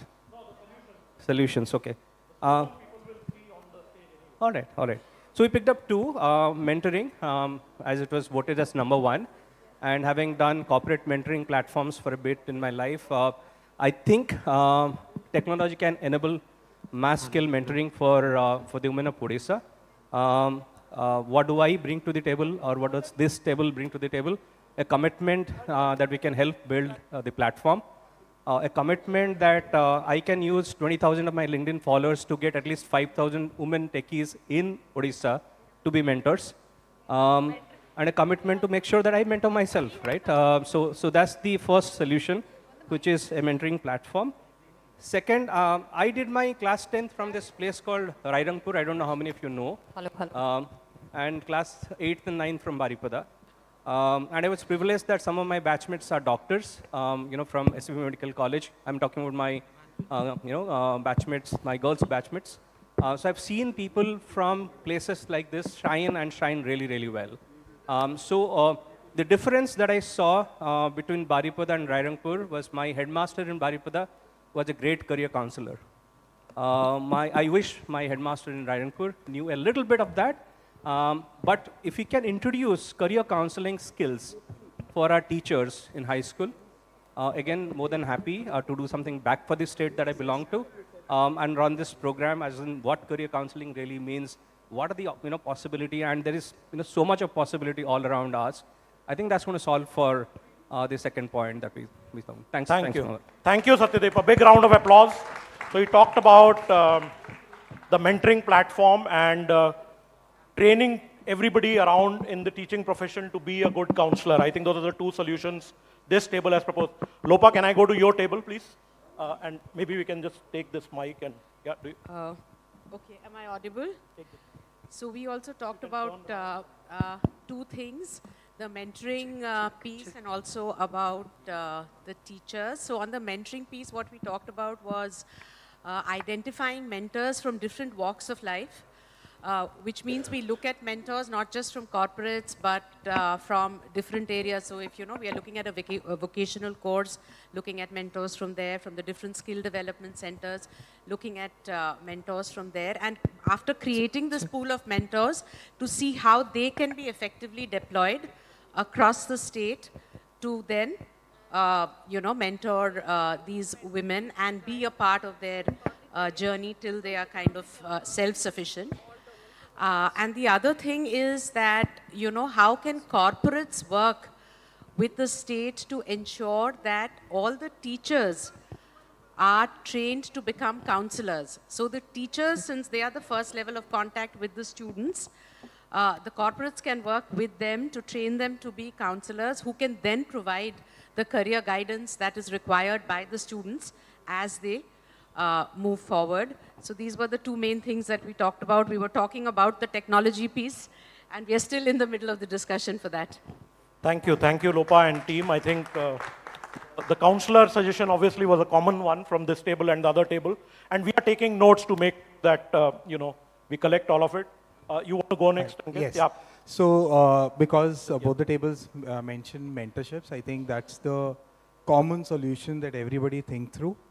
So, the biggest problem was mentorship and the least problem was technology. So, I think what we need to do is solving the biggest problem with the things that they have. Mentorship, what we have already done, and that's why I wanted to speak, we have already solved for that problem. So, on the platform, we have close to about 3,000 plus mentors, industry practitioners, and that's where I believe the mentors need to be practitioners because that's the major problem. If you're advising anybody, you should have been there, done that. You can't advise anybody if you have not been exposed to that. So imagine if all of you are industry practitioners, you give 1 hour on a platform, you basically tell that, hey, every Saturday, 10 to 11, I'm ready to mentor people, and I can mentor 4 people, 15 minutes each.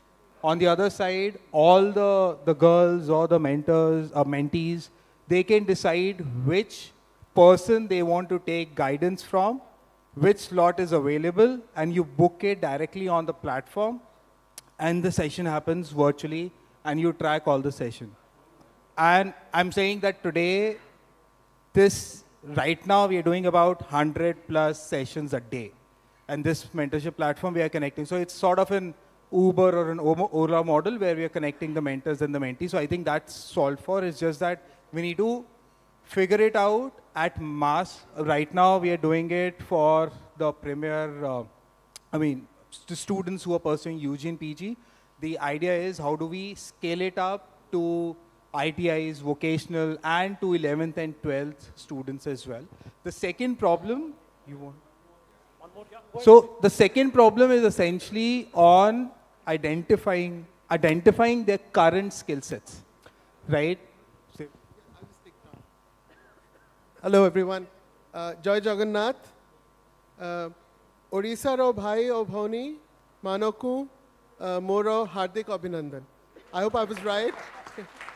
Okay, so we imagined on this table, led by Dr. Rao here, if I'm a girl in a village in Odisha or maybe anywhere in the nation, age group 12 to 18 years, have I had the opportunity to even identify my own strengths, my weaknesses, my likes, dislikes, or my aspirations? If we can have a digital way of doing this, along with what Ankit just mentioned, the mentorship program, where I have some form of an assessment in my local language, where it could even be through a chatbot or through WhatsApp, where I'm able to identify all of these, I'll be closer to understanding who am I. So it is very important. That's the third question. Do I even know my capabilities in the poll that we just took? So it's very important we have a place on technology where I, as a young girl, can come and come closer to identifying who am I. Thank you. Thank you, Devashish and Ankit. Thank you. Could you give them a clap, please? Okay, can we go to Sandeep and then I'll come to you, please?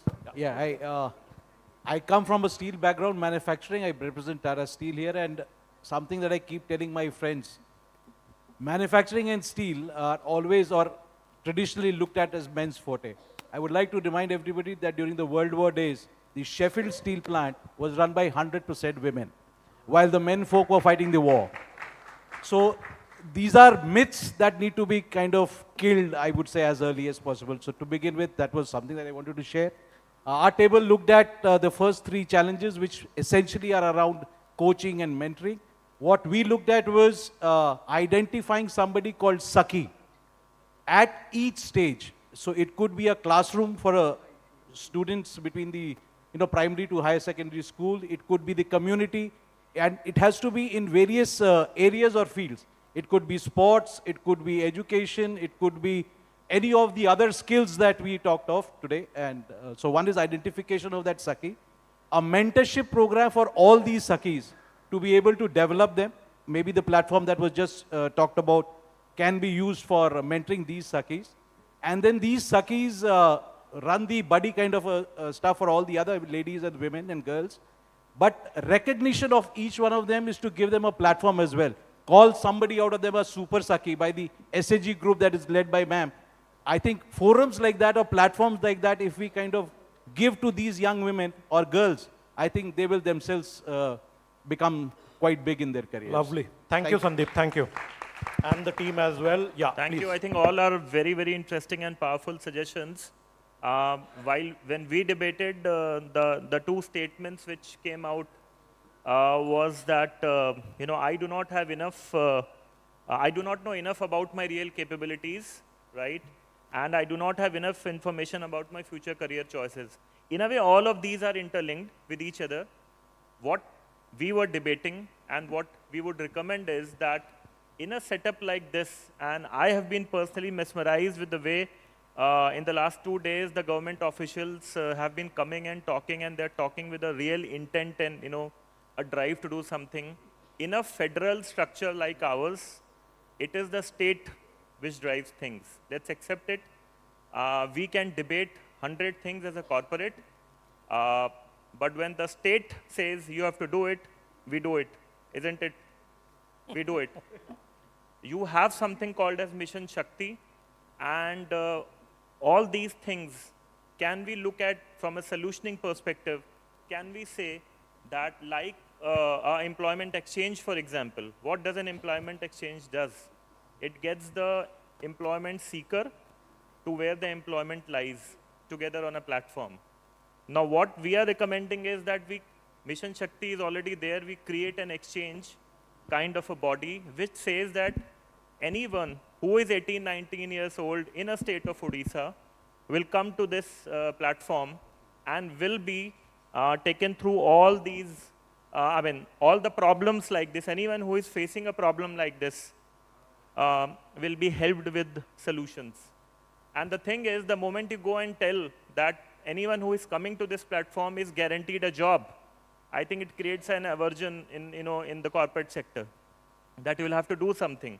But if you create the skill and you say that here is Mission Shakti, which is presenting 20,000 women in the age group of 18 to 23 years, please come and meet them. I'm going to give you the platform. The choice is yours to select. I think we'll be more than happy to pick up as many as we want. So that is the kind of body which we need to create. And with the state's intent, again, I think it can be a path breaker. Thank you. Big round of applause. I'll just come back to you, sir, 1 minute. Yeah, please, Neetu. Yes.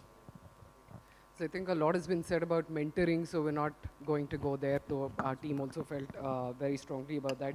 And a lot has been said about what women need to do for women. I think it's about time we talked about the so-called dominant gender as well. So our team's view was train the boys in school about working with women in the future, so that meeting happens at 4 p.m. Bimal. Lovely. Yeah, absolutely. So that was one. We talked a lot about the role that teachers play, and a lot of colleagues here have talked about it. And we said whether or not all of them will make consistently great counselors, we don't know. But that's why technology and aptitude tests can come in a big way, because that brings in a lot of democratization in the process. We talked about training the boys. I personally have a problem with the phrase unconscious bias. Our view was train them on unconscious bias. I don't believe there's anything called unconscious bias. Women are 49% of our population. If they're less than 20% of the workforce, it is very conscious bias. And there's something we can do about training people early on those. We had a terrific slogan, which Ranjan is holding on to. Which we will show on the screen in a while, yeah? Ranjan's got it in the local language, so totally nailing that one. Okay, great. Thank you very much. Thank you. Okay, we've got 2 more tables to go, but can we go, sir, very quickly so that we stick to time, please? Yes, go ahead, please. Jai Jagannath. Jai Jagannath. I will just tell you one thing. Life has 2 parts, before marriage and after marriage. And there are, like water cycle, the human society has a cycle, ice, water and steam. 100 years back, we are all living like an ice, everybody together. All of a sudden, the industrial civilization has made us warm. So what happens? The grandfather, grandmother is in villages. We are moving like water. Father, mother and children. They are like water. But ultimately, this industrial heat has heated so much that we become steam. no family, brother, father, everybody. So, I am from telecom department and we are now taking mobile tower to each and every village. My objective is that this team should be water, water should be again ice. Once all will be ice, then development will take place. I will have another slogan that is called total development of local area. Why total? Only man will be developed, woman will not be developed. That cannot be called total development. Total development of local area means my son will be developed, my daughter will be developed, my mother will be developed, my father will be developed, and we will be like ice. In each area will be developed. Not only Bhubaneswar will be developed, not only Delhi will be developed, my Rairang will be developed, my Pipili will be developed, my Salepur will be developed, everybody will be developed. Thank you. Thank you, sir. Thank you for that. Thank you for that passionate submission, I must say. This table, last table, please. Yes. Yes. Thank you. We have decided can you take the one mic up a little slogan, bit? Saksham Nari Samarth Odisha. This is our slogan.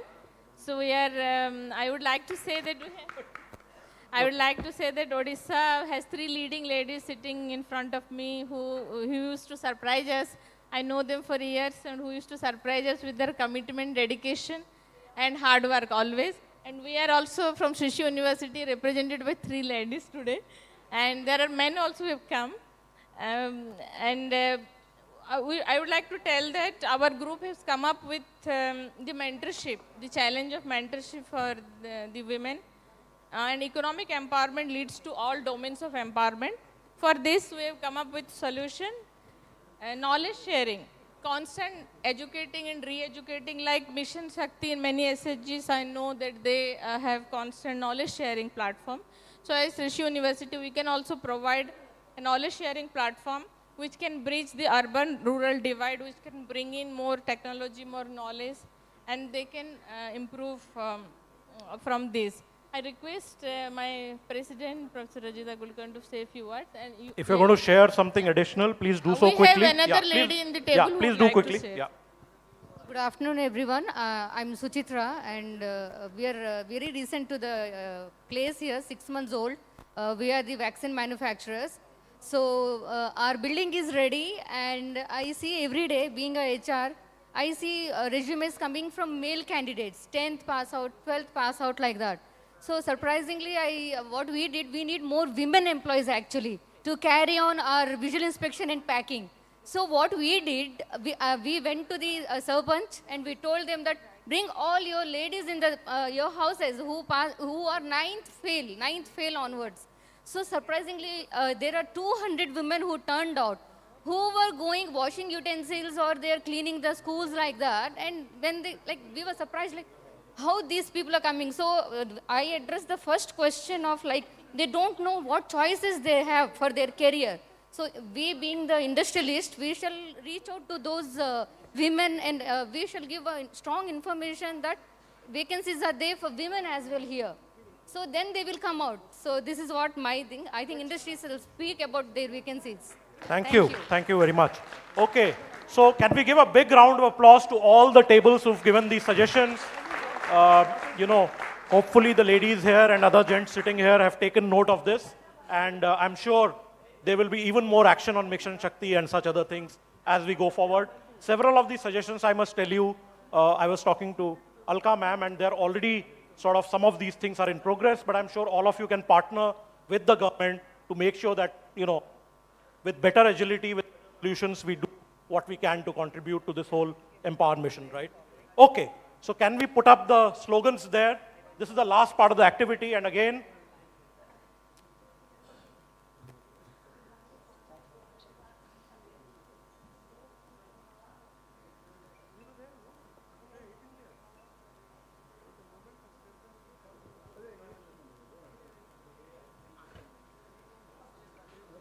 yeah, can you go back to the slogans?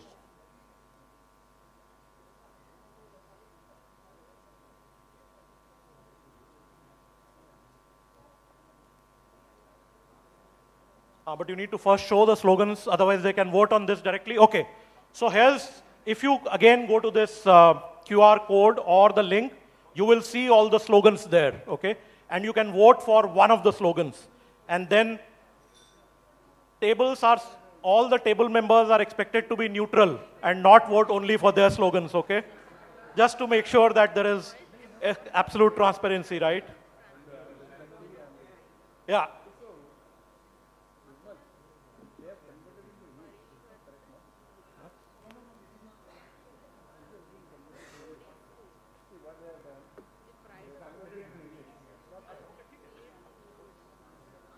Okay, some of them are not translated properly is what I'm told, because they've translated the Oriya ones into English because of this thing, which you may be seeing on your this thing. But anyway, that input is there with us and we will do the necessary. Yeah. One. Please vote for one so we at least see. And of course, later the team will work and see which one. We can combine some, we can convert to Oriya, all that sort of stuff can be done. But for the moment, just vote for one. So there's slogan competition. There are no prizes, by the way, just to let you know in advance. Okay? So the idea here is to come up with something at the end of this exercise. But if everybody is voted, another 30 seconds. Okay, can we put that up here? The scores?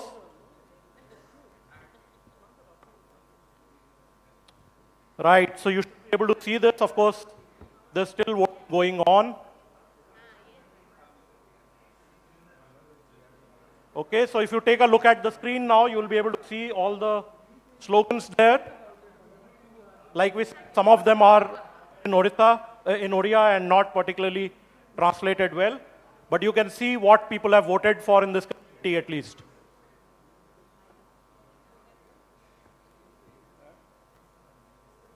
Okay, we're still getting some votes here and there. So I'll give it another 30 seconds just to make sure that we've got, hopefully, everybody voting.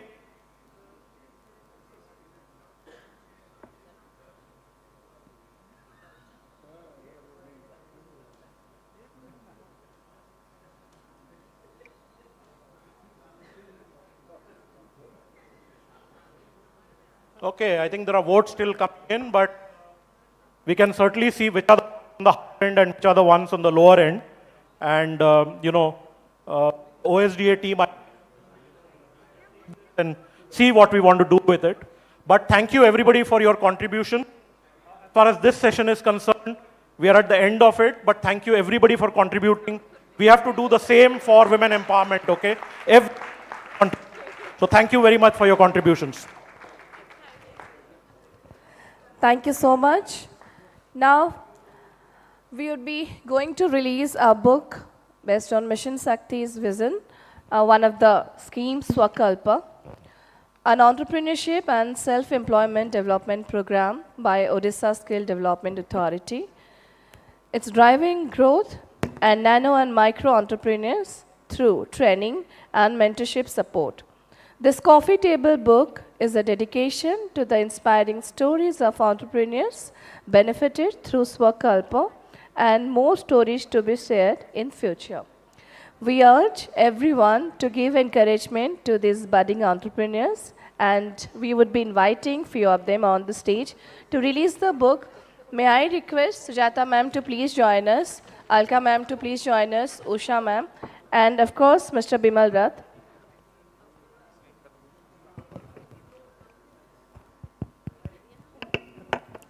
And my team, can you present a copy of the coffee table book?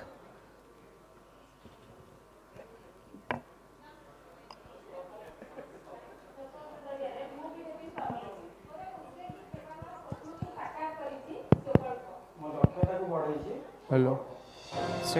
A big round of applause for these amazing, exemplary, budding entrepreneurs we have on stage. True inspiration for all of us. Hello. Hello. Hello.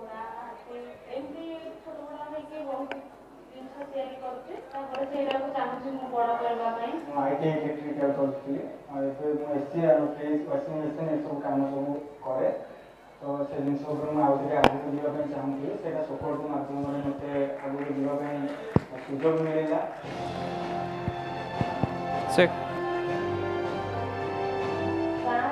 माँ भूमि मैंने किसी घर काम रही जाते जो मैंने business कर इच्छा थे से काम कर ये गोटे एपरी मध्यम जहाँ आम ट्रेनिंग नहीं आम बिजनेस किपरि भाव भल भाव कर भल भाव शिखागला परामर्श शिविर में आज बैंक आसते सहित जोगाजोग कर सब जानी से आमको अधिक किसी जनइले से किसी शिखबार भावुँ मोर ये स्वप्नटा निश्चय साकार हम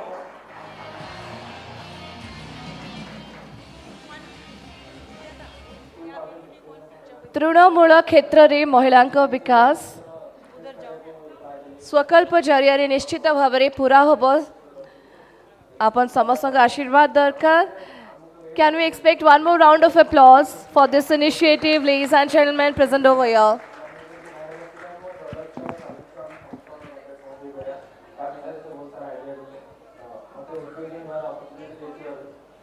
Hello.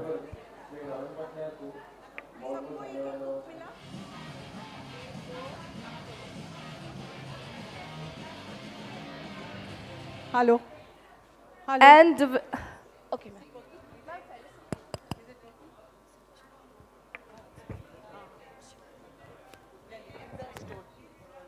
I request Alka ma'am to do a small gesture. Hello. We would be felicitating now Secretary of Mission Shakti, Srimati Sujata Karthikeyan ma'am, for her valuable addition in this event. And of course, our moderator, Mr. Bimal Rath, for carrying the session so well. And it was really participative. Thank you so much, Sujata ji, for being here. I just quickly want to just tell you what we are doing here at the moment.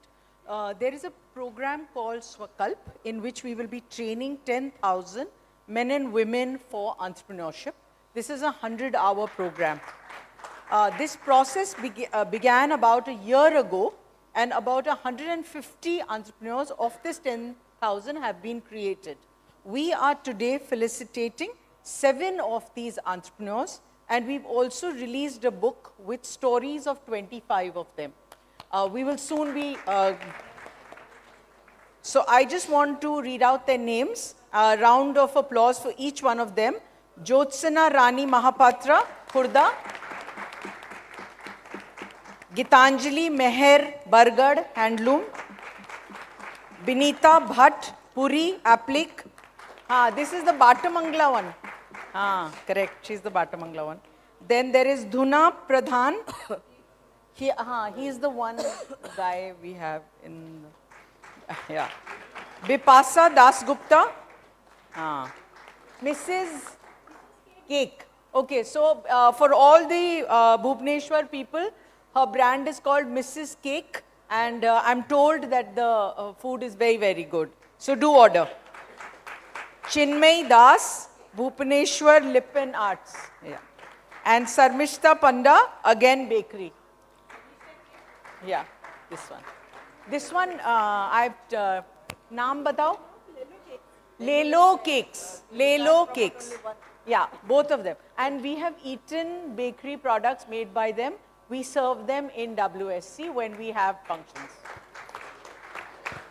Big round of applause for everybody. Thank you. Thank you, ma'am. Yes. Sujata ma'am, I request you to please be here, and Mr. Bimal Rath. And I request Alka ma'am to do the honor. And my beautiful audience, amazing audience, so participative, so encouraging audience. Please give a round of applause for this fantastic session we had witnessed. Thank you, Sujata ma'am, once again. Thank you, Mr. Bimal Rath.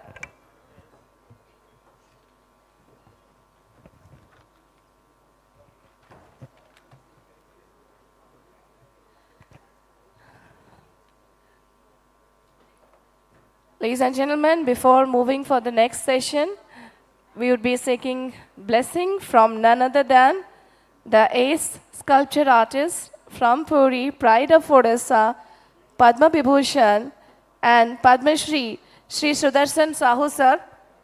Sir, namaskar and welcome. Ladies and gentlemen, the next session is all about service industry. The service sector in Odisha contributes to over 35% of the state's GDP.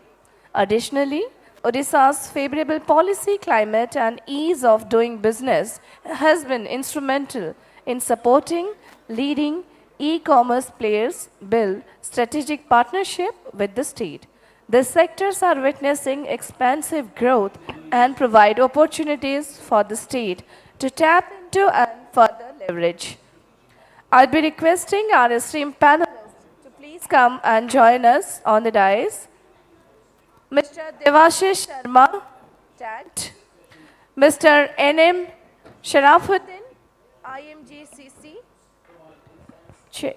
Mr. Sandeep Kumar Sodexo, Ms. Soni Mishra, CRISIL Limited, and we will have the moderator for this session from Carrot Capital, Mr. Pankaj Bansal. Hello. Hello. Hello. I request all of you to give a round of applause to welcome our panelist and moderator on the stage for the session on service industry, where the key topics would be evolution of the industry and employment landscape over the last few years, technological advancement and changing skill requirements in this particular industry, future trends and emerging role that are shaping this service industry, potential job roles where public-private partnerships can be explored, key ask from the government of Odisha to catalyze employment creation. Hello.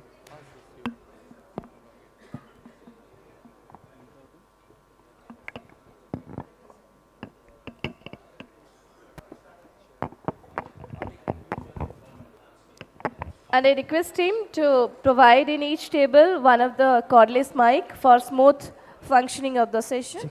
Check.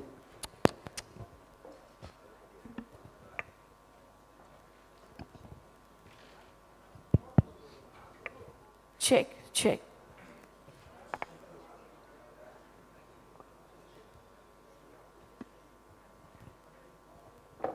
Namaste, friends. Am I audible till the end? Can you hear me? We are just doing a mic testing. Yeah, wonderful. Thank you. Namaste, Jai Jagannath. Delighted to be here after such a wonderful program. And I'm still in the awe of what we heard yesterday from Mr. Pandian and then today. It's been fascinating. Thank you, Alka, for getting us together, OSDA, and the whole team who's managed this lovely program. And also Team Deloitte. I know we keep requesting for things and they keep changing. So thank you, everyone, for putting this wonderful show together. I have a very interesting and esteemed panelist with me. The theme that we have is services sector, but the focus is around jobs. Jobs is something that is close to heart of each one of us and this diverse panel. The challenge we have is that we have 30 minutes. And the good part is that will force us to be very crisp and to the point. So I think we are towards the end of day 2, and my panelists are from varied industries, from aviation to financial industry, to job market, to somebody who's managing the corridor of India and UAE. I think very interesting and diverse panel. So friends, unlike the previous session, which was a wonderful democratic session, we don't have the privilege to do democracy in this session in interest of time. So you will have to give us our attention so that we can get the best out of it. And rest of the job, our panelists will do, that much I can assure you. We have friends from the HR community here. Always pleasure, Santrupt, having you here, and all of you around. So friends, the way we are going to do is we are going to focus on probably 2 or 3 themes. And I'm going to request all my co-panelists to be as crisp and brief they can be. I just want to say before I request them to share their thoughts, is that yesterday evening when Santrup took us to meet Mr. Pandian after the program, the way the government means business is unbelievable. I've been part to so many associations, so many states. I wear 3 hats today other than People Strong co-founder. I run a fund called Carrot Capital, and I sit at Prime Minister's task force called Mission Karmyogi, now Karmyogi Bharat. And Santrupt and I share the board of Karmyogi Bharat, which is Prime Minister's initiative for reforming the bureaucracy and focusing to bring capability development in bureaucracy. So when I look at all of it and the yesterday's meeting, what I was realizing that this state is not about noise. This state is about voice, voice of people of Odisha. And I think this conference, this summit, this initiative probably will take this voice to India and globally across the world. So this is the importance I see to this GES, the Growth and Employment Summit. And what I'm going to do in next 25, 27 minutes that we have is going to begin with first introducing our panelists and going to request them briefly tell what they have in mind when they think of jobs, because there's a confusion. If you're a ruling party, you will say there are enough jobs. If you're in opposition, you will say there are no jobs. It happens nationally, it happens internationally, it happens in states. So I'm going to discuss in general. The people sitting next to me are speaking the truth. They are the corporate leaders, they're managing the jobs. So tell us what's your take at a very high level. You see the job rising or not after introducing self. And on my extreme right is my partner in crime, my colleague Devashish Sharma, CEO of TAG, is the largest recruiting company of the country. So Devashish, over to you. Thank you, Pankaj. The introduction's already made. So I'll just start by saying I think as somebody from the nation, I think Odisha is very, very lucky, not only from its demographic, but geographically. We just saw this morning 5 major ports on its west coast, on its east coast. Such a lot of development work. I think it's also very lucky because I've got to know that most of the tallest leaders in the corporate world now are from Odisha, and I see so many of them, including Dr. Mishra, so I think Odisha is very lucky. But yes, I think jobs as such, and coming to Odisha, though 40% it's an agrarian economy, huge opportunities in the core sector, whether it's mining and so many other places. But very clearly, services is, in the next 5 years, I believe, going to take center stage because jobs, many jobs with the help of technology are changing across sectors.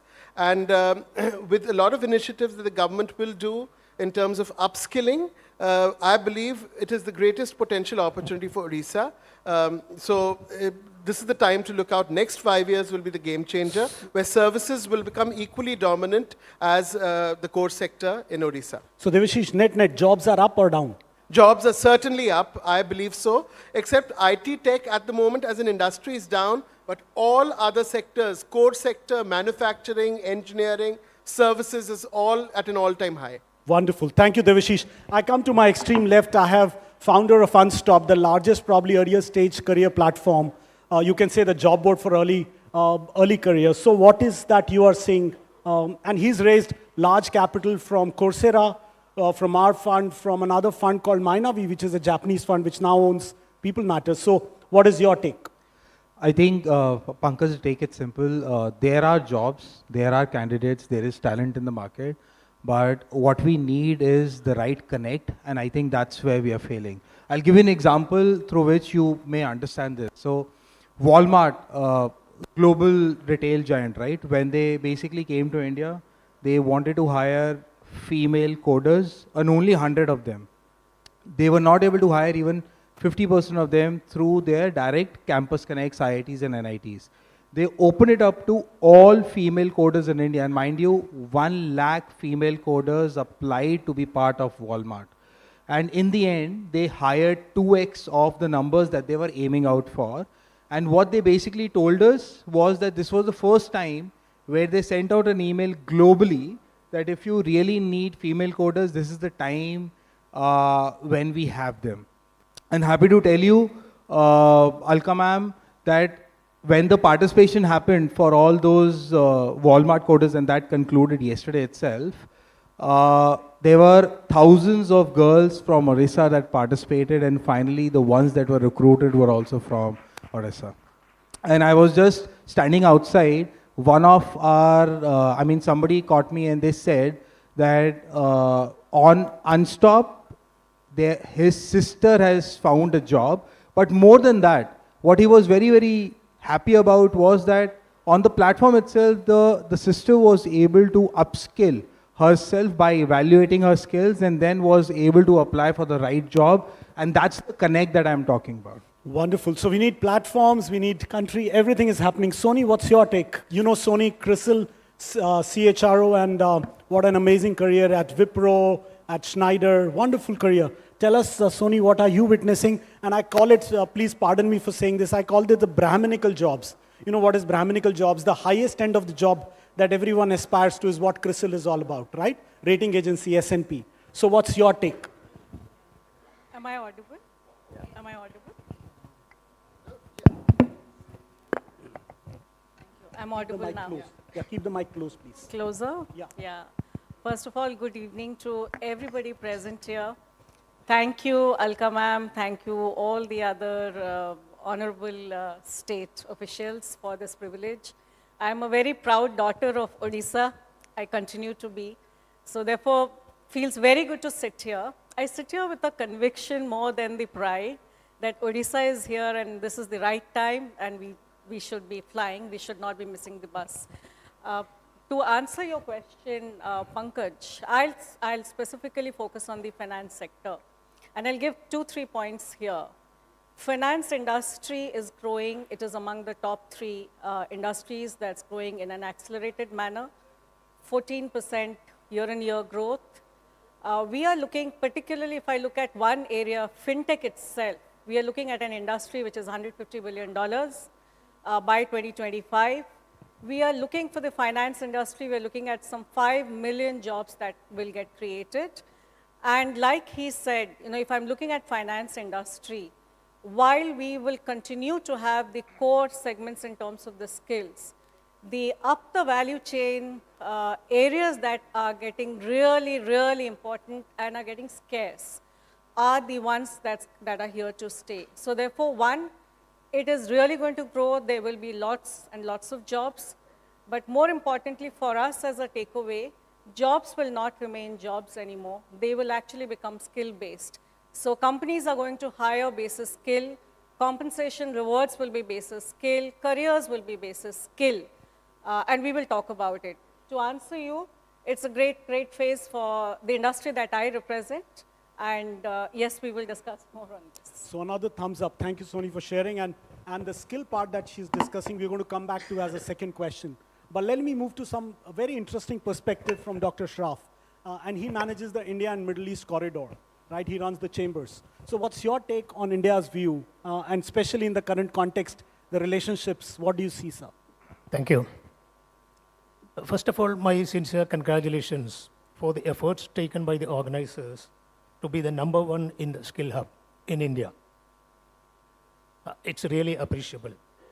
Thinking about, discussing about, identifying and inviting resources to address the gathering and to empower what it is required is the #1 sign of establishing Odisha as the #1 skill hub.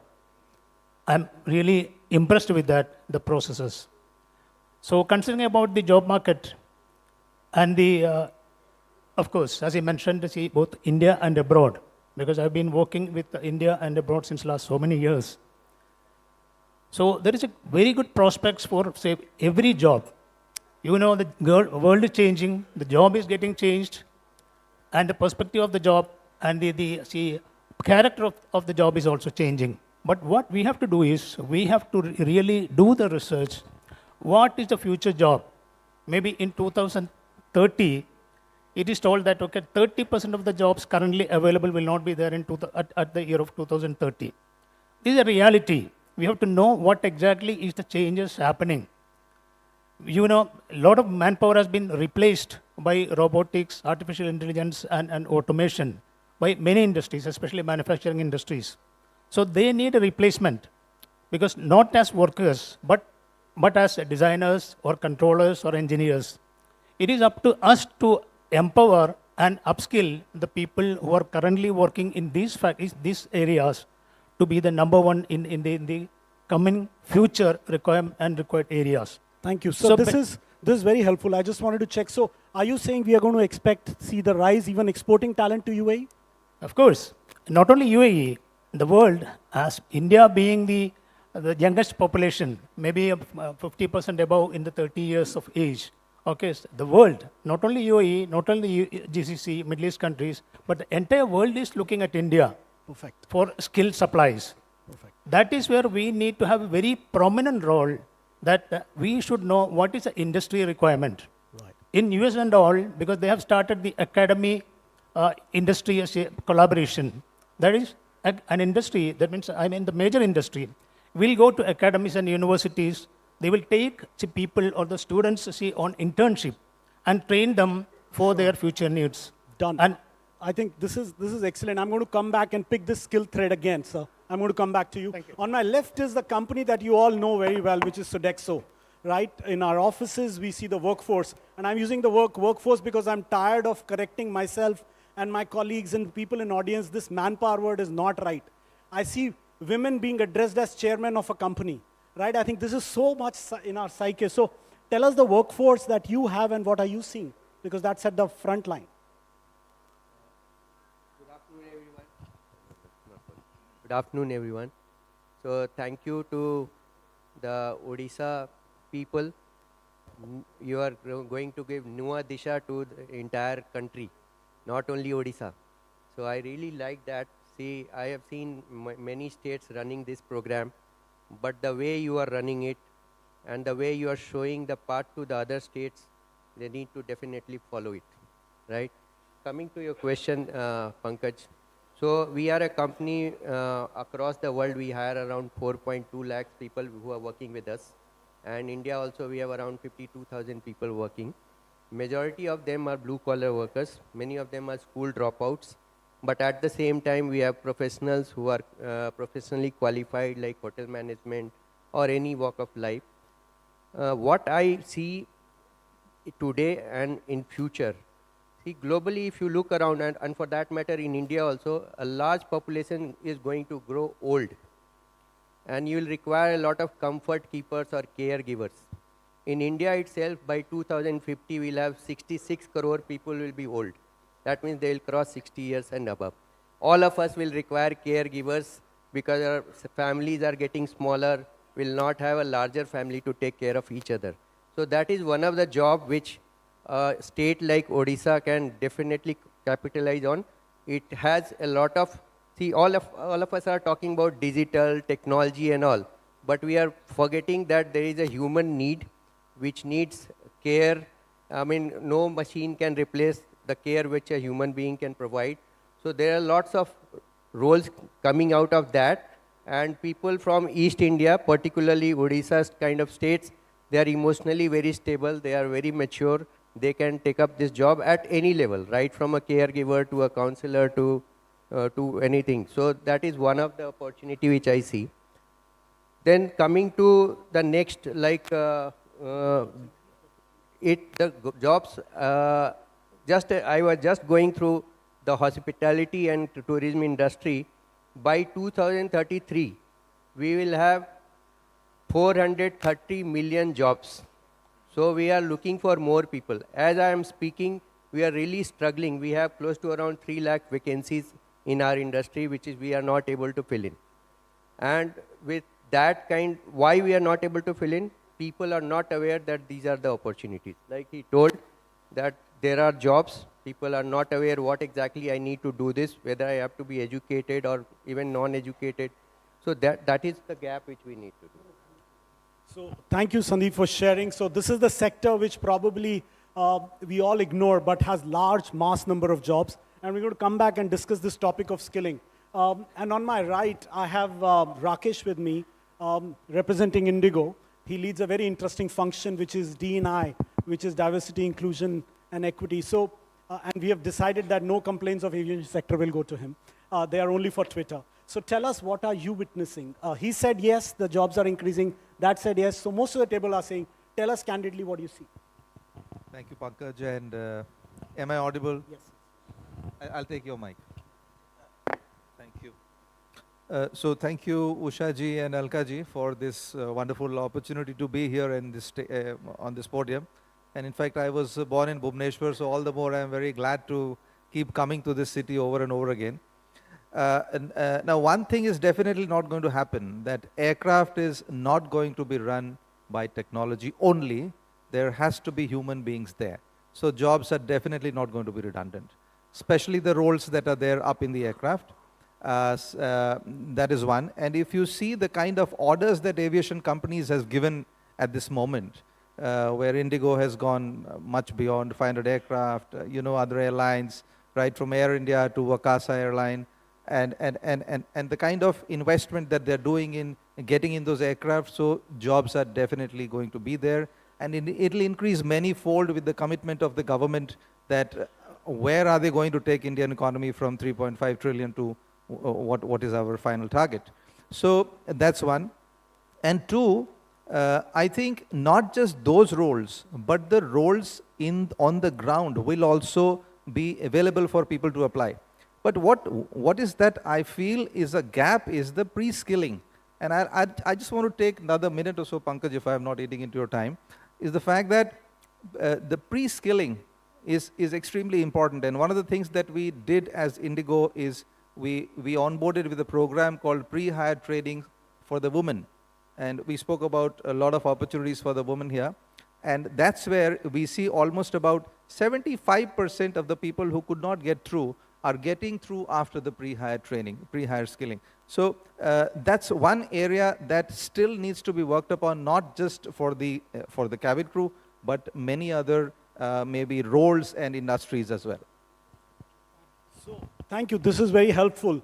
Let me ask a show of hands. How many of you think your jobs can be done by machine or technology? Just say a hand. So very few people believe that's the reality.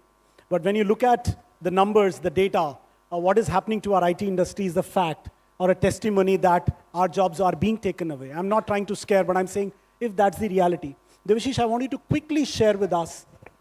Everybody is saying in services sector, tech jobs are over. IT industry is down, that's what they're saying. You all remember the poster child of India was Infosys, Wipro, TCS, right? If they are hiring, India is hiring. If they are not hiring, India is not hiring. That's not true anymore.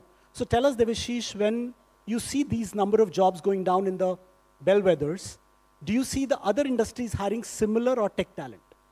So, interestingly, technology has become a horizontal across industries. I think with the way technology, especially in terms of data science, in terms of the Internet of Things, 4.0 technologies, Industry 4.0 technologies, across all industries, manufacturing, core sector, automotive, pharma, I hire for all of these customers, FMCG. So what percentage? If out of 60,000 that you hire, since I'm privy, how many you will be now hiring? 1.2, 1,20,000. So how many of them? At the moment, with IT down, about 80% of my hiring is in all other sectors except IT.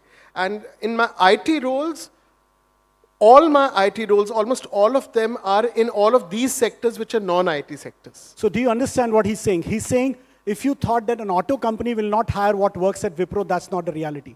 But the job character itself in the traditional sectors have gone through a change. And if I just may want to add on in context of Odisha, when we are talking of upskilling, I think the potential for Odisha today is, in these areas, if along with ITIs, we are able to upgrade our curriculum to bring in Industry 4.0 technologies so that our workforce in Odisha is ready in these next 5 years to make this mammoth change that's happening globally. Because all of these jobs are being taken over by Internet of Things and so many other cyber security, all of these jobs. So Devashish, that will help us. Yeah. And we'll hear from him. What do Absolutely. you think, what he's saying? Do you agree with it or no? No, I think I agree, and we also have seen, and we are generally into early talent space. So all the companies that come and recruit, so we have 9 million students on our platform, which is about 90 lakhs pan-India. We work with close to 800 plus top recruiters, some sitting on this panel, some here. So we work with Reliance, Tata's, Flipkart and all. All of them are doing engagements that they are hiring. The other thing, let's say if I take Reliance as an example, Ashwini was there earlier. We were speaking with Reliance. They also want to now see that even in manufacturing, how they can transform and look out for digital jobs as well. This is the trend that I wanted to highlight that they both are referring to. Soni, you tell us, again, your sector, the top sector, you were saying skilling. Another show of hands, do you think the MBAs in current avatar or those degrees will be relevant 5 years from now? Okay, some of you think they may not be relevant, right? But if you see the data, it's completely different. The traditional MBA colleges are questioning. Most of the students who are passing out for premier colleges are saying, I'm not interested in doing a master's because I can learn that on the work. So what are you seeing? You had the top talent, the cream la cream talent. Will you continue to look at the traditional degrees?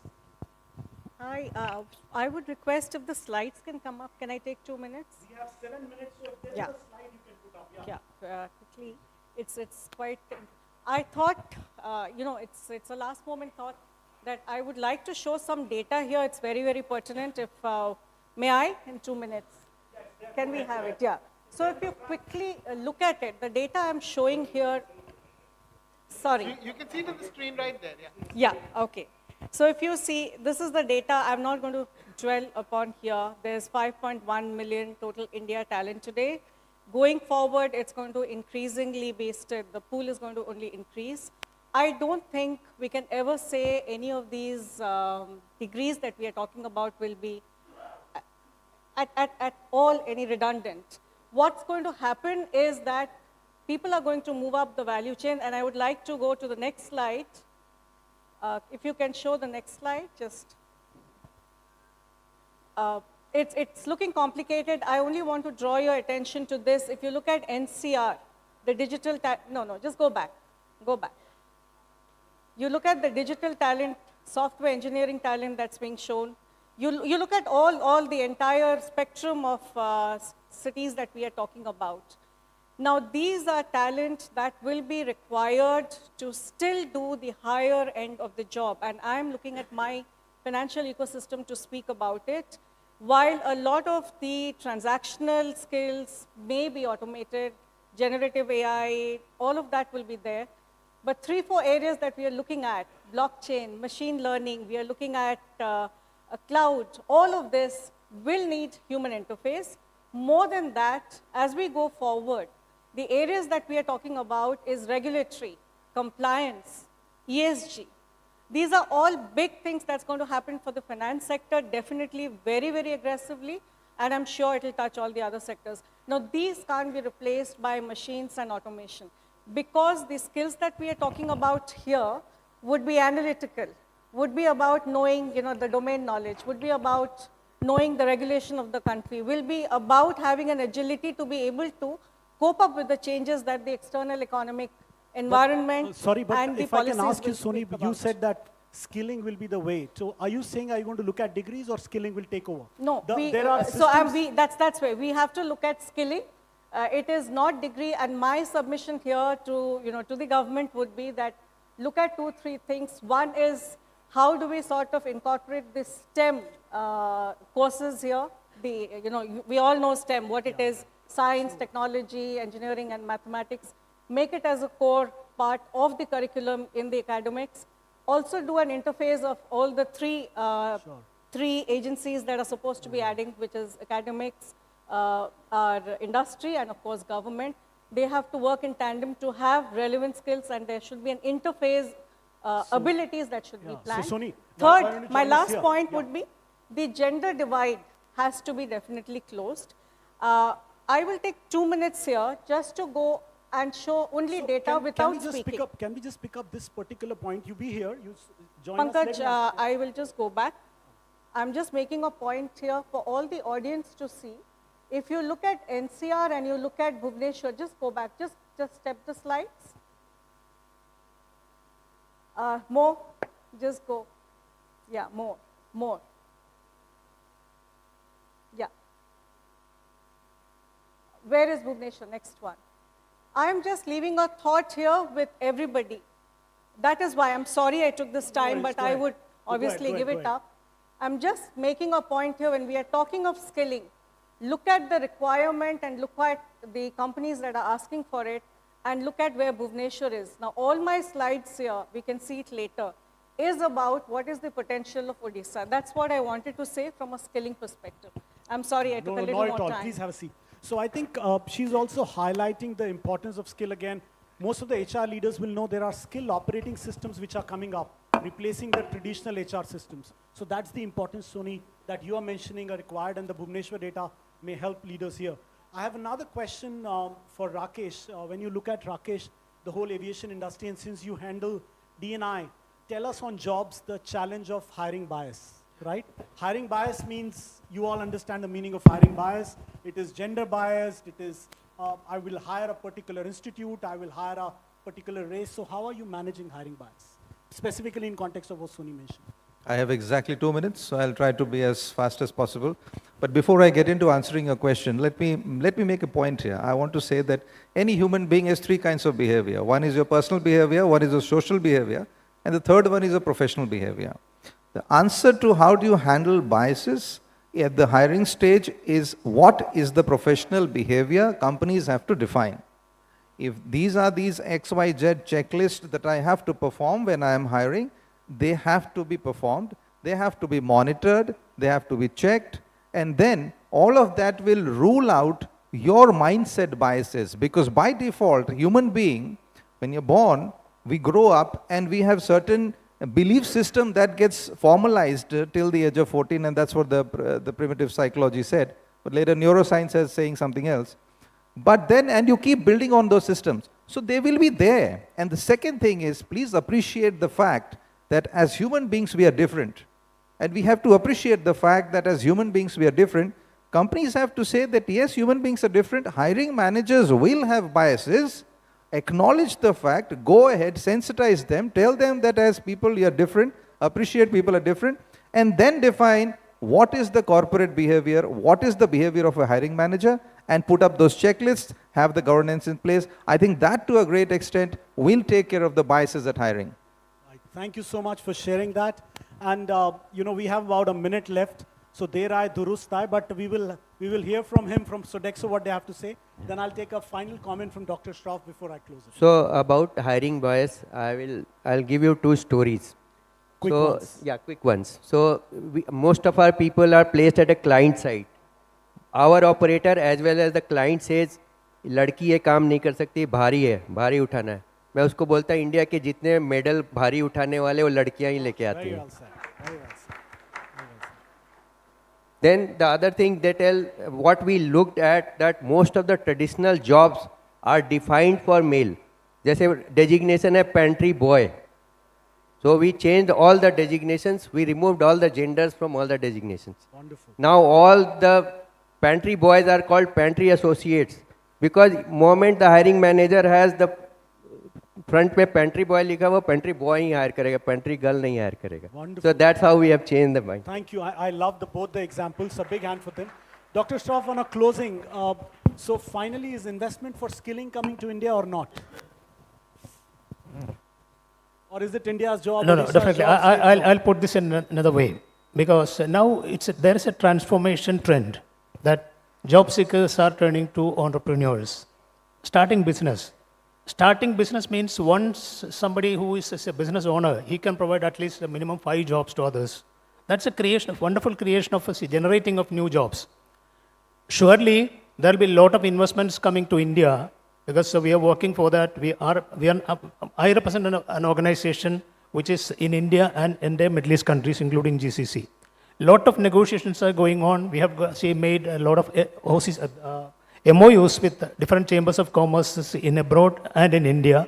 And I am working very closely with at least 4 state ministries to bring in investments and employability, to export employable people to outside India. And this is working very, very successfully. And I hope there is a tremendous scope for all these things. But we keep upskilling the people, both in employment and for the entrepreneurship. Thank you. Thank you so much, Dr. Shroff.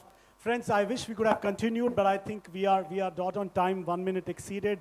You know, I was thinking, if we would have gone on the skill side, everyone has their take on the skill, right? Wo in Ramcharitmanas they say, "Jinki rahi bhavna jaisi, Prabhu Murat tin dekhi taisi."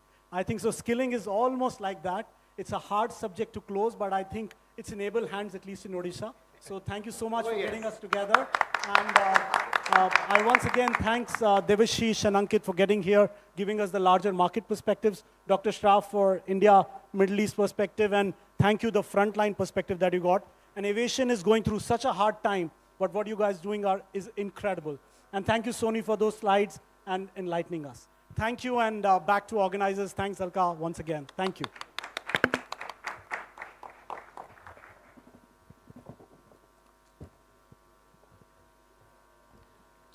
Thank you so much. Thank you for this amazing discussions. And may I now request Principal Secretary, STT. Okay. Chairperson. Ma'am, both of you, why don't you join? Alka ma'am and Usha ma'am, a big round of applause.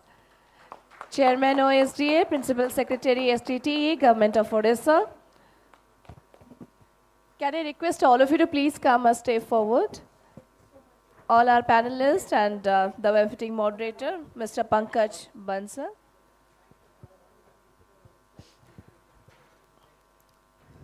I'll be requesting both of you, ma'am, to please present a token of appreciation to all the eminent panelists present over here and our moderator for the session on service industry.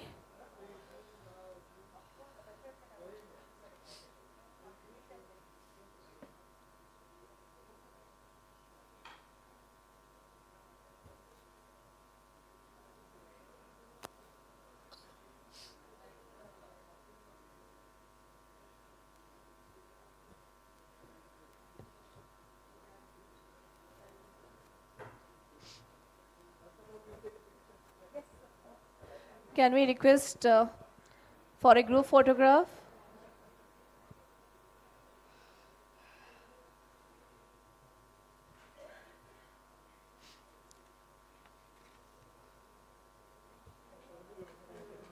Thank you so much. Thank you, each and everyone.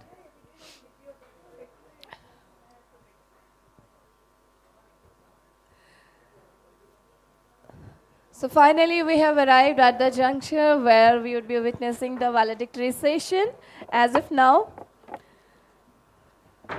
And we all were collectively looking forward for this day. I mean to say number of days. Check. Can we increase the volume, please, console?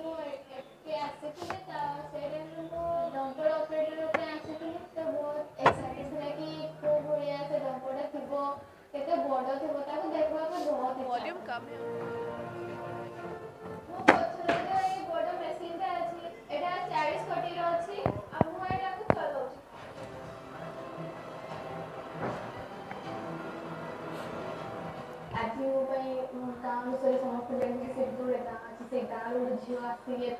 Check. Hello, Check. hello. Hello. Hello.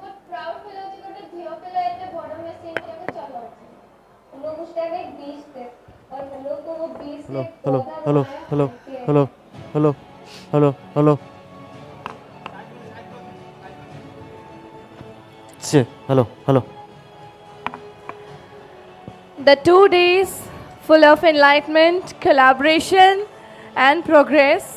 Nevertheless, thank you so much for being an inevitable part in your own way. Hello.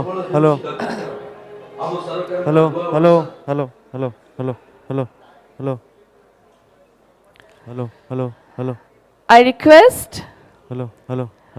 Chairperson OSDA, Srimati Alka Mishra, to please come and join us on the dais for the valedictory session. Principal Secretary, STT, Government of Odisha, Srimati Usha Pari. CEO, OSDA, Sri Raghuji, to please come and join us for the valedictory session. Ladies and gentlemen, can I expect a round of applause from all of you?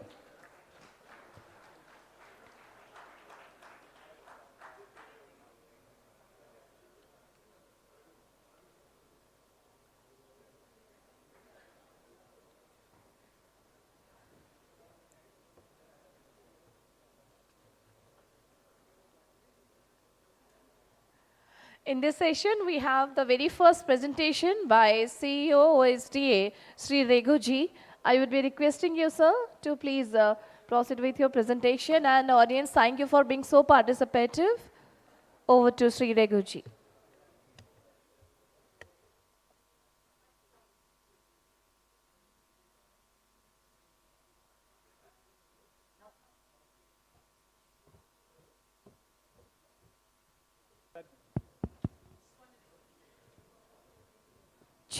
Check, yes. So I would request my colleagues from the directorates and WC and the engineering colleges to kindly see this bit. These are takeaways for us actually. So from the last 2 days of deep deliberations. So I request your participation. I'll also have a quiz for some of you.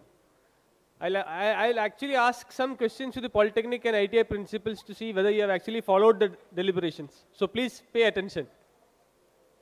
Right. So, this we have seen, so I will not dwell much on all this. We have a lot of geographic and natural strengths.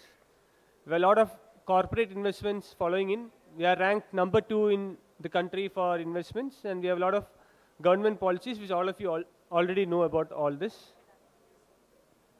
So yes, why is skilling such a crucial component? First thing is advent of emerging technologies. We are all dealing with this in the ITIs and polytechnics and the engineering colleges. A lot of jobs we are seeing a lot of changes. Many of the panelists mentioned that in IT and ITS the hiring has been slower this year. They are looking for more of people who skilled in micro credentials and all that. So the ways of working and the jobs, nature of jobs are changing. The consumer demography is also changing. More impulsive consumers nowadays. Increased digital adoption with organizations like Blinkit and all coming in. More local hiring, because you all know that way better than we all do. Today, Mr. Sudarshan mentioned about hiring from Kalahandi. 1,000 students hired from Kalahandi for jobs in Vedanta's factories in Kalahandi. I didn't know that myself. You know that better because all of you participate in the hiring drive. So businesses are becoming more local nowadays. Yes. So what are the drivers for skilling from key sectors? Power, more shift towards green energy. Yesterday, DC ma'am spoke about the green hydrogen and green ammonia plant being set up in Gopalpur in Ganjam. So we'll have to look for skilling towards these sectors. Insurance, yes, we heard Mr. Anand Prabhudesai speaking about the Turtle Mint effort to sell insurance and to train people in insurance provision. So he spoke about 1 lakh postmen trained. So we have much more demand now in that sector. So we'll have to look towards that. Logistics, yes, there's a complete session on logistics. We have courses in ITIs now on logistics. I think World Skill Center is also starting a new course on logistics. So a lot of things to look forward, especially with the number of ports increasing in Odisha. We had Mr. Subrat Tripathi speaking about Adani's efforts in ports. So a lot to look forward to in this sector. Tech and IT, I think this was the most disruptive sector for all of us. Actually, sitting down there, we also felt, we are also taken by the storm. We don't know what kind of jobs will exist tomorrow. So a lot of things to look, especially for the vice chancellors, because engineering jobs are going to be dynamic like never before. Next, manufacturing, yes. Manufacturing, I think people spoke about automation, where cobots will be working along with people. People spoke about green energy, sustainable energy in manufacturing, because you have to work with sustainable energy in steel making and all that. But the important takeaway and the recommendation was that more and more companies are looking towards diversity, inclusion, and so we are on the right track, I guess. At least our efforts are on the right track. So we'll have more girls and women working in the manufacturing sector, and we are on way to doing that. Yes. So these are the broad key takeaways, which I think most of us know, but still the mindsets we have to change so that we look towards the futuristic job roles. Public-private partnerships, we are trying to do that even in ITIs, in polytechnics, and in engineering colleges, we are trying to bring public-private partnerships. Industry-academia collaboration, this has been spoken about in almost every session, that there is a gap and that industry is willing to come forward and bridge that gap. That's the assurance that we have got in every session. Managerial and soft skills training, that extremely well taken. We know our students are being given life skills, but still I think there is a lot to cover, because Hemant Sharma sir also spoke about we don't need people who are skilled for life, we need people who are life skilled. So that's the major takeaway. So we heard a couple of interesting commitments. You must all be remembering Mr. Ashish Mohapatra and Mr. Ritesh Agarwal giving the comment about mentoring 5 startups and financing them, 5 startups every year from Odisha by each of them. So that was an interesting commitment that we heard yesterday. More investments in the state, yes. Job creation, especially insurance sector, finance, fintech sector. We had promises about job creation. Ease of doing business, yes. Hemant Sharma sir spoke at length about the ease of doing business that Odisha is providing. Skill development and training, we had Alka ma'am and Usha ma'am speaking about Nua Odisha program and the kind of efforts that we are taking to bring in industry, and that in Odisha is the most flexible policy here in skill development, where industry can come and collaborate in whichever ways is possible. So, and finally, to end it all, I mean, we had a very interesting session on women's empowerment. These are the kind of slogans that came up, and no guesses for which slogan won. The slogan which won is that a skilled lady makes a skilled family and a skilled country.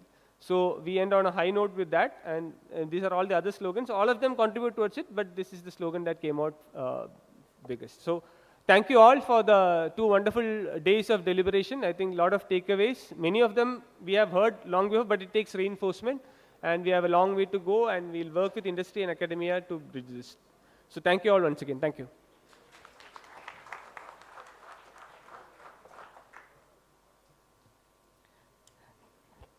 Thank you, Sri Reguji. Now I'd be requesting Alka ma'am to present the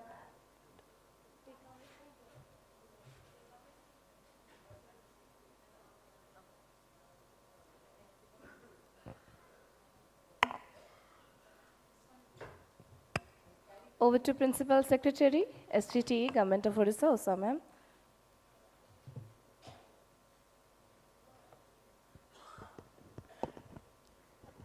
Now I am having 2 mics and I am carrying 1 more. So this is called preparedness. And my team, please don't fail me again. Okay, Samastanku Namaskar. First of all, thanks to everyone for being our partners for last 2 days and spending some time with us, sharing your valuable thoughts. Thanks and gratitude from bottom of my heart. On behalf of OSDA, my department, my directorate, everyone, on behalf of everyone, I convey our sincere gratitude for your time and your words, and everything has been so good for 2 days. So thanks a lot. I'll start with that. So yesterday when I started, I asked, how is the Josh? That was the first session. So the answer was evident that, okay, it was starting. So now it's the ending, last session. So how is the Josh? Very good. Somebody shouted. Please raise your hand. Okay, very good. Because the work begins now. So when we all think that, okay, the 2-day seminars are over, I'm sure that the entire team here will actually start working towards all those action points which have been taken away. So thanks a lot for giving all those works to us. So now you have a reason if something doesn't happen, yes, we told you, you did not do. Okay, at least we have given that opportunity to you. Thirdly, at this stage, I would also like to say that on behalf of my team, I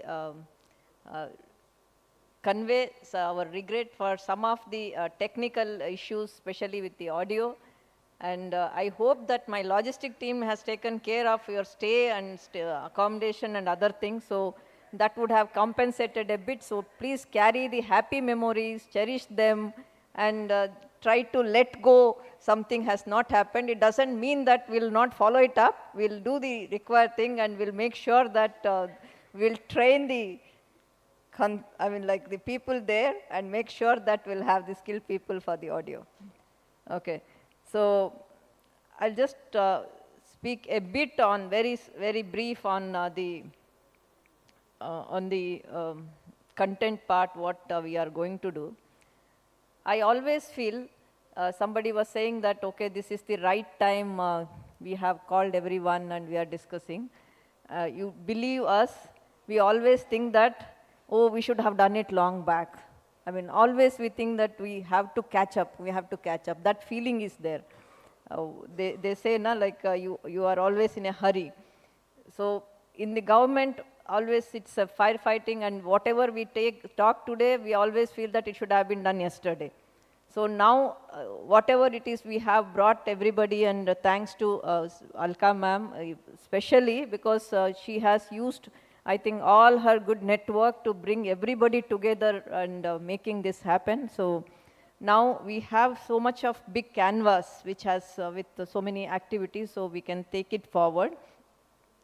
And whenever we hear every one of you, we feel that how contented or how complacent we become when we do the work. I mean, if you ask me, whatever they were talking, I mean, we were thinking, okay, we are doing this, we are doing that. There is so much of gap, I feel. I mean, when they talk of curriculum, okay, we are doing curriculum, already there has been so much of change. So something like that, always we feel that there is something happening, and industry expectations, there is so much of gap. So I think this is the platform, and these type of platform help us to fill up that gap and have a collaborative efforts. So I think in that direction, this has been a huge success. Your inputs have been there. My team has been here since since yesterday morning, and we have noted everything, and we'll take all those issues seriously, and we'll put the action plans in a place. I can only assure you, all of you who have given some thoughts, be assured that you have given it to the right people. We will assure you that we will be able to give those things really a good effort and make those things happen. If it is in the interest of the state, certainly we do it. And maybe yesterday we heard our Honorable CM, then subsequently the Chairperson 5T, and today some of the representative, yesterday Development Commissioner was there. Chief Secretary couldn't come, but he has sent his greetings. So all of us as a team, we have committed, and I think you might have realized that Odisha is going to deliver this. So with that, and with your good wishes, your continuous engagement, I stop here. But as I said, this is the beginning for all those things which we have talked since yesterday. And some of you, maybe we can come back to you again. And yesterday, we had been very, in another part where we have been quite listening to you. But maybe we'll be calling back you, and we'll be requesting, and maybe sometimes more demanding in getting back whatever we wanted from you or want from you. So please bear with my team. And we'll take all these issues forward, and we'll try to make those difference and try to transform those lives. And it is not just a rhetoric. We mean it. If we have to intervene, we have to see that every lives should transform, and they should be getting those opportunities which they deserve.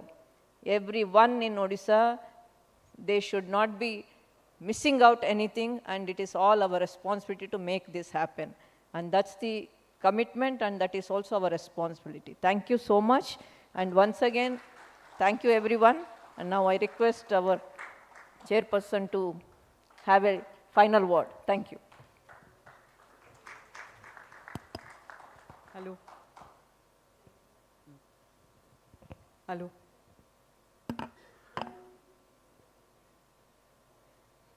When I said yesterday to the Chief Minister that I want to thank on behalf of a tribal girl that she can't be here because she is currently doing an internship in Singapore, or another one who's currently working in Dubai. I myself felt very emotional in the last few months that I have been here. And it's been very encouraging these last 2 days, because investment basically means opportunity. When I'd had a chance to speak to some of the principals of the ITIs and polytechnics and the district employment and skill officers, I had got an impression that there weren't any jobs available. So I think the 2 days here have been an indication even to the teams and everyone here in Odisha that the jobs are very much available. It's just that we have to ensure that the industry and our institution, whether it's the engineering colleges, I thank the Vice Chancellors for being here for the last 2 days and really listening in, as well as the district employment officers, the ITI and the Polytechnic principals, the trainers, for being so committed to hear for themselves. Sometimes when you're told, oh, in the newspaper there is 12,000 jobs here and 20,000 jobs there, you think maybe this is a figment of someone's imagination and someone's just writing a number. But today you've actually heard it from the people who are hiring themselves. We had someone from Nestle say, this is what I am doing, somebody from another organization, and I mean the list could go on.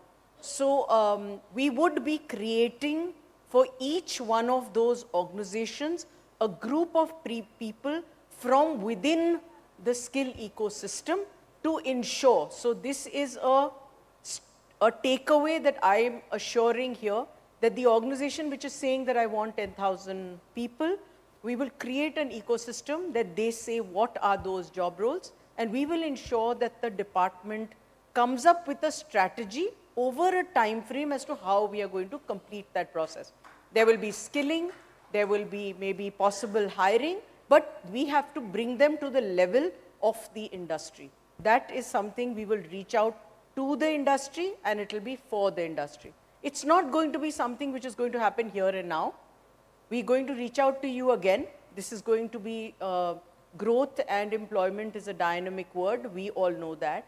And it's not that this summit is suddenly going to provide X number of jobs or X number of skills. So we as an organization will ensure that we create, whether it's trainers or the ecosystem, to provide for people for the industry.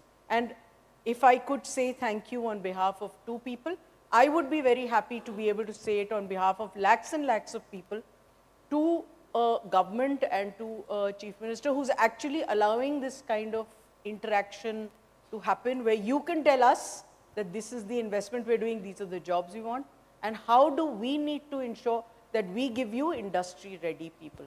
So on that note, I want to thank each one of you, those who've had to leave by flights earlier. I express gratitude to each one of them who've come. And for those people from within the state who are present here, we have a tough task ahead of us, because each one of us has to decide how many lives can be transformed. Thank you so much.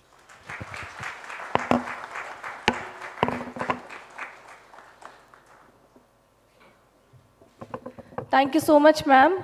Now I'd be requesting Principal Secretary SDTE to present a token of appreciation to Chairperson OSTA, Srimati Alka Mishra ma'am, for this amazing arrangement, one of its kind, Global Summit, Nua Odisha on Growth and Employment.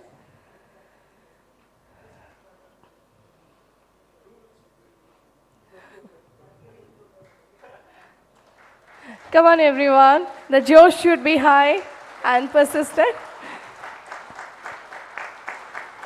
And I request Chairperson OSTA, Srimati Alka Mishra, to present a token of appreciation to Principal Secretary, SDTE, Government of Odisha, Srimati Usha Padhi.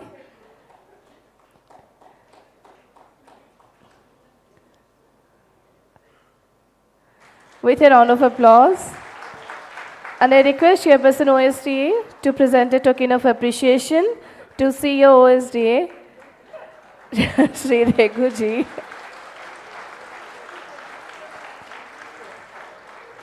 Regu sir, if it is of no use, you can think of options.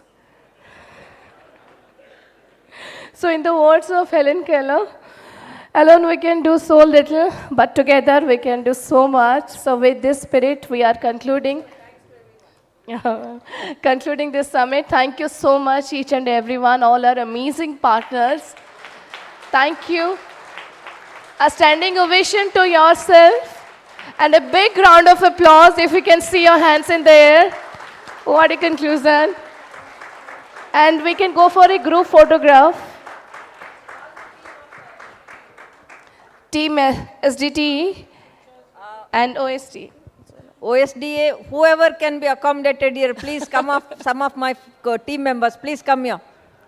Our team members, please come. OSDA, department, some of our university people, please come here. And if industry people wants to be part of it, you are most welcome. It would be an amazing picture. Please come.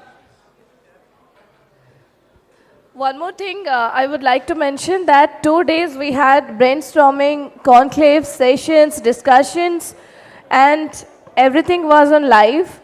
So in case you want to go back to some of the sessions, you want to listen to some of the key points shared by our experienced panelists, you can always check on the same and you can utilize the thing and you can always communicate to us for your thoughts, your ideas.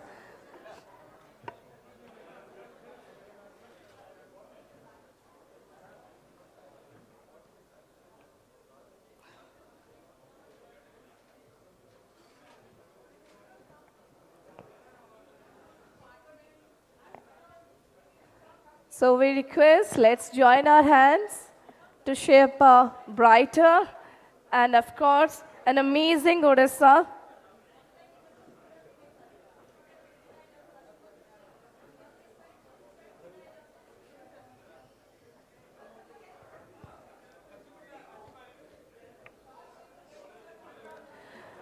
We can go for 2 phases of photographs.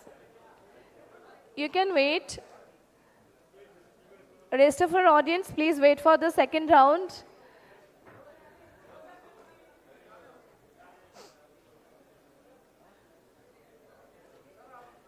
We can go for the second round of photograph. I request gentlemen to please wait. There will be another round where we will accommodate all of you. And in the next round, we would be requesting our partners to please come and join us after this photograph.